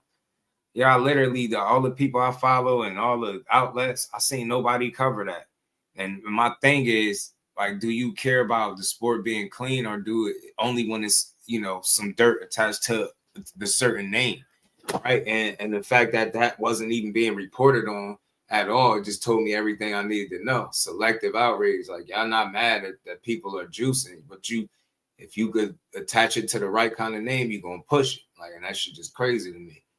I ain't with it, man. I seen about 5 fighters, maybe 6. I was like, damn, it was cocaine. All type dudes was having all types of shit in their system, man. I believe one of the guys was Jose Benavidez. His name was in the mix. As I remember, that was the most recognizable name. I was like, yo, damn. And this shit kind of flew under the radar. I was like, I wonder how. All the fighters. Because that's not the target audience. Right. I was like, damn, they just, man, all this shit just was like got swept under the rug. It's like almost like nobody even know what happened. All them fighters is popping like that. All types of different little shit. I was like, wow. Damn. Yeah, Roach versus Zepeda is a cool fight, bro. You know what I'm saying? Shout out to everybody. Y'all make sure y'all hit the like button as we wrapping up. But yeah, that is a good fight. You know what's the dope thing about that fight? That Roach get an opportunity to have almost some variation of Pitbull Part 2, because here you are getting ready to fight another high volume Mexican. And what did you learn from the first fight? Right. Should be what we see. Like immediately. Like it can't be him going, ape shit, trying to, prove a point. It can't be that. It got to be him being. So I said this before the Pitbull fight. Oh, I said the same thing you saying right now. Yep. I said if he doesn't go in there and show a different layer, he's not gonna win. And he didn't win. But the layer that he didn't show in that fight, he gotta show in his Zepeda fight to win it. Because they're not gonna give you another draw. Nope. They gonna give it to the other dude. Yeah. You know what I'm saying? And I'm gonna be honest with you, a Shakur loss did not hurt Zepeda at all. I think it helped his career almost. And every sense of him becoming a better fighter, he didn't take a lot of damage. He learned a lot, probably. You know what I'm saying? He fought the best person in the division. His name started gaining some momentum, man. He in a good position to come out there and, in my opinion, upset Lamont Roach. Right. So you got track history being dirty, gets you off the list. That's the thing, man. We be attaching the jackets to the fighters without the track record. You know what I'm saying? No evidence to support it. And like I said, the worst one to me was seeing people do it with Bud Crawford. You know what's so funny? One of the people, and I don't do no names for obvious reasons, but one of the people that was doing all that, I don't even know if he do content no more. It's crazy. I don't even know. That's the interesting part. And that's usually how it go. So people was launching an attack. It was just got too personal with Bud Crawford, and it made me like him even more. And I had to check myself on a couple of occasions, like, bro, I can't be part of this crowd right here. Y'all literally have no reason to dislike this dude. Y'all questioning him as a man based off negotiations. Y'all saying he all types of BANs and suckers, and he ain't relatable. He's not for the people. I'm just like, bro, I've never seen a community so willing to tear down a person that's never done anything but his job at the highest of levels. That's where I was like, bro, hey, this shit is too personal with Crawford. I don't know. I can't be on it like that, bro. I just don't see the issue. I don't see the issue. He can fight Roach one last to my eyes. I agree with you, Mike. I think I thought he edged shit, especially the Pitbull fight too, though. Because look, I had the punch numbers up here. That shit was crazy, bro.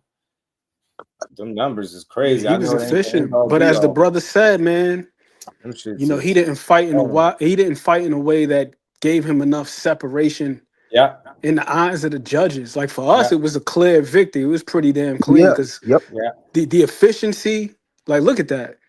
49%. But Ant, you know what they gonna say to that though? His glove touched the ground. Yep, he can't beat the politics. That ain't gonna happen. He took a knockdown. You know what I'm saying? And for somebody who's not really into you winning, that's enough to make sure you don't win. Especially that he didn't get a knockdown on Pitbull.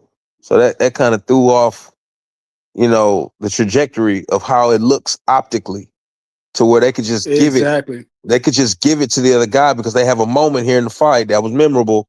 He got a knockdown. Now, granted, if you not watching every round and you listening to whoever the hell they got puppeteering the comments or commentator or whatever, man, they'll have you believe that, hey, Roach just didn't win this fight, but anybody who could look at it be like, no, I think he edged him. You know what I'm saying? But optically, he didn't have enough. And the Zepeda fight gives him the opportunity to show that he does have some dexterity in his ability to box.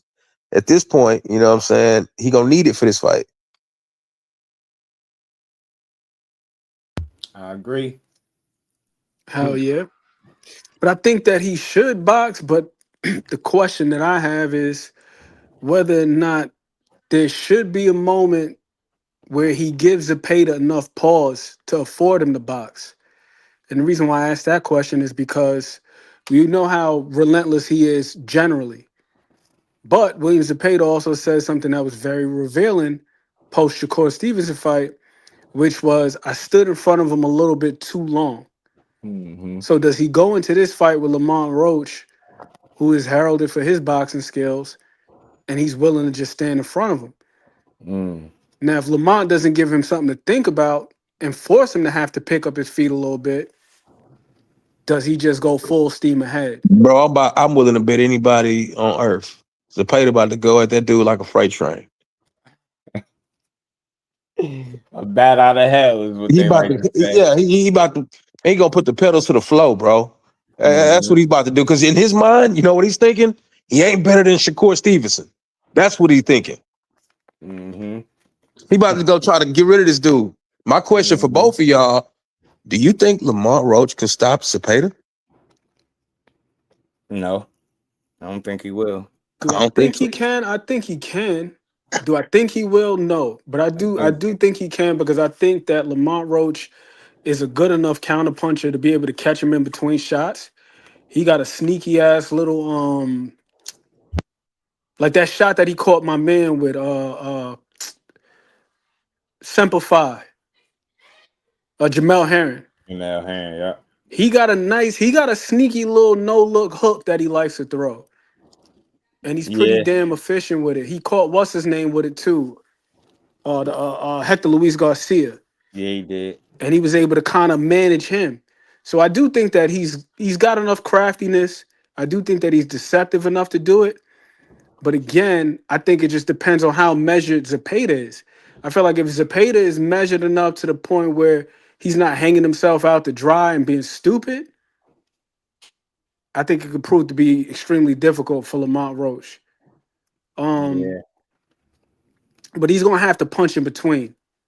Yeah. I think that's how he would have to get him. Because we did see him get dropped by Tevin Farmer. Tevin Farmer's not a big puncher by any source. Right. Tevin Farmer's got like a 30% KO ratio or something like that, probably lower than that. And he dropped him in the first fight, and he wobbled him a couple of times in the second fight. As a matter of fact, remember, he ended up fighting Zepeda to a majority decision after looking like he was damn near about to be stopped. And what was that, like round 2? Tevin Farmer shit got dicey in there for him. But then he fought back, and he was able to hurt him on multiple occasions. And then also seeing my man Zepeda getting busted up by Giovanni Cabrera. His nose was all busted, leaking by like round 3. Now, ultimately, he ended up stopping him in the same round. Hell of a body attack, which that's another thing too. Lamont is going to have to control his range as best as he can because Zepeda is vicious with the body attack. Yeah. Said it.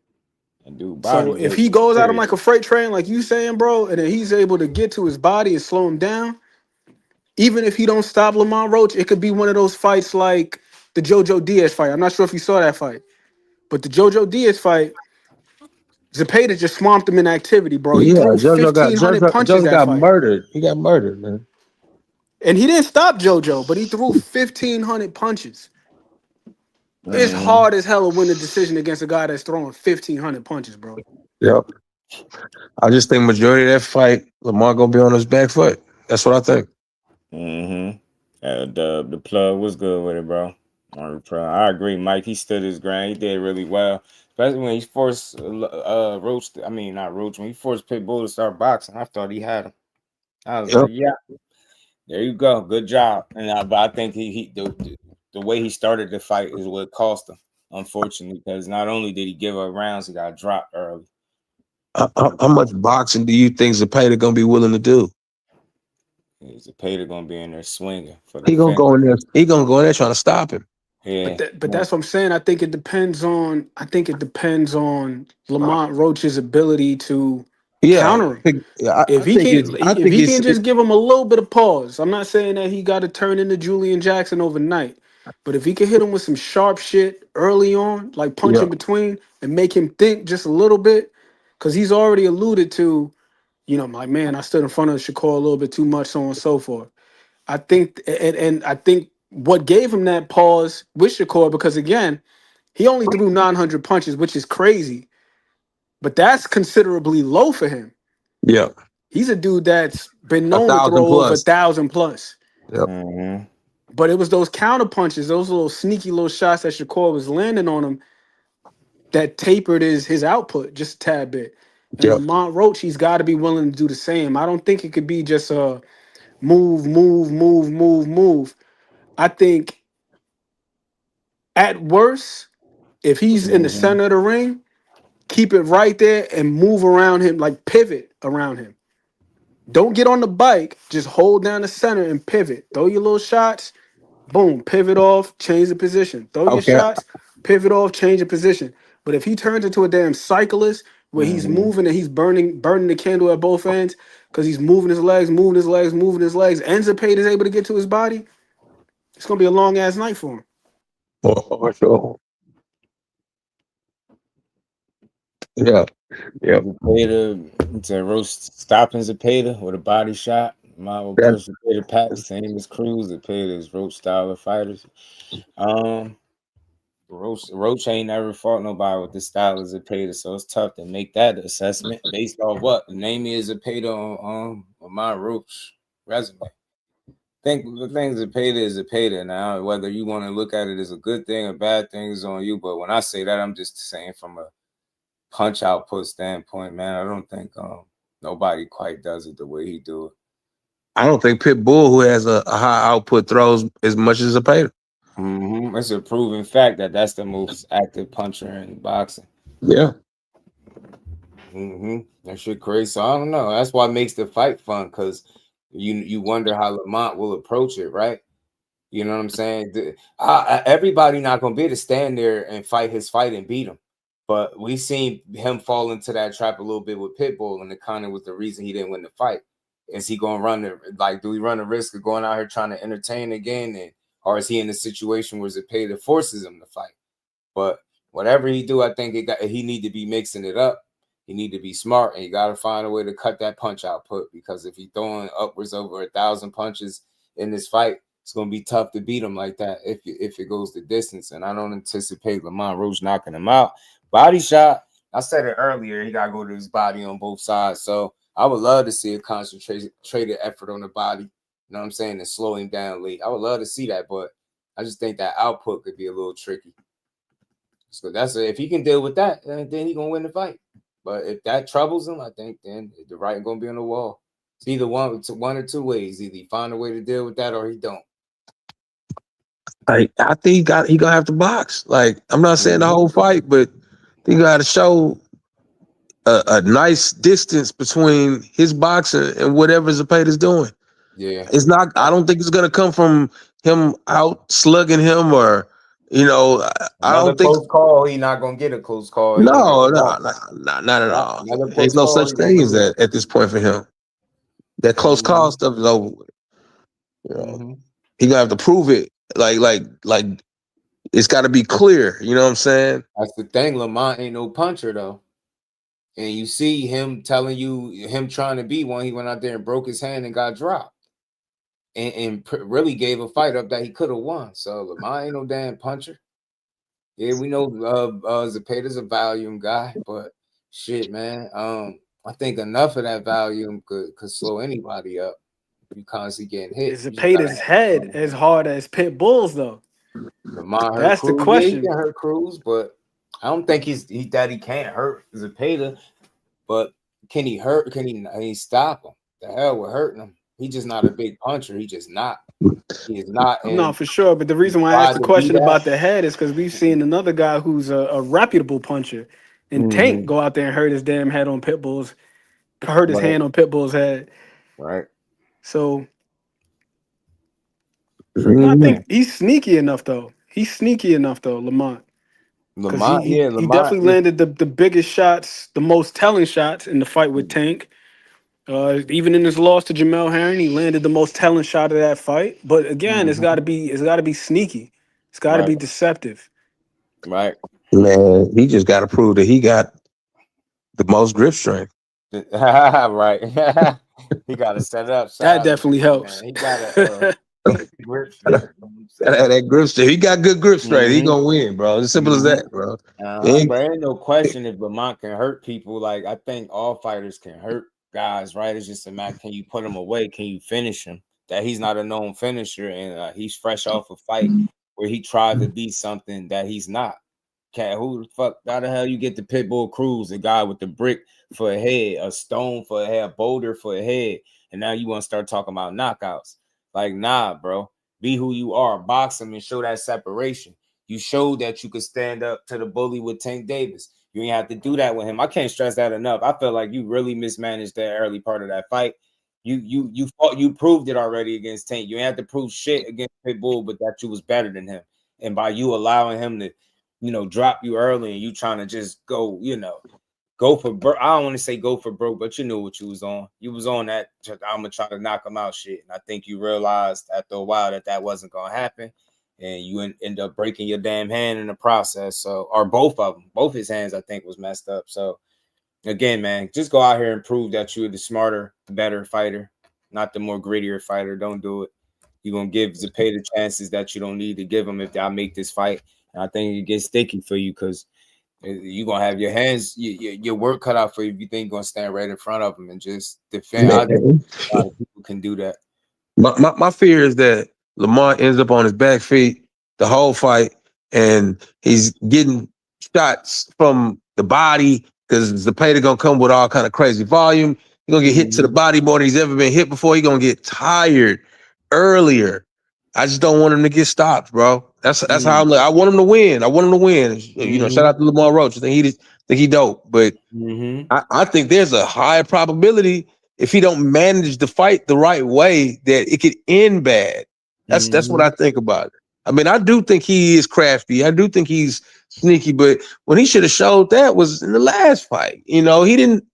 I don't know. I felt like you just said, he just showed he was the man against Tank with the tough stuff. Man, he was supposed to come out against Pitbull and be another slick black boxer. You know what I'm saying? And show how much he could outbox him. Ain't nobody looking for you to stop that dude. Just win that fight and move on. That's what was supposed to happen. Can just box Zepeda. Shakur tried it and it didn't work. That's a terrible example. Shakur did it. He ain't tried. He did it and it did work. He outboxed him. He fought him at his own game. If you seen the fight different, it's not even worth an argument. We just seen it differently, bro. He fought Zepeda at his own game. He didn't utilize his legs nor the ring like we've seen him doing other fights, like I anticipated him doing. And he shot. That's why the fight was surprising to people, because they didn't think he was standing right in front of him. Even the said he was right in front of him too much. So, I mean, it's not even an argument, debate about that. You might have just seen what you seen. It's all good. I seen something totally different. I seen him get beat at his own game. I seen Pitbull attempt to try to beat Pitbull at his own game. I seen Lamont try to beat Pitbull at his own game, and he went through some hell before he started having that success. He picked it up. I think he finished the fight really well, but I think the damage is already done, and he didn't create the kind of separation in the fight that I think he was capable of doing, just being his normal self, boxing, being smart, picking your shots, and letting Pitbull running the shit, because he only got one way.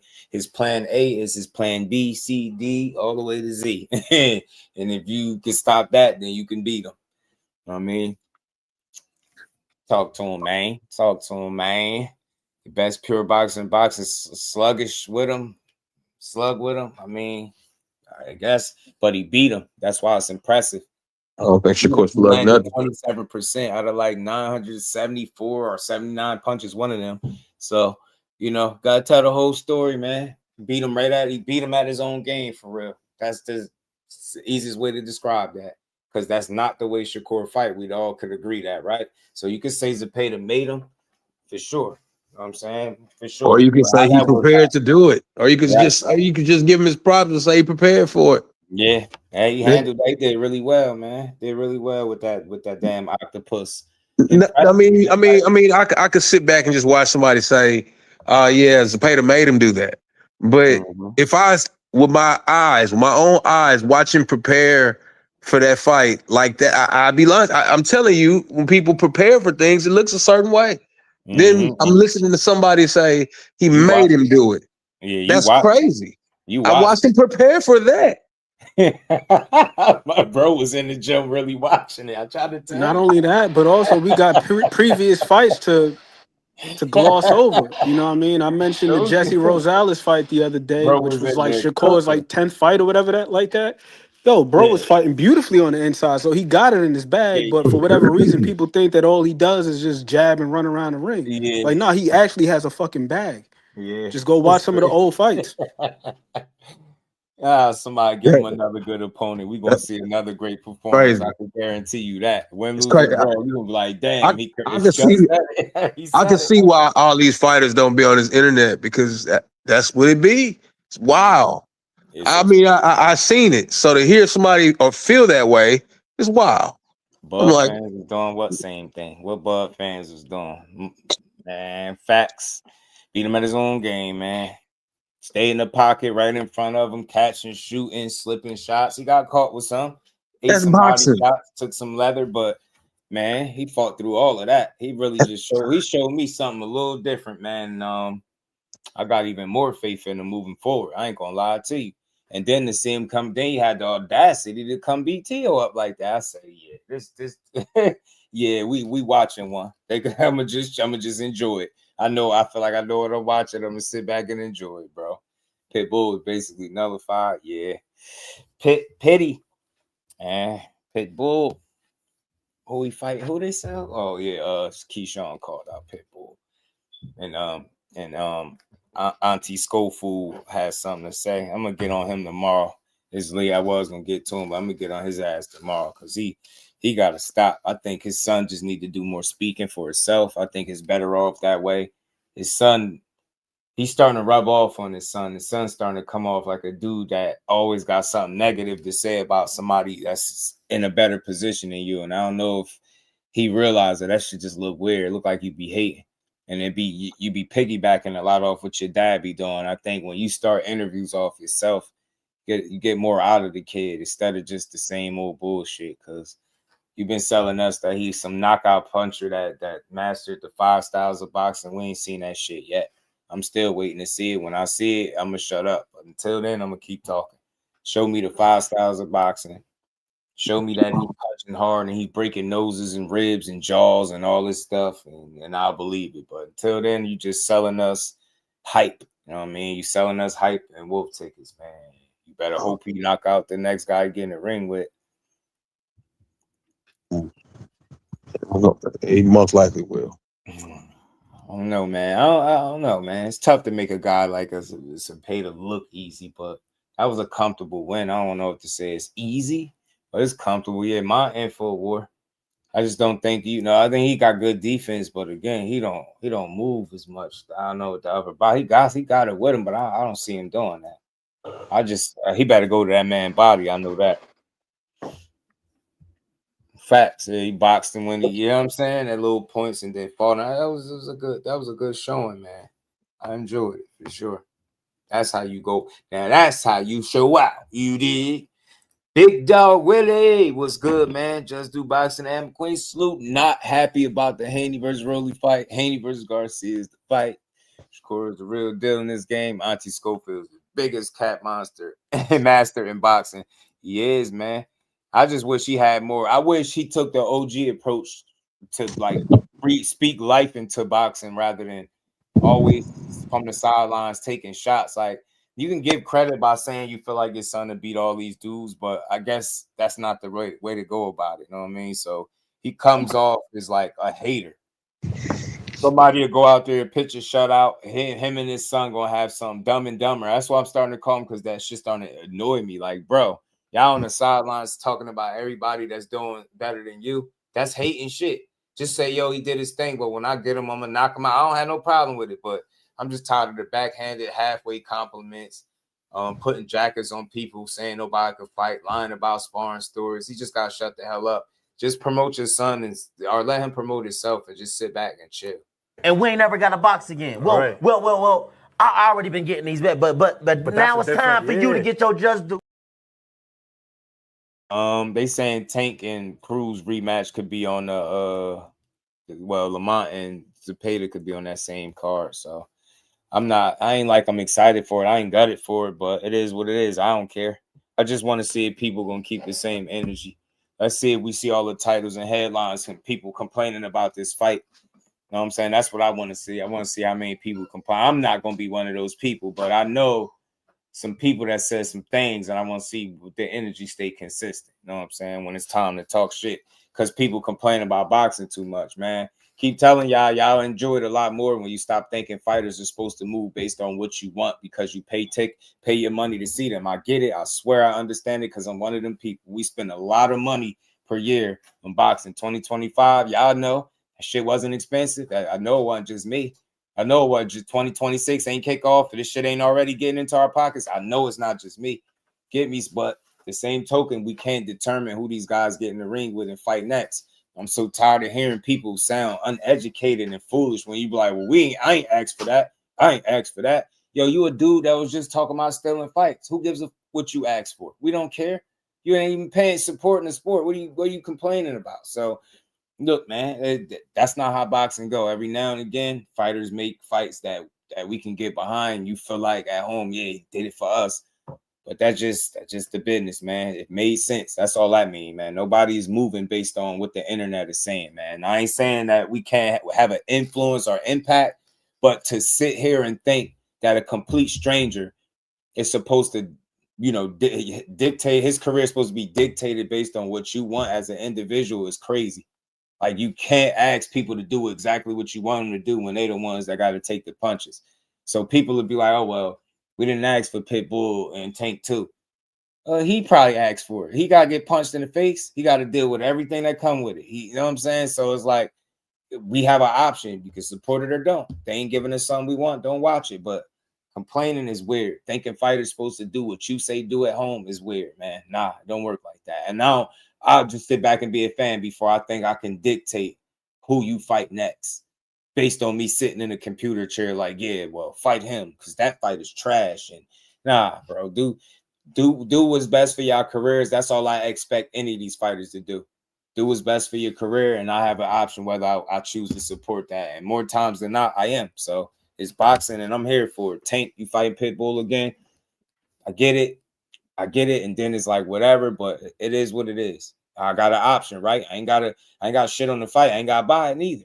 But the junkie in me, man, they're gonna put an undercard together. It's gonna be one fight good enough. That's gonna be more than enough reason for me to buy it. So boxing then got me again. I don't care how bad y'all talk down on them. Mm-hmm. I'm watching Zuffa, dog. I'm watching J.O. Kataya and Brandon Glenn fight for the Zuffa title. I don't care what nobody talking about. I'm watching that. I don't care how anybody feel about this network or what. Man, I'm watching it, man. I'm watching it, bro. I'm watching it. I feel like they didn't what's the name? I feel like they didn't they gonna give me a good fight, a good card, then I'm gonna watch it. And I don't care who do it. Shout out to the Queen Arena. How you feeling, Queen? What's good with it, man? Zuffa putting on some fights. Boys be at it, yeah. Mo City, I'm low-key excited for that fight after Brandon Glenn's last performance against my dog, Marcus Brown. It broke my heart because he's a hometown guy, but to see my dog get broken up like that, The only question that I have is whether or not Brandon can avoid one of them big ass shots from Jai Opetaia. You see, my man broke. What's my man's name? Squayo broke his jaw with a damn check hook. That man got some serious power, By, Jai by, Opetaia. by, no, by no means do I think Brandon Glenn's going to win the fight. What I know is this is a building stage for Zuffa. This the first time they given that belt that people is talking so bad about, the Zuffa belt or whatever. You know what I'm saying? And it's sad that we know exactly how much these dudes are making for the fight because they gave us the itinerary with the pay. If it's a title fight, I think they get 700 some odd thousand or something like that. But man, I don't care about none of that. I just know that Jai Opetaia gonna go put on a show, and then after he knocked dude out, I'm gonna be saying, man, Benavidez versus Opetaia. That's what I'm gonna be saying. I know what they doing.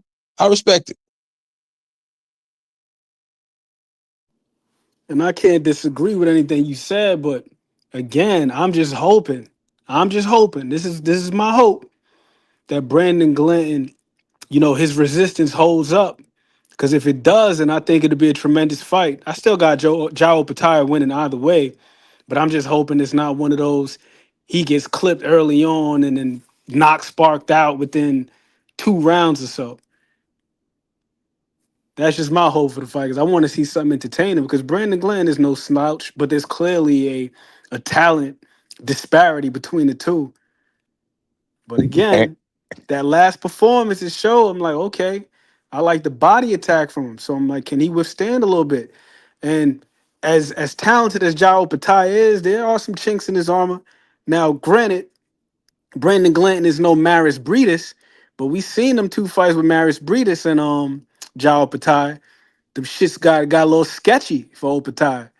So I'm just hoping that Brandon Glanton, for the sake of my fandom and my enjoyment, that he could withstand what Jai Opetaia is putting out and he's able to have some success in the fight.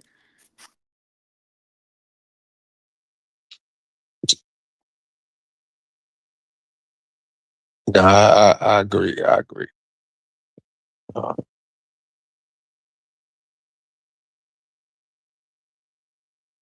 This nigga Jess over there making a sandwich. I don't want to see no damn blowouts, man. That's all.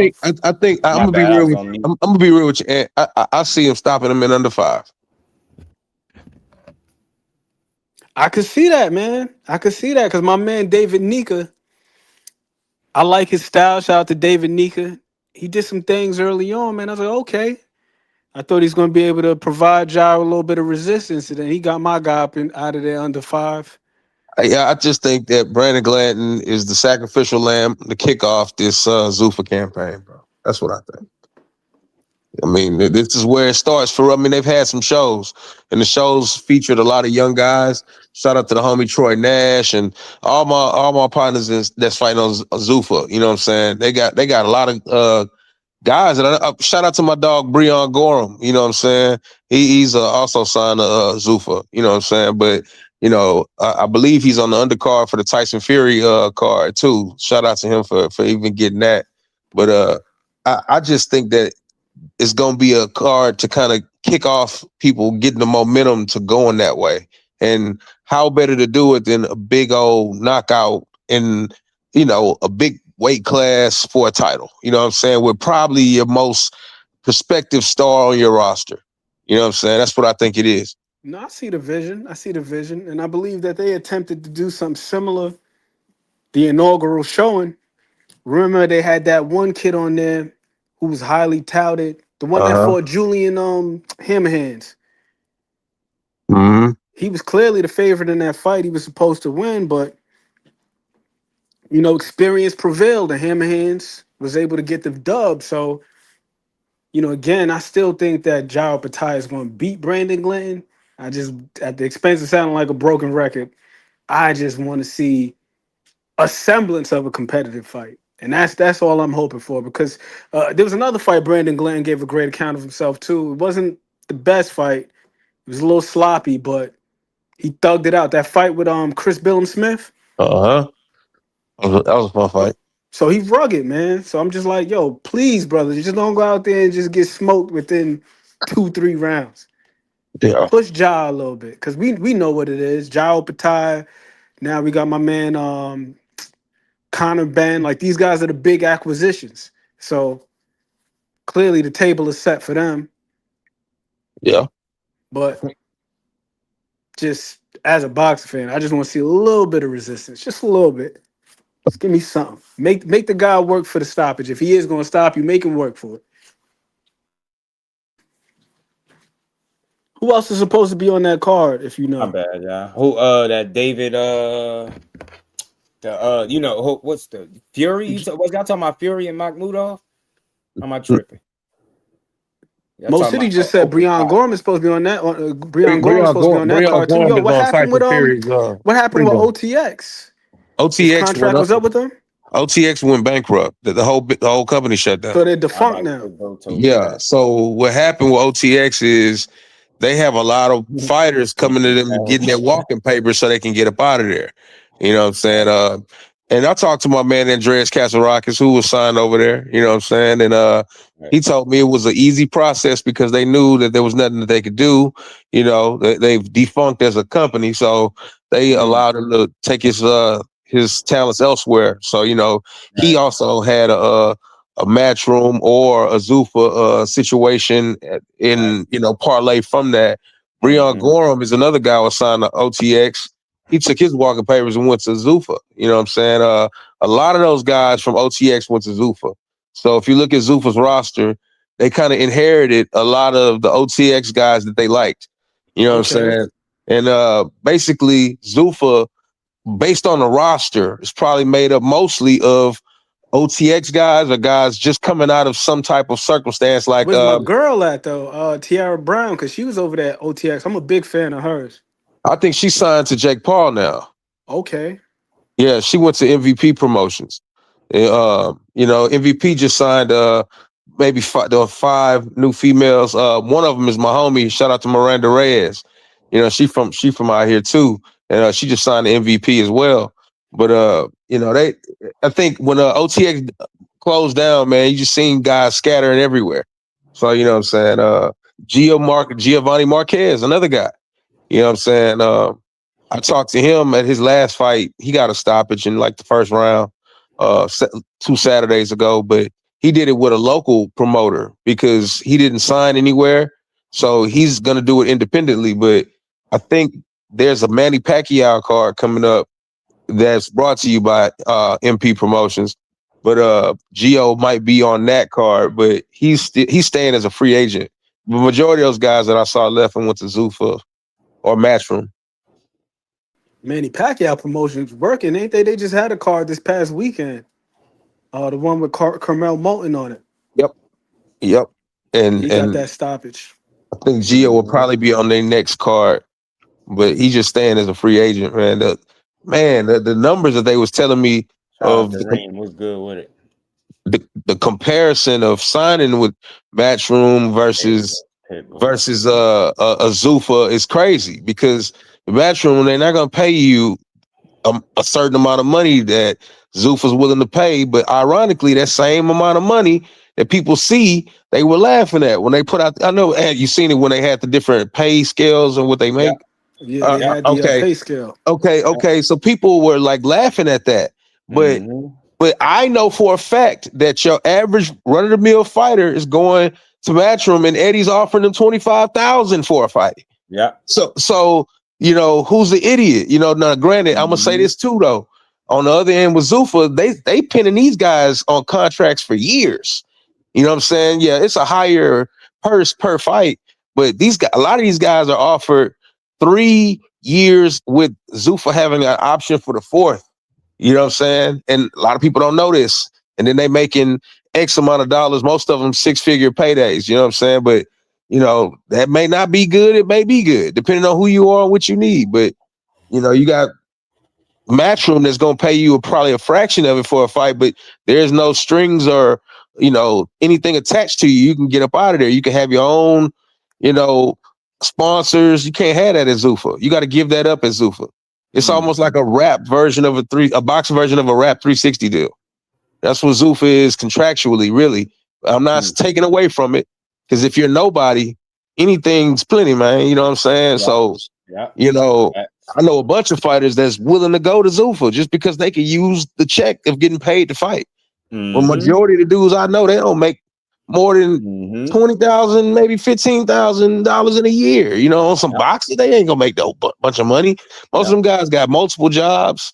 You know what I'm saying? I mean, I don't know. People laugh at people who electricians and shit, but yeah, I meant to play the video with Nair Albright because he got a job, but it was a good he's time. He's a whole RN. You get me what I'm saying? But y'all dudes joke about it, but you see that don't stop him from going out there putting on good performances and putting himself in position. You get what I'm saying? So I think he pulled that fight off, man. You know what I'm saying? But and you know me, I know a certain fighter that was working 2 jobs and upset somebody on Showtime. You know what I'm saying? Come on, man. We gotta stop knocking people for stuff that's normal in boxing. Educate yourselves. When you trying to clown somebody for working in boxing, you just letting me know how much you don't know. Shout out to Big Dog Willie, man. He said the CIA, FBI, poisoning, stealing passports, tow truck driver.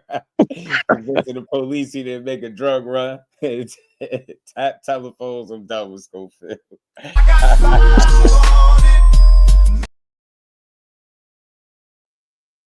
Shout out to Big Dog Willie, man. Reem 80, what's good with it, fam? Man, y'all hit the like button as we wrap up this show, man. It's been another one, almost 4.5 hours just passed that fast.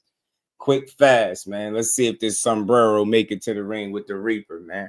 It's a good fight to watch. Let's see if Rolly and Devin make a fight, man. But y'all out here killing fights for y'all favorite fighter. And then next week, y'all gonna be talking about how the whole boxing world blackballing. Make it make sense, bro. I swear. Shit is so crazy. Then next week, he gonna be the face again. The next week, he gonna want to smoke with everybody. The next week, everybody ducking, and it's gonna be the same cycle over again. Nobody want to fight Debo. Man, this shit is crazy.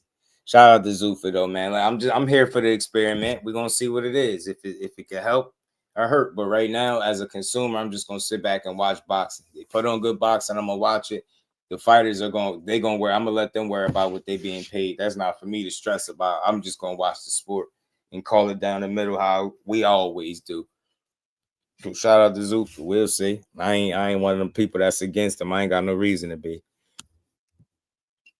Right, as long as fights are being broadcasted, right, and they're quality fights, and thus far they have been. That damn Rayo Valenzuela, man, that fight that he had, that last one, dog, that was a dog fight. You know, Larissa, you know, be doing it now a lot, but Zuffa be giving me fights on Sunday, bro. I've been saying that for years. If somebody just put a fight on Sunday, I'd be happy with that. Zuffa be doing it, I'm for it. They be throwing a Sunday fight. I ain't gonna lie, I don't be sitting there watching the football game, and then so to have a card come on, oh man, that's perfect. You know what I'm saying? And then I think what when is the fight? What, Thursday this week or something like that? What day is that Zuffa card?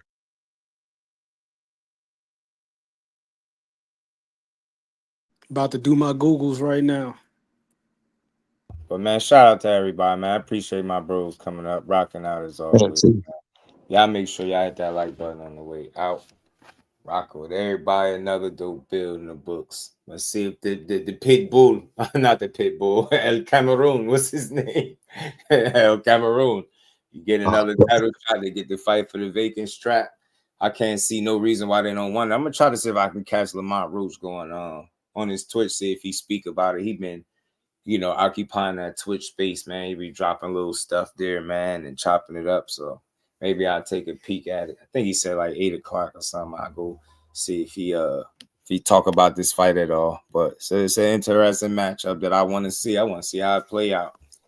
And it's a must win for both guys, man. Back-to-back draws for Lamont. You got to win at some point. And you coming off a title shot loss against Shakur, you get another shot. You got to be motivated to want to beat this guy. And he ain't as good as the dude you just fought. I know that's like you just said, bro. You're going to be thinking that. So I want to see it. It's a good fight. Yeah. Another good fight. But shout out to everybody, man. I appreciate everybody that rocked out with me, man. If you hit the like button, super chat, cash app, shout out to the fam. As always, man. And we're going to be back tomorrow, man, to build on this boxing like we always do, man. So with that, we gonna get up out of here, y'all. Peace to the fam. Representing Brick City, Finding those levels too. Look at that 4-punch combination. It's a masterclass right now from Shakur Stevenson. That's what you're seeing. A masterclass. And Shakur meeting them with straight left hand. Oh, and there's a knockdown scored with the left hand.